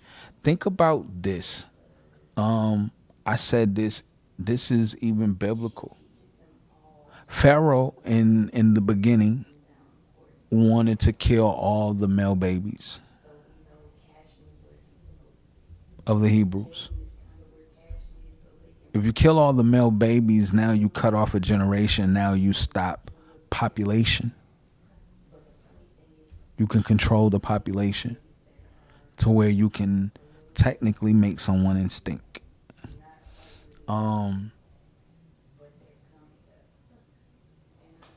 And I can eventually whitewash, and I'm not talking about whitewash as white people. I'm not speaking from that. But I can completely whitewash out you eventually by taking your women and having babies, and then our bloodline become just as strong as yours. Ooh, babe, can I have one of those? And can I have something to drink, please? Straight. They said straight heterosexual male. Yeah, straight heterosexual men is a threat to the. Then you also have to take in consideration. Think about this. They killed all the kids when Jesus was born. Male under the age of 2, they wanted because they was trying to knock out the king. But They did, yes. So they did it with Moses. They did it with Christ. Men, we move different. And now, if you mess around and you have a gang, thank you, babe. Yeah, can I have something to drink, please? What time you gotta work tomorrow, boo? It don't matter. Yeah, it don't matter. You gotta wake up at 3? Okay. If you do, so think about if we take out all the men, especially men who love and believe in God. Godly men, real godly men, will truly prevent evil. We would truly fight against, thank you, babe. We would truly fight against the evils of the world. Trump is a man's man. Now, in his past life, he could have been a hoe. He might have had some cheating issues, and you might not like what he got to say or things of that nature, and that's fine. Don't like his tweets. You might not like his tweets, but he's a man's man, and he has raised men to be men. We men view things differently. Even whether we are saved by Jesus or not, whether we believe in Christ or not, there's certain things that men are not going to allow you to do. Playing with children is one of them. There was an unwritten code in the street years ago women, children, and elderly are off limits. To get caught messing with women, children, or elderly, your life was over. And if they didn't kill you, you was ostracized, like you was out of here. So men are a threat because real men won't even allow alpha women to have the control that they feel that they supposed to have. Because we still run in the pact of, okay, yeah, you might be strong, but I'm still the man. I still wear the pants. I don't care if you make more money than I do. I don't care if you prettier than I am. That means nothing to me. Right. Because real men, we don't run on emotions and love. We run on respect. You don't have to love me. We prefer respect over sex. Right. I don't care. You ain't got to love me. But you're going to respect me. And I tell women all the time, I was like, in Ephesians 5, they use, some pastors abuse the verse because it's like, women, you need to, wives, submit to your husbands. I was like, yeah, but God also says submit one to another out of the fear of him. But when you get to the end of Ephesians 5, it states that men love your wives because women want to be loved. But it says women respect your husbands. It didn't tell you to love us. That's a fact. It didn't tell you to love us. The only person that told you to love was God. Love God with all your heart, mind, body, and soul. But to truly love God, you also have to have that respect. So even when you ask men, do you rather be feared or loved? Most men, or feared, loved, or respected, most men choose respect. Because if you respect me, then I feel you love me.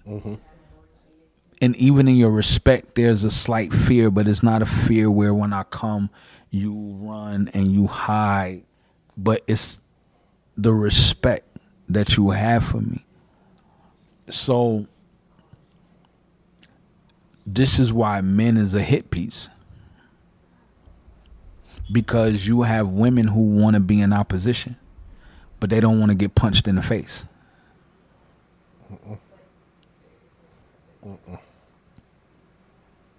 You want my role, but you don't want what comes with it. You don't want the consequences. You don't want the challenges. There was a lady who did a sex change. She wanted to be a man. And she did it as a study. And she said, men are some of the most loneliest people in the world. Why would a woman ever want to be a man? But because she had already went to begin to go through the sex change and the hormones and all of that, she ended up committing suicide.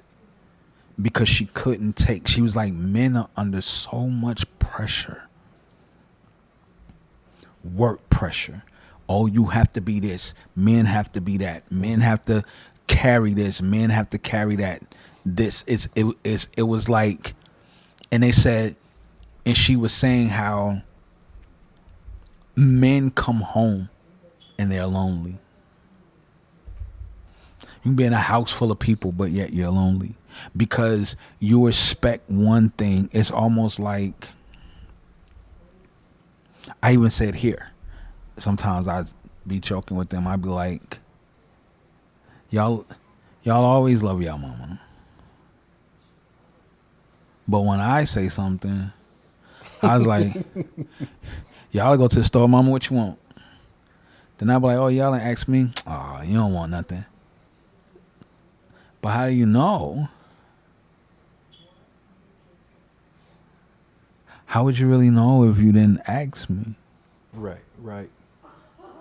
So this woman committed suicide because she was like, men are lonely, but men are strong. And as long as men know that their house is good, most men are good. Like, we'll sweep under the rug the fact that you always want to run to mama, but you only come to me when you need something. You see what I'm saying? Everything falls on my shoulders. That's great, because when God came back through the garden, he didn't call out Adam and Eve. He called for Adam, because you're the head. So you have people who don't want men as the head. They see it as a problem. So you have to take out real men. You just have to. There's no, if I can't turn you into a little bitch, if I can't, pussyfy you, if I can't, if you not run around crying and a white man, and y'all ain't voting for Kamala because, she black and you black, nigga, you supposed to be. If you can be like, yo, I don't need Kamala, you know what I'm saying? Don't really mean nothing to me. Did the poll just change? Oh, it's at 2:30. They poll must be a little different. But it's that's why it's a hit piece. It's part of the agenda. In the 2030 agenda, there's a whole section 5 in the 2030 agenda. It's catered to LGBTQ and women. And the job and the omission of it. I keep talking about it. I like the show. Let me see.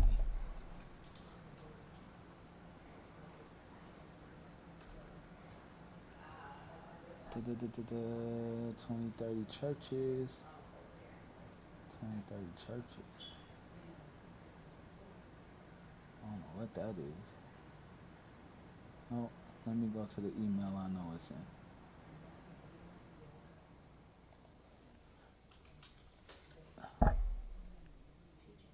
2030.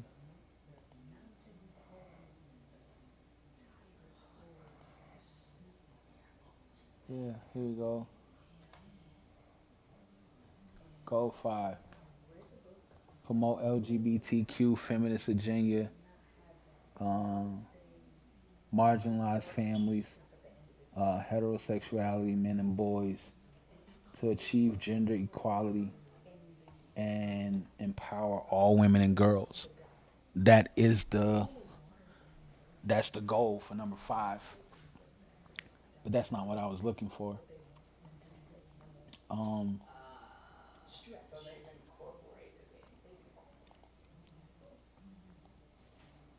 Here we go. The sustainable agenda. Now,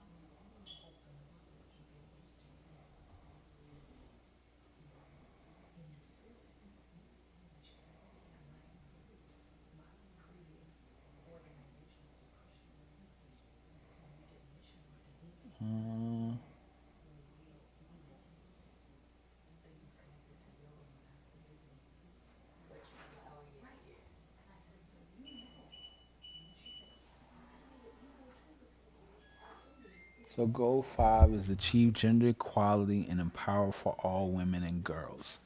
That's what goal 5 is. Goal 5 is to end all form of discrimination against all women and girls everywhere. Eliminate all forms of violence against women and girls in public and private spheres, including trafficking and sexual and other types of exploitations, which they are the greatest in sex trafficking and exploitations. Eliminate all harmful practices such as child and early enforced marriages and female gender manipulation. Recognize and value unpaid care, domestic work, through the provisions of public service, infrastructure, social protection policies, and the promotion of shared responsibilities within the household of the family as naturally appropriate. How can you do that? Ensure women's full and effective participation in equal opportunities for leadership at all levels, decision making in political, economic, and public life. So here we are. This is why Kamala's up the bat. Ensure universal access to sexual and reproduction health and reproductive rights as agreed in accordance with the programming of action in the International Conference on Population and Development and the Beijing Platform for Action and the outcome documents of their review conferences. So now you have to go back in and look up all of these other actions that they have. Undertake reform to give women equal rights and economic resources as well as access to ownership and control over land and other forms of property, financial service, inherited natural resources in accordance with national law. Enhance the use of enabling technologies, in particular information and communication technologies, to promote the empowerment of women, and adopt and strengthen the sound policies and enforce legislation for the promotion of gender equality and the empowerment of women and girls at all levels. I've been talking about this since 2018. Yeah. Crazy. I've been talking about this since 2018. Yeah. That's crazy. This came out in 2015. September the 4th, 2015. Signed by Barack Obama. This was in the UN. This has the UN. That's the logo. Yeah, that's it. That's the UN's logo. That's it. Wow. We'll run to the restroom. That's it. That is it.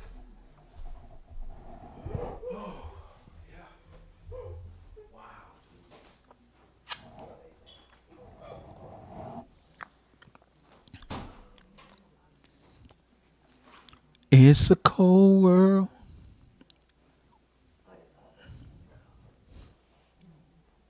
So unhappy. Biden said after they get rid of him, he said if she can compete, if she can win, I can win. I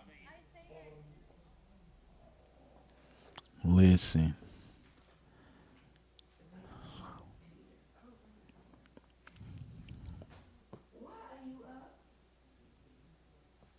That sound like Marche.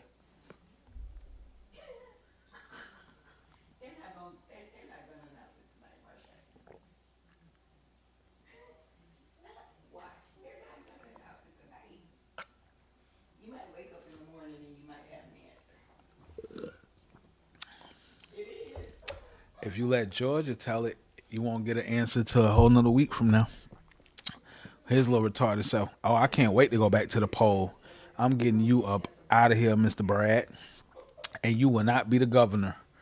I can promise you that. Marche said, why you say that? Don't do her like that. You know how she is.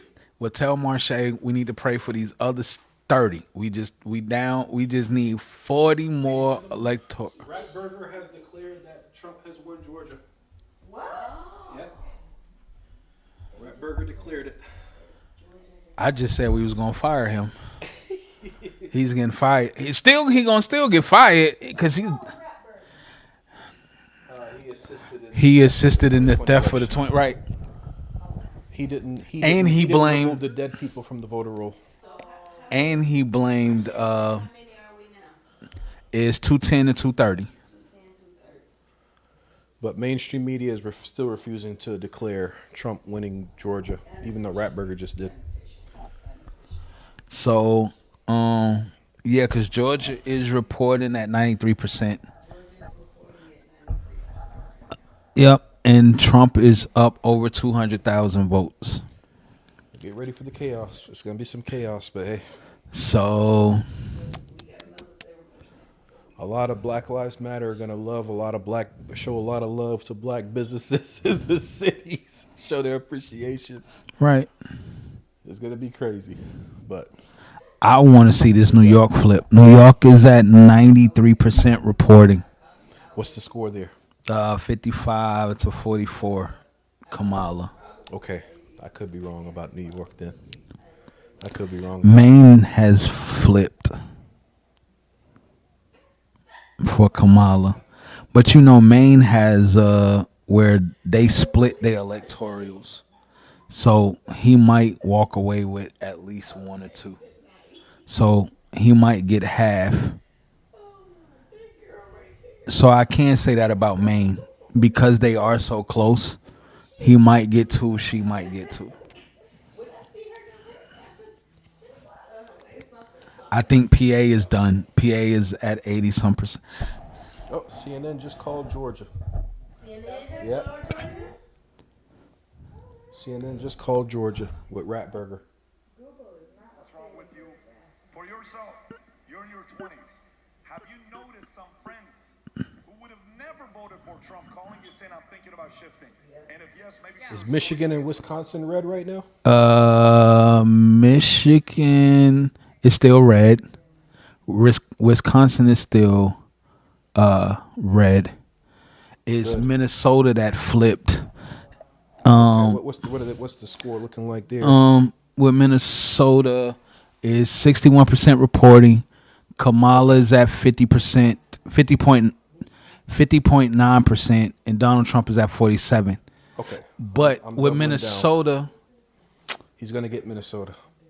he's gonna get Minnesota, even at 47% right now. Yeah. I'm more confident about New York. I thought was going to be a surprise, Got you. but the others I think those are just in the bag. I think Minnesota's. You in the think bag. you think he's gonna go back, take Minnesota, Yeah. but New York is at 94%. Yeah. So they're probably not going to be a surprise there, unless they expose the fraud. Jersey is all blue, Yeah, Jersey's going to be blue. but when you look in Jersey, it's crazy. there. But check this out. They said the people who hate him the most is red. Yeah. Atlantic City. If they Atlantic City is red. if they expose the Dominion systems in Jersey, Trump will win it. Trenton I don't is know blue. if they will. Newark is blue. New York City. Now, what I find to be interesting with New York is it's only the boroughs. And then you have pretty much everything else in red. And I'm talking about deep pocket red. I ain't even talking about Not shallow red, deep red. right. So that means that there's a great chance that New York will eventually go back to being, because you look at it as Albany, you know, the only things that are really blue is, what's this, the boroughs? Long Island is red.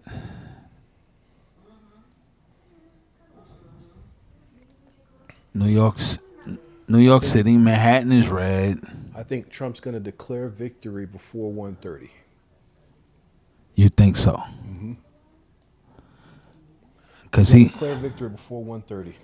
got PA.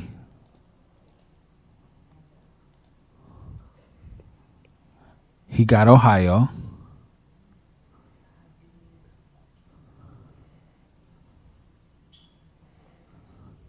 We need Ohio. We need Michigan. We need Wyoming. Wisconsin. We really need Illinois. I would love to see him flip Illinois. And he's only like 300,000 votes behind. They're 87%.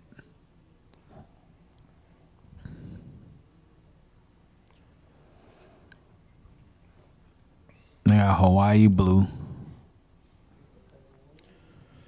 I'm seeing Trump at 246 now. 246. Is that AP? Who is this? AP typically takes the longest to Yeah, this is AP. party. Come on, AP. Stop. Trump is. Oh, we got. Oh, check. Oh, we can't sleep on the House. We got to check the House and the Senate.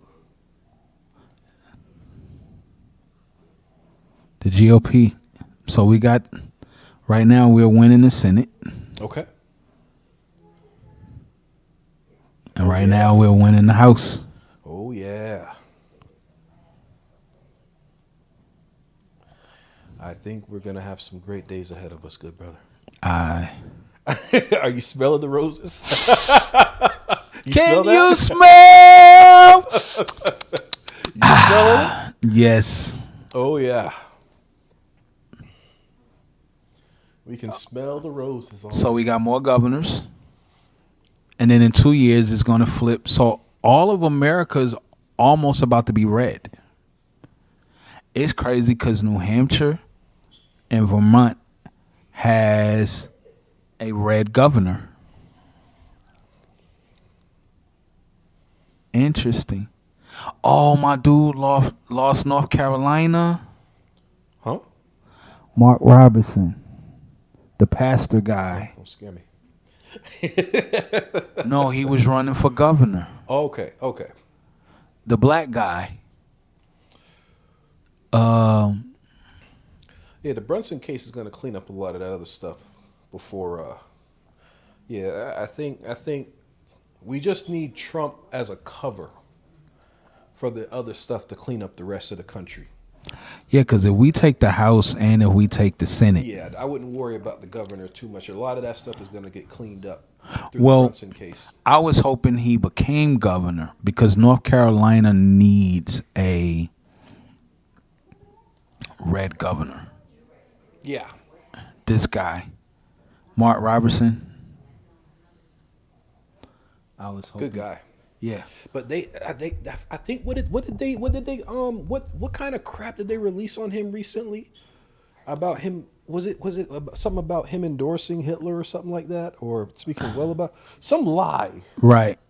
It was some blatant lie. I don't recall what it was, but I remember it was something that was so disturbing. But they blasted it on mainstream media, but sprinkled it out. Right. With him saying he never, speaking the truth about it. Like, yeah, all that stuff is false. I think he was on some website or something. And it was way in the past. Right. Something ridiculous like that. Just something like, you dig up something you said when you were 16 level type stuff. Right. But I think they used that to steal it from him. But it's crazy because the state is going red. Like, that's why I'm so... Well, let me see. Yeah, because it's still reporting. Like, they voted for Trump, but they didn't vote for Mark, who was endorsed by Trump. Mm-hmm. I'm shocked she got 210. I'm going to hold my tongue on that one. I'm going to hold my tongue on that one. Listen. Well, I would expect for her to at least hit 100 between California, Oregon, Washington, New York, Massachusetts. Yeah, the amount of gays up there, man, and just... And that's... Blacks are so delusional out there. Well, no, I think in New York, but it's where the population is. Because even when you go back and you look at New York, and that's my other question too, like how many illegal people vote? Look at that. So you got Albany, Syracuse, Rochester, Buffalo. These are these are like just patches where people are. And what I find to be interesting is these are patches of poverty. It's crazy to me that is where it's almost like this is where your poverty is. Macon, Augusta, Savannah, Athens. Like, this is where your poverty places are. even down here near Columbus. And think about this. Fulton County, that's DeKalb, that's Clayton. I can't believe Henry, with all the Trump signs out here, between Henry, Rockdale, and Covington, I can't believe those are blue. Hey, we voted out there. I voted in What Henry. percentage blue in Rockdale? What's the number count? It's not showing me the number count. I thought it would. It's just showing me where, but it's not showing me it's not giving me like the number count. Like, cause like if I go to the old election, it'll give me a number count in the county.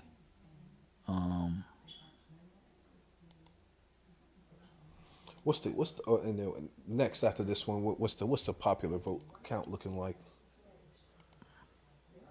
Oh, see, this is from the last election with Biden. So it'll tell you like the county. So like in Henry County last year, nah, they stole this. It's too many people flying Trump flags out here in Henry County. Yeah. But this was against Biden last year. So they won't let me see. I can't get those results in this year, I guess because the election is still pending. So you said the popular vote. I thought they showed it. Is that the popular vote? Yeah. So he has 63 million, almost 64 million. She has 59. Okay.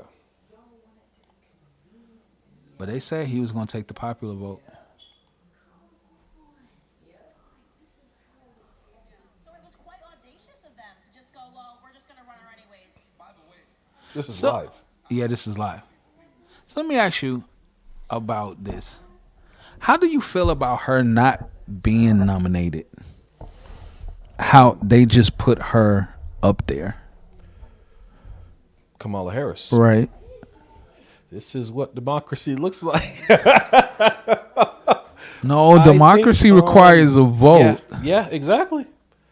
I think I'm going to be very honest with you.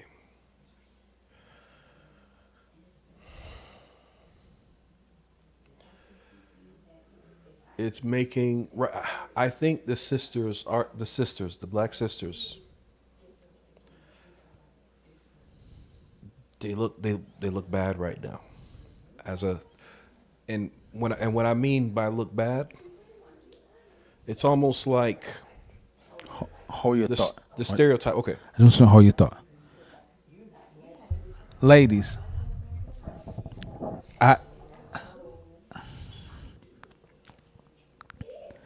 Hey, I have a question. My question is, I asked Rob how did he feel about the lack of democracy of Kamala being able to just become the nominee. Nobody voted for her. She was just picked. So Rob made a statement that black women are looking bad right now. they're making the women look bad. Who are they? They, as in, yeah, the elite circle, your Hollywood, your establishment, politicians. They are it's just like they're grabbing her and saying, "Hey, this is what you guys want, right? This is what you want. Vote for it." And not saying, "Hey," they're not saying, "Hey, she can win in a primary. She's capable of articulating herself in a debate and winning in a primary on her own." She couldn't do that the last time. She barely got 2%. Now you see how that's what I mean by they're trying to make the black sisters look bad. If it was somebody like Candace Owens, She will win. or someone as intelligent as her on the Democratic side, They don't have that. So But Candace Owens wouldn't need to be selected to win a primary. She would just win on her own merit. Yeah. so so this brother just said that not Candace, Kamala, Kamala. Kamala. So Kamala, yeah, because I called her Kamala, and she's like, her name is Kamala. Well, There was a guy who went viral today who called her Kamala. Never mind. But yeah. so anyway, so Kamala, who's not black, because that's what my shirt says. Yeah. Yeah, she's not black. Yeah. And oh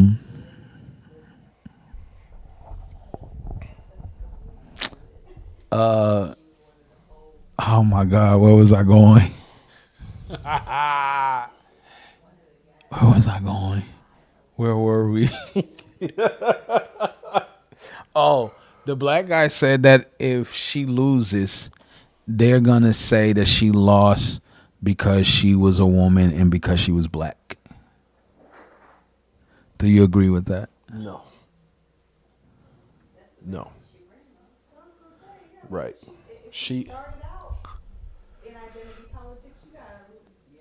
Her biggest recent mistake was declining to be interviewed by Joe Rogan. She didn't do the Joe She Rogan. didn't do the Joe Rogan interview. Her demand. What? Nobody watches Howard Stern. Yeah. He doesn't have the independence. Joe Rogan has all of the independents listening to his podcast. In his back pocket. In his back pocket. And he was the one responsible for giving RFK the 10%. Now, he called Kamala, and she said, no, I can't do 3 hours. I want to do 1 hour. Now, someone with over 90 million independents listening to you, why on earth isn't your position you want as much time as possible? Because she was not going to be able to. Kamala wouldn't even be able to do you and I. Right. Now you see why they're using her to make the black sisters look bad. The black sisters aren't that bad. That's my message. They're not that bad. We have some intelligent black sisters out there that can articulate and defend themselves. Right. Their positions. She's just not one of them, and she's not black. So, I think. So you think she should have done Joe Rogan? Would it have helped her? No. What would have helped her is one thing. If I were Kamala's advisor, I would have said, hey, Kamala, come here, sit down. Here's what I want you to say. Okay? Oh. Yeah. This would be my message to Kamala. Say, hey, here's what I want you to say. When they ask you what you would do differently from Joe Biden, you're going to say, hey, you know, when it comes to Joe's policies and everything and everything he's implemented, I probably wouldn't have wanted, I probably wouldn't have proposed that the tax policy be that high. I probably would have wanted to moderate a little bit lower. There are some regulations that he added that I probably wouldn't have added to that extent. I would have left some gray area for the audience to think, okay, yeah, maybe she would have made some tweaks. Now, of course, she probably wouldn't be able to articulate what those are, but that'll be enough to get people to wonder. Right. But don't just go up there and say you can't really think of anything that you would have done. I don't know there's anything that he... At least lie and say there's a couple things. I don't know if there's... Right. Anything At that least he... lie and say there's a couple things I would tweak. But don't just say outright there's nothing. That was a mistake. Don't do that. Yo, I hate her laugh. Don't do it. Right. Don't ever say don't ever you say you grew up in a middle class home. Why? Because you're trying to get people that grew up in a lower class home, higher class home, and a middle class home. You want to reach the hearts of everybody. Yeah, but Trump is a billionaire. You ever heard him once claim that he's a billionaire when he's on the campaign trail? No. No. Not once. I know how to make the deal. Yep. I can get China to come through. Right. I know how to shut it down. I am the king of the deal. All you heard Trump say was, I'm going to cut your taxes. I'm going to do this. You. He said so much you. You. Kamala, I grew up in here. I was an attorney general. Too much I. So let me ask you this question, because this is something I asked somebody who wanted to vote for Kamala. I said, how can you vote for somebody who can't campaign on their current position, but they campaign on a position they had before the position they had prior to their current position? So you can't so you can campaign on, well, when I was an attorney general in California, you say nothing about your Senate, your time in the Senate as a senator. You say, and you really don't say anything about your time as a vice president. But you can talk about California. Right. And people don't like her record in California, which is why she couldn't get 2% of the vote when she was in the primary in 2016 But and 2020. But you got 210 electoral votes tonight, though. She got Well, you got when I look at the states that I know she's gonna win, like Cali, Oregon, Washington, Colorado, New York, Maine, Boston, pretty much all them little bitty states that's going all the way down from Virginia all the way up to Maine. So, Massachusetts, Rhode Island, New Hampshire, Connecticut, New Jersey, Delaware, Maryland, D.C., Jersey. I'm expecting your numbers are going to add, because you look at California has 54 electorals. Then Oregon has 8. Washington has 12. New York has 22, 28. So her numbers are add up to 100 very fast. So 200, I don't know why she got 2, but you got 3 here in Vermont. All right, this just in. Trump is declaring victory. Pennsylvania has been called for Trump. Oh yeah, I see that. Oh, it's a wrap. Trump is officially declaring victory. That's a wrap. And once he declares Michigan, Wisconsin, and right now he's leading by a very small margin in Arizona. He needs Arizona. He needs Alaska. And believe it or not, he probably is going to need Hawaii. But this is going to be tight. It's going to be tight. So I know it was a question that Rod told me to ask y'all. How do you feel about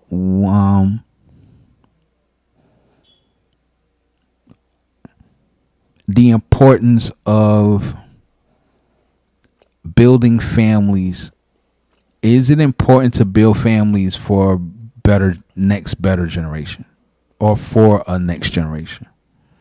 How important it is to build families in America? How important it is as a woman? How important it is as a mother or a woman to build the next generation? Okay, birth the next generation. Well, it doesn't matter if we birth the next generation if we don't raise them right. Well, I mean, I got that. So the premises of this is LGBTQA+ can't have babies. So there is no. So if everybody went gay tomorrow, that kills the population. So, so how important is it as a mother to be able to contribute to having kids and raising a family and producing a family? Yes. Yes. If you want to come over here, you can, but I know y'all kind of camera shy. No. I mean, you can answer the question. I mean, I'll repeat the answer. Okay. You just rather say it. You gonna put your.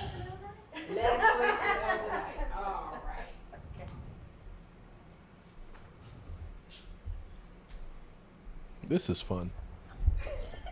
We were just right. We were. Yeah. Y'all would really enjoy it, and I think you all would be really successful too. But what we gonna talk about? Wait, did you say what are we gonna talk about? Are you serious right now? When I drive my 5-year-old to her kindergarten, if a male teacher answered the door, I'd be like, what? No. Who's that guy? Get him out of here. It's a bunch of women because that's who I trust to teach my little girl. Right. I don't know. And I'm not saying no woman could be the president, but yeah, that is a hurdle to overcome. That you have to prove that you have that kind of like masculine characteristic because I it's think not. Hillary was a bit masculine, not in a bad way. Okay. Hey, you want to start off? Oh.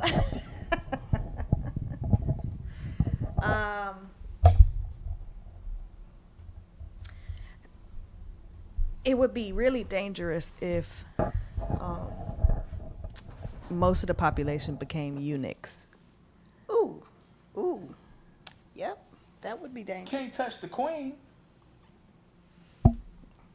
You just can't. Yeah, I mean, we were created to procreate, and there's nothing wrong with that.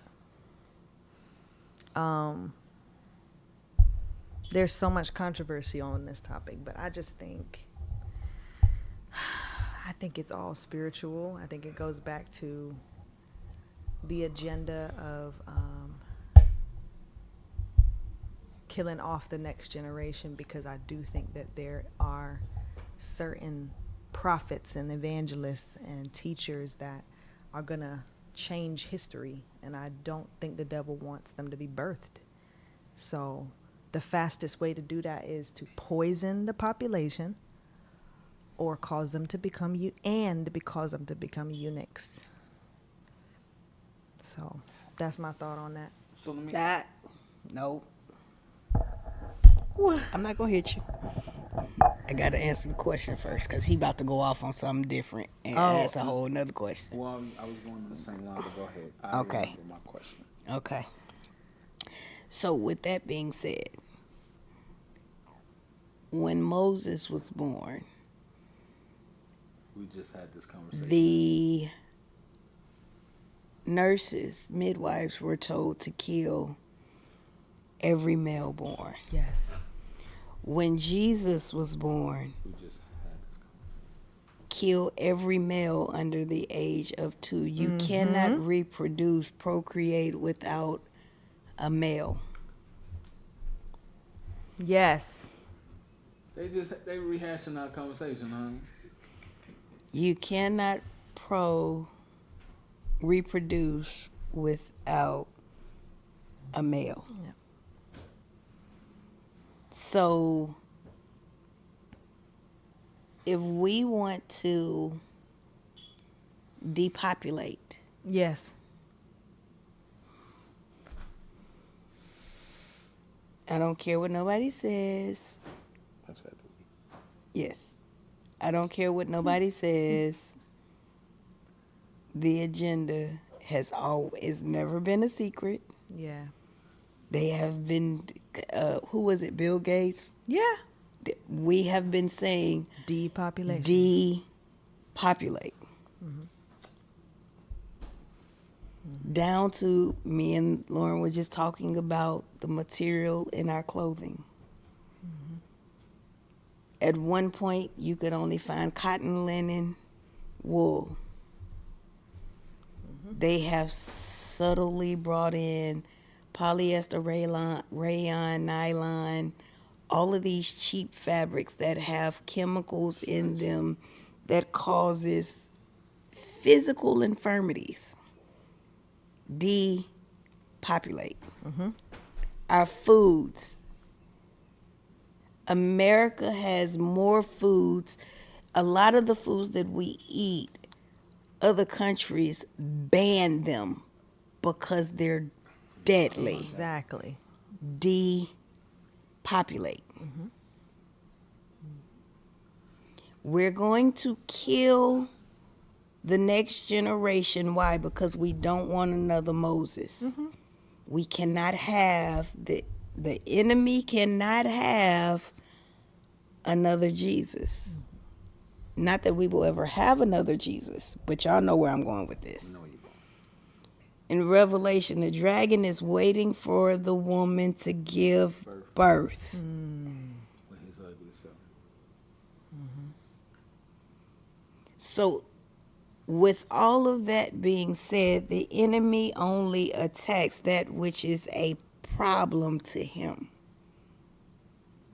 So, do I believe that reproduction is important? If it wasn't, the enemy wouldn't be after. Yeah. Okay, so I'm glad you said that because me and Rod was just talking about the same thing. I mentioned Moses, they killed off the babies. Jesus, they killed off the babies. So here's my two-part question.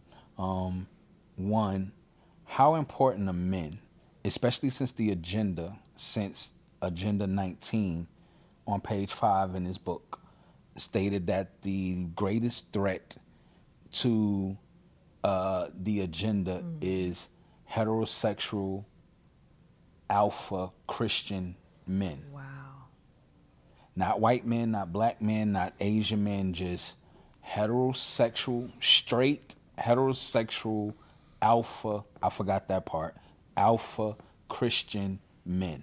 So that is the number one threat to the agenda. So my question becomes, how important is men and how will eunuchs actually be made, even if they are not part of the LGBTQ plus? How can men become feminized without the LGBTQ plus community? That is a great question. That is a great question. Conversions.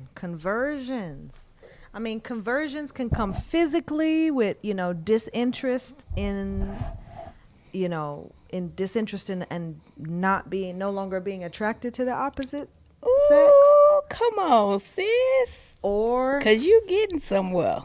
or it could be spiritually, where people are converting faster to Satanism and following Aleister Crowley and who was the guy? Who was the other one?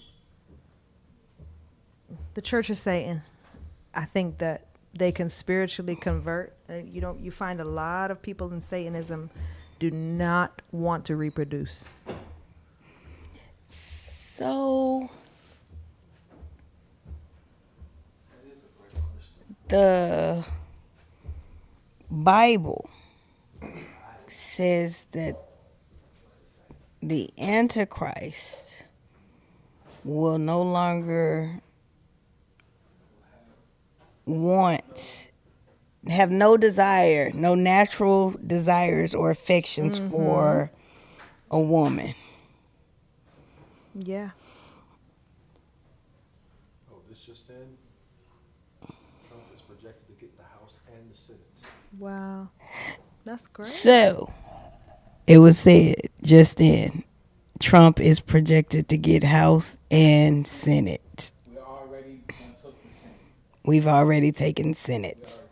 Already took Senate. Wow. Okay.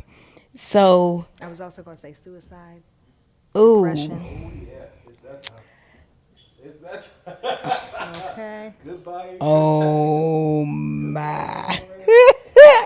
Oh Hey, yeah. I got a friend that work at the IRS. We got to find her a job. Yeah. She could do a triple accounting somewhere, She but can. I'm Actually, so she can. Is dead. he going to burn it there'll down be a and lot then more build triple it back accounting up? jobs because there will be more businesses. No, He don't want to build it back up at all? Build, no, build what back The up? IRS? No, you don't need them. What do you need them no. for? He wants to go back to the They're original unconstitutional. Constitution. Yeah, The the IRS is Treasury. the IRS is unconstitutional. You're right. So he would Interesting. get rid of the Federal Reserve. Oh, He thank would God. get We need rid to of get rid of them all central banks. taxes, My and gosh. hopefully, Yes. if I hope by him doing that, he will put the dollar back on. It'll be a The digital gold dollar. standard? No, he'll put it back on the gold standard. Now he is going to push for the digital dollar because everybody's going digital. And I'm fine with that. But the digital dollar is to compete with Bitcoin. Mm-hmm. It is to take Bitcoin off the market because It's fiat. it's very high inflated money that Yeah. really does not exist. Okay.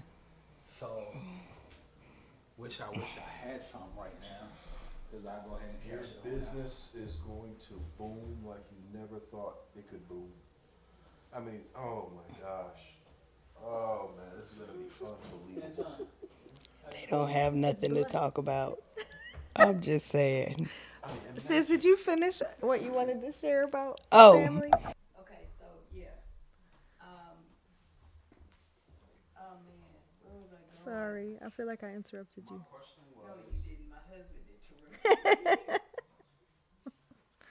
um, no, it wasn't your question. Oh, you said how can they make eunuchs without the LGBTQ? Yeah, how important is men and No, how we can answered that. You said how can they make eunuchs without the LGBTQ? yeah, without him being LGBTQ? Um, just the so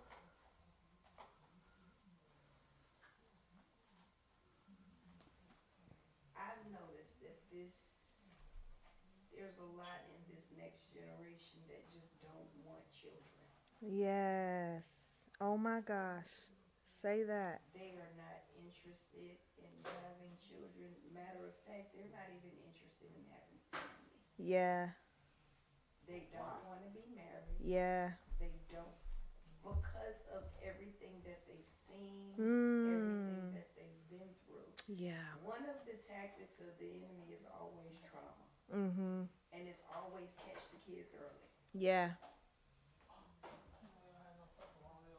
So if we catch the kids early, introduce trauma, introduce you to bad relationships. Yes. Introduce you to robots. Thanks, Elon Musk. and Wait. introduce you How to can you bash him? wait. Introduce you to pornography. Introduce you to with the dolls, sex dolls. Yes. Why do I need Was it? a woman or a man? Yeah. Since you said eunuchs specifically, we're talking about men. Why do I need a woman? I got a lot of reasons. Hush. I'm just saying.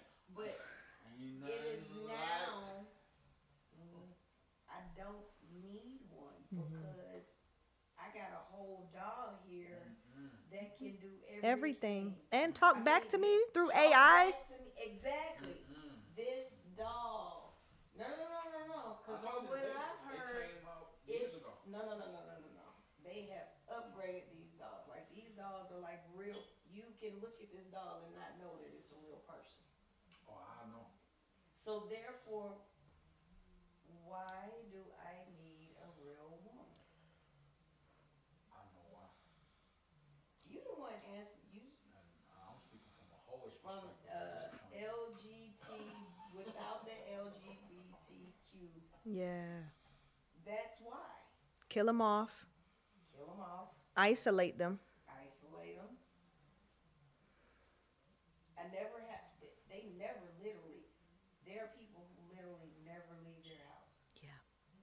They've got a companion that does everything they want them to do, will never be combative with them, will always be submissive to them. They've got Amazon, they've got Uber Eats, they've got Lyft, they got food being delivered. Major news this just in. Jamie Ratskin, as predicted, has declared that the Russians has hacked the Georgia election. Senator Jamie Ratskin just declared that the Russians has hacked the Georgia election system. U.S. Senator. If that's the case, then Kamala would have won Georgia. Because Putin made it very clear. And he said He endorsed Kamala. He endorsed Kamala Harris. Putin endorsed Kamala? Because Oh, so that means that Kamala would have won. Right. Period. But you know they're lying. They're just saying they're just lying as a cover to try to contest the election. Yep. Already. So the chaos is gonna begin. We ain't even won. The man ain't even won yet. Yeah. Okay. So that's my conclusion. That's your conclusion. Yes. Okay. So let me get mine. Would you like to comment on this? No, nope. No comment. No comment. But I'll get back on the mic. Yes. I'd love to get back on the mic. I'd love to get back on. Babe. I'm enjoying this. Did anybody hear you? Because your mic was on mute. Oh no! I don't know if they heard me or not. Look at the comments. You were spitting fire too. Somebody commented on it? So that Oh, they heard you. They did? Okay. Because I can hear you on the TV. So,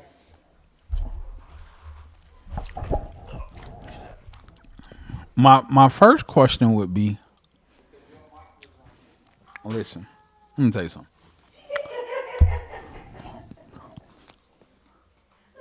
You supposed to got turned back down. This is hilarious. Listen. As my daughter would say, listen, Linda. Listen, Larry. Is this on? Larry. Are you? No, I don't want to say Larry. That's my brother's name. And my brother would tell you he's not getting with no robots. So let's back up. They had a lot of these electronic devices before Elon. Mm-hmm. Now, I watched the coverage and I saw the interview with Elon about the robots. And the reason that he wants to make them is because he know they're coming. And his thing is he wants to be the first to do it because he can do it cheaper and sell them cheaper. So that's the reason why he wants to make the robots. He really didn't. Where's the word safer? Well, for him is more so it's not a mandatory thing for you to have one. He just want to be the first one to create them. So if you feel like you want one because of whatever reason, in his words, if you want one for whatever reason, he just want to be the first one to make it. Because he doesn't need any financial growth and he won't have to be manipulated by outside money. Right. So you can't buy Elon because just like he told Sweet Cheeks, what's his name? Donna Lemon. Don Lemon. Don Lemonade. Yeah, that guy. Well, Donna Lemon. The man who said that Jesus Christ admittedly was not perfect. Admittedly, it means he admitted it. Little retard. So he told him there was something about either his character or his integrity. Oh, he bought X. So he was like, so you bought X. He said, I bought X to keep the First Amendment open. And if that means in order to keep the integrity of people and keep the First Amendment, if that means go broke, I'll go broke. So he doesn't care about losing or gaining money. He cares about the integrity and what this country was built and founded on. That's why I respect him more. Because Elon could have just came over here and made a couple of billion and just took everything back home to South Africa. But my African American brother didn't do such. He stayed here. And that's why You call it African American. he's African American. He is an African American. Right. Technically. He's a real African For American. real. Technically, literally. Or literally. Right. Yes. Yes. So Now Yeah. he's a man's man. what? And Now- that's what we need in this country. Now, to these Right? Negroes- Yeah, we need a man's man. to these Negroes It's a good who point. sleeping with robots. First off, I'm gonna take off my pastor hat. Let me take that off. Say that. I think you did that a long time ago. Let me put back on the Gov hat Oh gosh. from 2015, 16. Let's go back that far.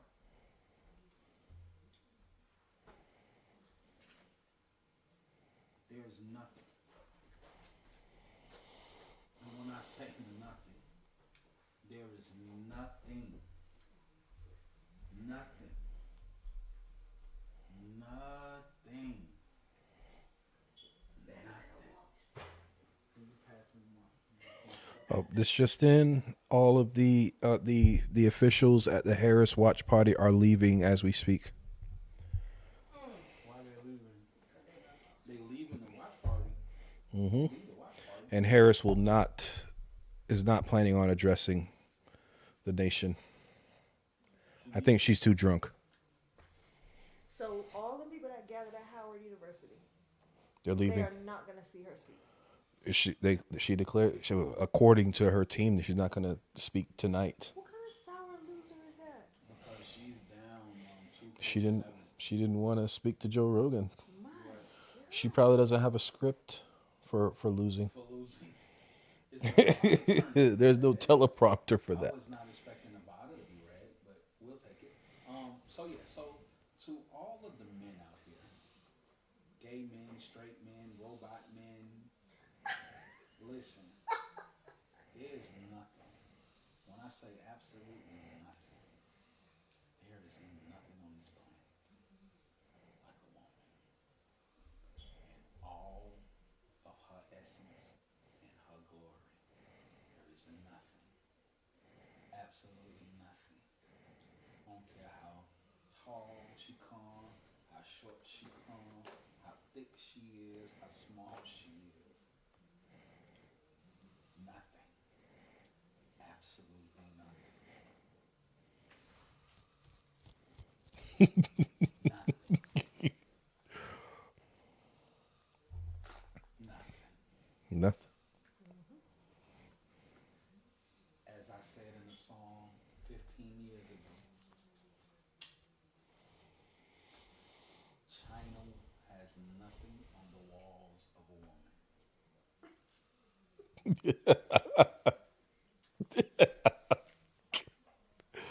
Wow. You can go pull that up on Spotify. It's on the album. Second time out, America's Nightmare. Look up under the name Bless, BLESS, with an exclamation point behind it. shameless plug. And the name of the song is called She Got It. That is such a shameless plug. That's a shameless plug. Yeah. No, I'm gonna show you. Let me show you a real shame. No, don't. I ain't gonna play it. I just want them to see what the album look like so they'll know how to find it. You don't need to. It's all right. You done gave them all they need. This guy. No, no, no, no. Okay. So I'm just saying.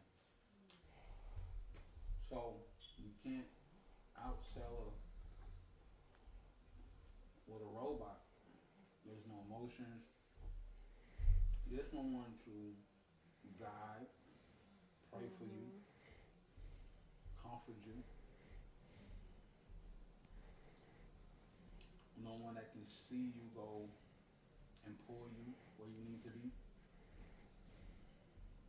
God created women so uniquely that he said, I'm going to give you a help me. That word help, the same Hebrew word is only used like 2-3 more times. Wait. What? This ain't the question you Let asked. me get to the answer real quick. All right. So help, the other 2-3 times this Hebrew word is used for the Holy Spirit or for God himself. Same Hebrew word that's given to a woman. Wow. Oh, see, my mic was muted. So the same. So I said there was nothing like a woman. Just in case if you didn't hear me, and I I said, heard you because my mic was muted and they heard me. yeah, and China didn't have none on a woman. I also said that that the word help and that they use in help me. It's like the same help is used 3-4 more times in the Bible, in the Hebrew, in the Old Testament, and God was either represented or the Holy Spirit was represented. A woman is also considered a beneficial help me. Also for a woman is also looked at as a beneficial adversary. So she is to bump head with you. She is to rock your cage a little bit. But because men have been sold this happy wife, happy life lie, they have been sold and to me that lie is from the pits of hell. Happy wife, happy life. She should have been happy before she came to the marriage. And you should have been happy before you came to the marriage. But men will be easily made eunuchs without being gay because men are now, their unity is not a physical thing. And they will be with women. They would just not be men. They will be beta men. They will be the men who want mama, not a wife. They will be men who can't handle women. They will be and also because women have been portrayed and given this thing where I'm a strong woman and a man can't rock with me. No, you're a stupid woman and don't nobody want to be with you. No, I'm gonna keep it a buck. You're foolish. So when you look up the word foolish in Hebrew, it means stupid. So in the vernacular that you will understand, you're a stupid woman and don't no man want to be with you. No man wants to deal with that. And if you do deal with that, you have a Jezebel spirit and he's an Ahab. So he's a punk. So he doesn't have to be LGBTQA plus elemental P to be a eunuch. He will be spiritually castrated. And now they're teaching men to be spiritually castrated because now they're putting more emphasis on the woman. Because again, like I showed Rod, that's part of the agenda. It's amazing to me, the feminist movement. And the feminist movement is teaching women how to be men. Yes. But the word feminine means to be soft, to be supple, to be womanly. No, but this is my question to the feminine women. Where in feminist women? Because you got two different words. Okay.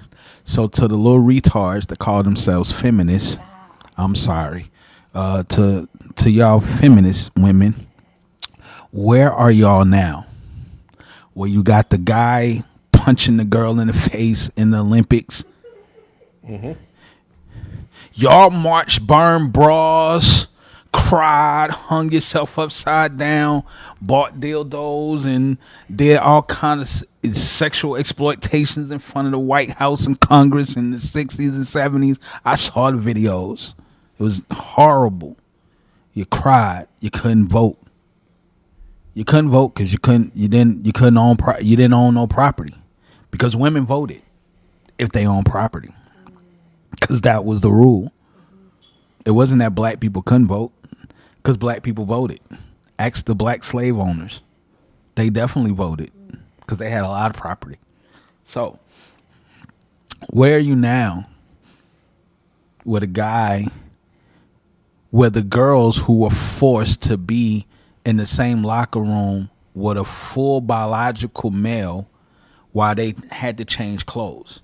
So they had to be subjected to male genitalia. He sitting there watching them. Now, while they're undressing. Now, a long time ago, that would have been considered sexual abuse. That would have fallen under some type of sexual abuse law. Now, what I can say is, if this was 20 years ago, maybe 30 years ago, us stupid little boys, we would have claimed to be women too, but we'd have had a different motive. We wouldn't really want to be women. We just want to be in there while you're changing. But that ain't y'all kick. For some of them, it is. It's just It's an underlining. So now, this is my take. My take has always been that the end game is pedophilia. Yes. I said this 10 years ago, and literally almost got kicked off of Facebook and lost my account, and the people I was doing business with didn't want to do business with me no more, but it was cool. To me, the end game has always been pedophilia. It's still in sex trafficking.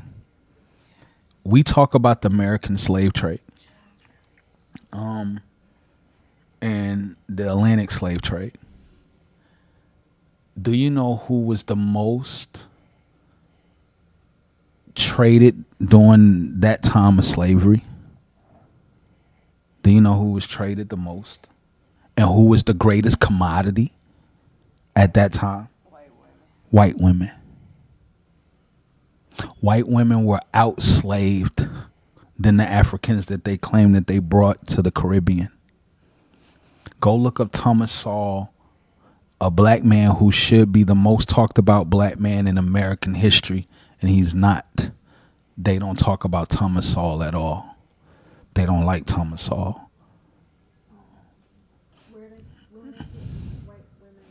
Oh, they was pulling white women from Europe.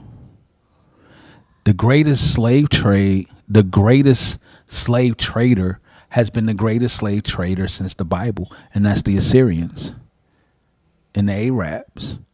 That's who is doing the slave trade now. Yes, that is true. That's why people still in slavery. Right. They haven't changed their position on slavery. It just now have a new name. It's now called sex trafficking or child trafficking. But they are still the King Kong of slavery. They've been the King Kong of slavery since God let them take over Israel. It hasn't stopped. So they are still, think about the Euphrates River goes all the way from one end of to all the way down past Iraq, past Kuwait, to the bottom of where the Mediterranean, and it goes all the way up into Turkey. That is a long trade route. Think of the women you can pick up. All the Roman women that they kidnapped. All of the white women. That is a nice ride. So now here we are. So these things are still taking place. And I wanted to add to that, the spiritually, you can connect the highest commodity of child trafficking to what is now valued for power and influence in the world. Right. And it goes back to that I forgot the technical name of it, but that drug that they take that is caused by children at their highest peak of fear, when they put these children through these rituals.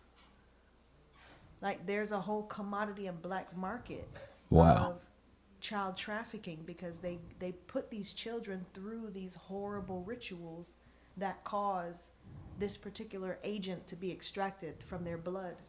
Interesting. And they drink that blood.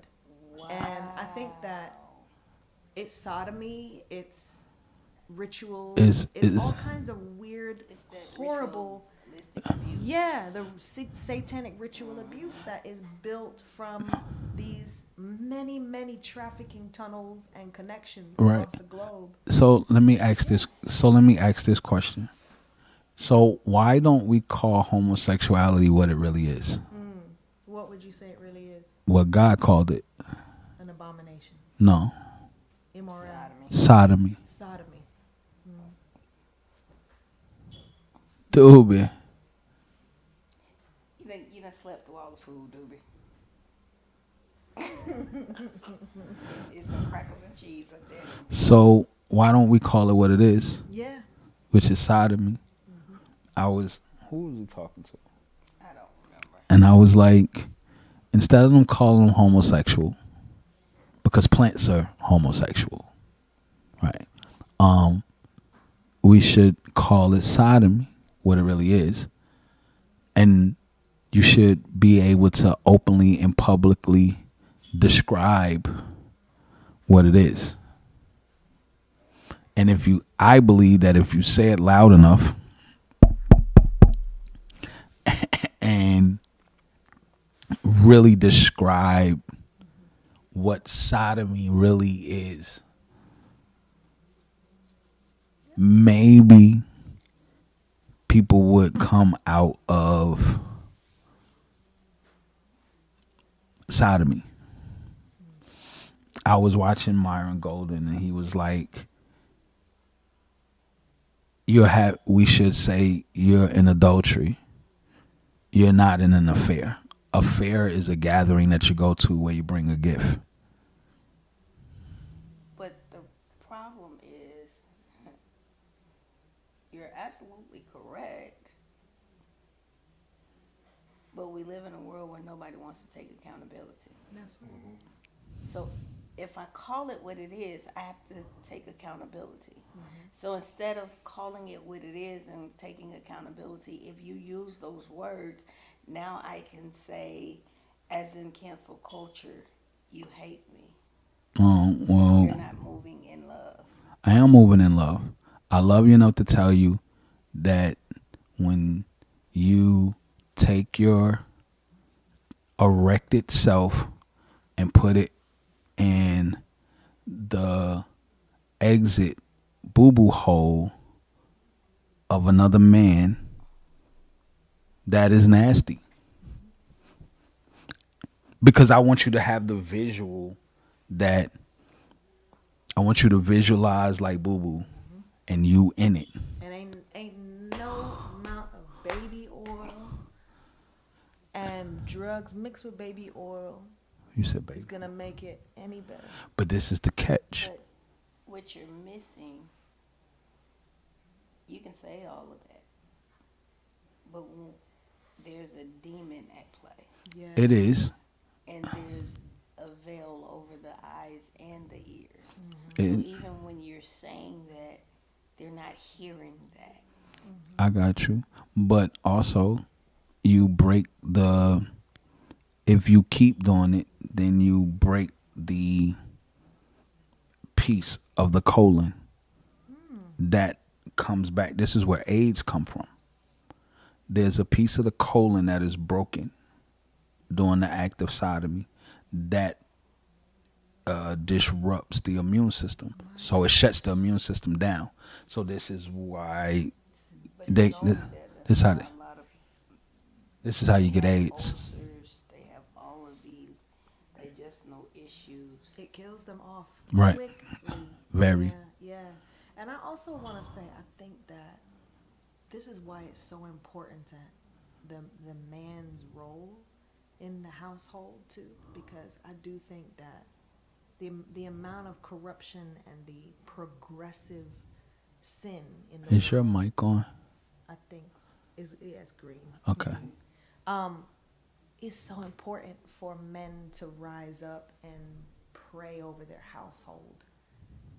I think there's an amazing special position Absolutely. that the head of the household has, covering the wife and the children, Almost and definitely. children's in prayer, planting those seeds. I think God responds He does, quickly but you to have the to. head of the house.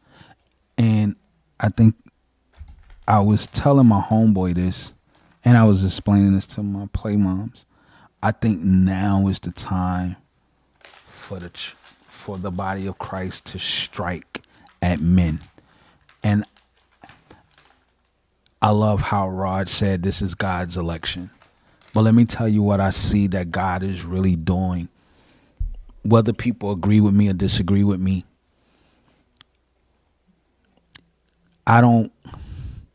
some people don't believe that God chose Trump. I don't think God is done with Trump. Yeah. Trump made a public statement a week ago. He came out and said, "Stop looking for me to save America because I can't." He said that? He said the only person that can save America is Jesus. I didn't even know he said that. A lot of people don't know he said that because those are the things that they're not gonna publicize. But he said, "Stop looking for me to save America because I can't."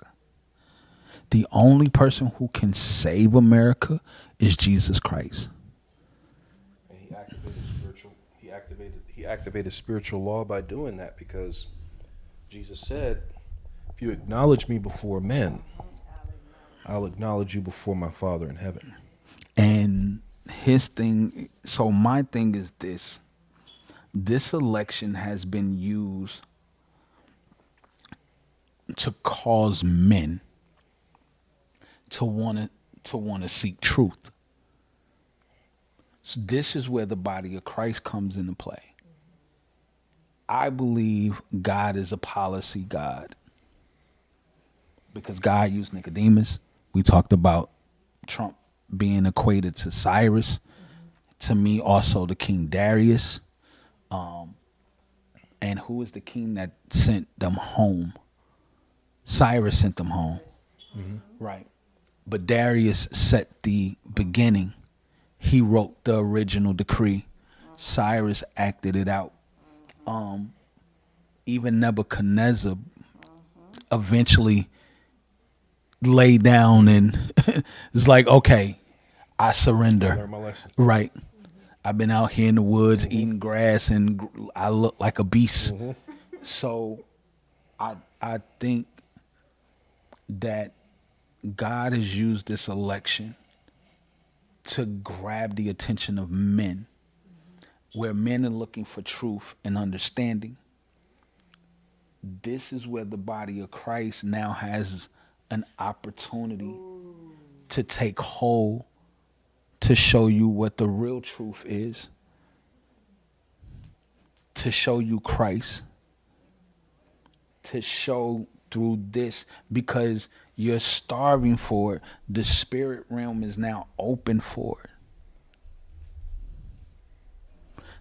Yeah, they prayed to bring down demons. Okay. Yeah, they trying to do whatever they're going to do. Okay. But God has opened this up to where we can take full advantage. Because think about this. Trump wins tonight. Like I told my wife, by August, everything will really take effect and begin to change. We will see the gas prices go down. We will see food go down. We will see jobs come back. We will start by August of next year. We will begin to see, like you said, that the beginning of the 2.5 great years of a great economy. The question becomes, will we capitalize on it for God's glory? Will we be able to now bring men and say, hey, God did this? And then let me show you why God did this. Because I'm going to replay Trump's own words. I didn't save America. Only Jesus could save America. So now it'll be, then Jesus must have put you in charge to save America. The same thing I tell the Hebrew Israelites about Christmas. It doesn't matter if you believe in Jesus or not. You are always going to say Jesus is the reason for the season of Christmas. So instead of arguing back and forth about, oh, this is the winter solstice, or this is a pagan thing, or you're not supposed to have a Christmas tree, when y'all totally taking that scripture out of its context, why not capitalize on trying to bring people to Christ? Because everybody's mind is on Jesus.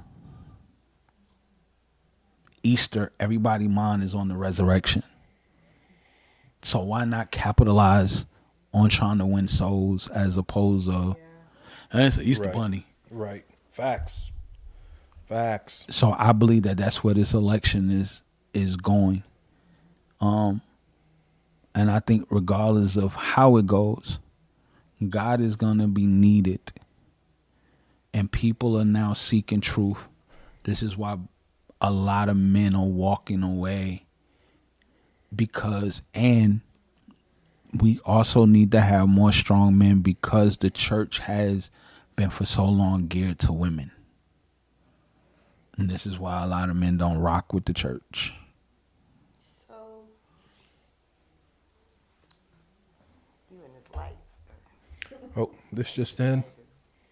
Trump is projected to get 56 seats in the Senate and to win the popular vote by 4%.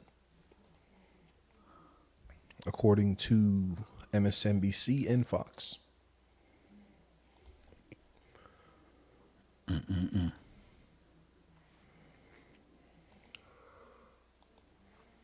That is historic.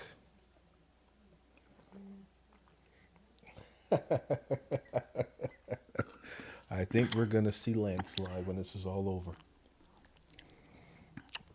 That's what I was going to say. I have no idea. Do you want to turn down the light? Can we turn down the light? When this is I know all- we were talking about the role of There we gearing go. of the church towards men. I mean, towards women. That's what we might have.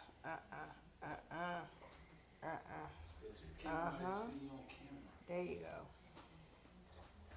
They can't. Oh, I guess I don't know. Yes, you can see me. So it's what's 1:45 now? Probably cut off at 2. It's 1:45. 5 in the morning? Yeah. Like the timing right now? What time you got to be at work? 9. Oh yeah, we gotta go. Yes. Laura's like, wait. Yeah, we 1:45 gotta in the go. morning? Right now? Yep. Yeah. We're just having too much fun. That's the beauty of elections. You know, it's a beautiful thing, man, to get together with people you love and like mind. Time becomes irrelevant on election day to me, because it's just That's what y'all got to talk about. Y'all have plenty to talk about. Yep. We should do this. Just you and Rob. Get together every midterm, every election. I think our wives are talking about more than just politics. Yeah. No. If politics is y'all thing, politics. But I'm talking about more than just once a midterm. Y'all, y'all would have so much fun, just y'all two. We have fun, man. We have a lot of fun. And yes, y'all would have a lot of followers, honestly. This is fun. I mean, politics is really all. It's a different mountain. You know the seven mountains, right? Politics is a unique mountain because it influences every single one of them. You know. You say that because that is the line that I always use from the movie The Devil's Advocate. It's like, why law? Now, Chino say, what do you mean? Law is in everything. Mm-hmm. How to build a building. Mm-hmm. There's a regulation on how this is supposed to be made, how far apart the pipe is supposed to be in the sink. So the government is in everything. Mm-hmm. There's a law for Everything. Everything. so he was like, so that's why. Why do we see girls empowered to convert to men and men empowered to convert to women and feeling entitled to have their own bathrooms, use whatever bathrooms they want? There's some form of legislation out there floating somewhere It is. that enables all of that. You know what's crazy? During the Obama administration, I think it was like right before he got out, when he granted gays to get married, I was just curious as to see what else was on the floor. So the first thing I did is I went into Congress.gov and I typed in Like you're way across the room. Help me. Right. So it's funny you say that because I was thinking about. So I went to Congress.gov when Obama made gay marriage legal, and I was like, I want to know what else is on the floor. So when I went in, before I decided to go look up LGBTQ, I said, let me look up African American. So when you look up African American, it was like 147 laws. Not even laws, just 147 bills that was trying to get to the floor. But they were being blocked by our black vice president and company. And there was, when you look up black American, I think it was like 50 some bills. It was like total of 200 some odd bills. The vast majority of them were Republican bills. The other bills who did come from the Democrat side was,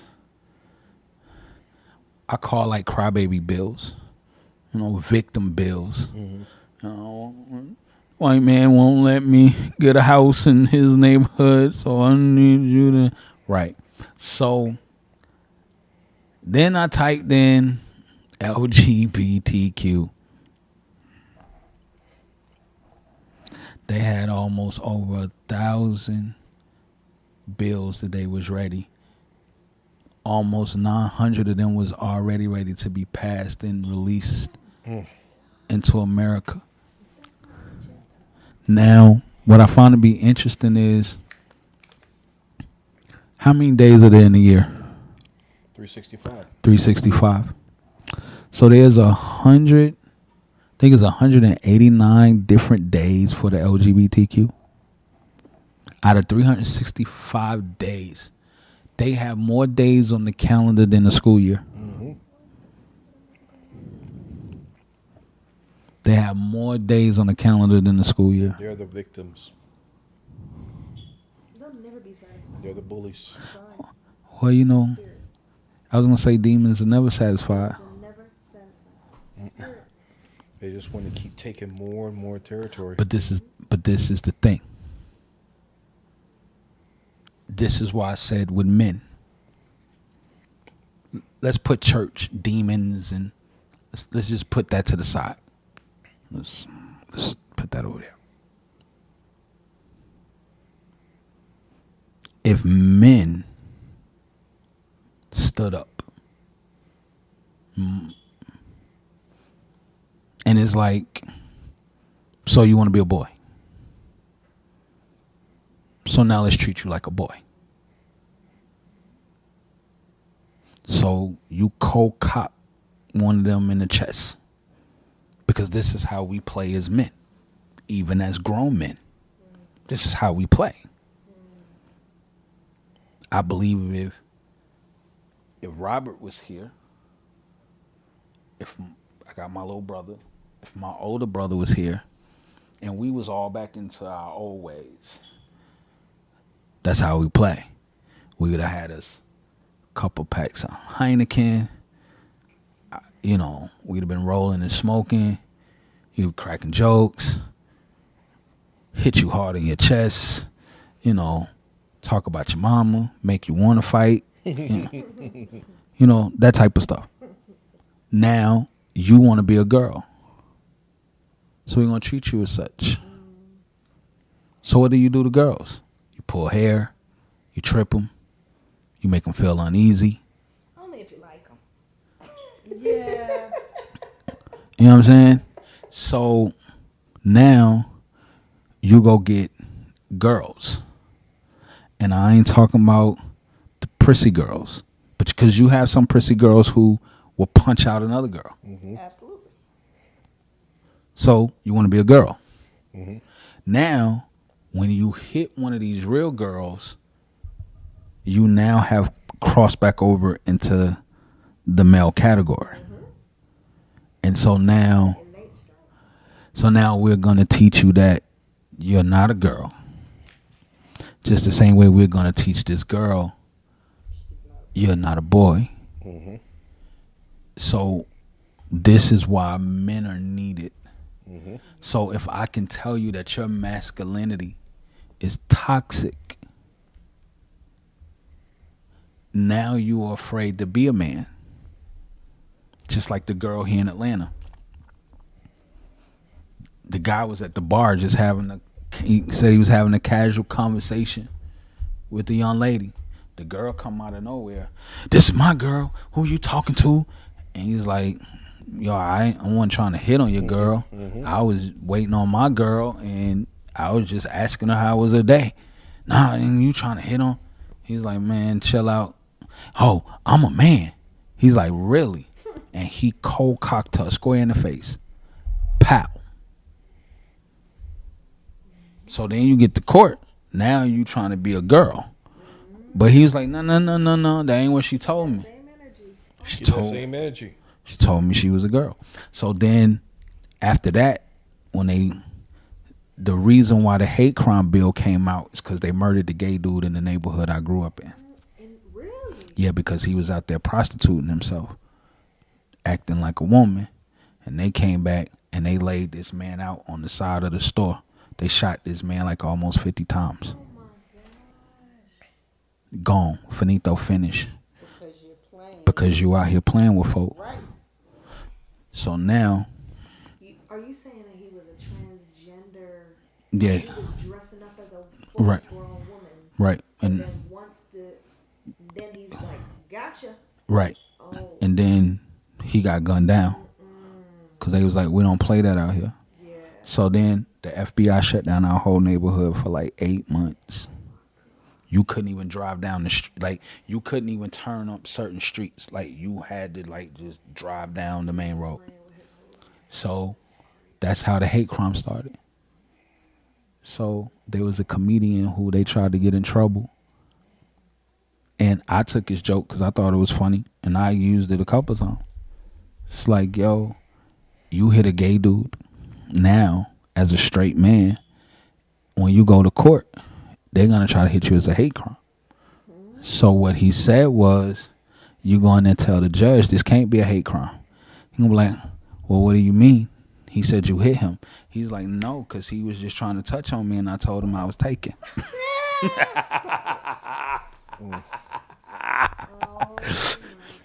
It gets you out of hate crime. I might still catch me an assault charge, or the judge might be like, y'all two get out of my courtroom. But you ain't about to go down for 25 years for a hate crime. So this is where we are. So welcome to America. Brother, this was fun, man. It was. This was fun. I thank you for coming out This was, I wouldn't trade this for the world. and rocking out with us. To the people out here in the Pastor's Q&A world, we love y'all. You getting that hair out your face, right? We thank you for rocking out with us. Y'all pray for us as we pray for y'all. Matter of fact, I'm going to pray for y'all before y'all leave. And so, dear Heavenly Father, we just want to say thank you. We thank you for this time and this opportunity. We thank you for allowing us to be here way past our bedtime. So, past their bedtime. So, Father, we just want to say thank you. We thank you for covering them as they make it home safe, Father. We thank you for the outcome that this election will be, and we place everything in your hand. We thank you for the fellowship, Father, and we know that we will regain again when we get together as couples and married people and do all the good things that you set for us to do.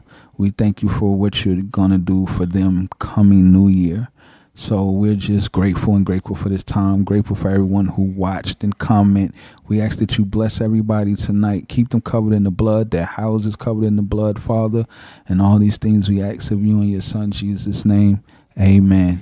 Amen. So to my people out there who's watching, who's looking, we love y'all. Y'all make sure that you tune in because we are coming back. And when we coming back with a vengeance and we swinging. So, Amen to that. So Trump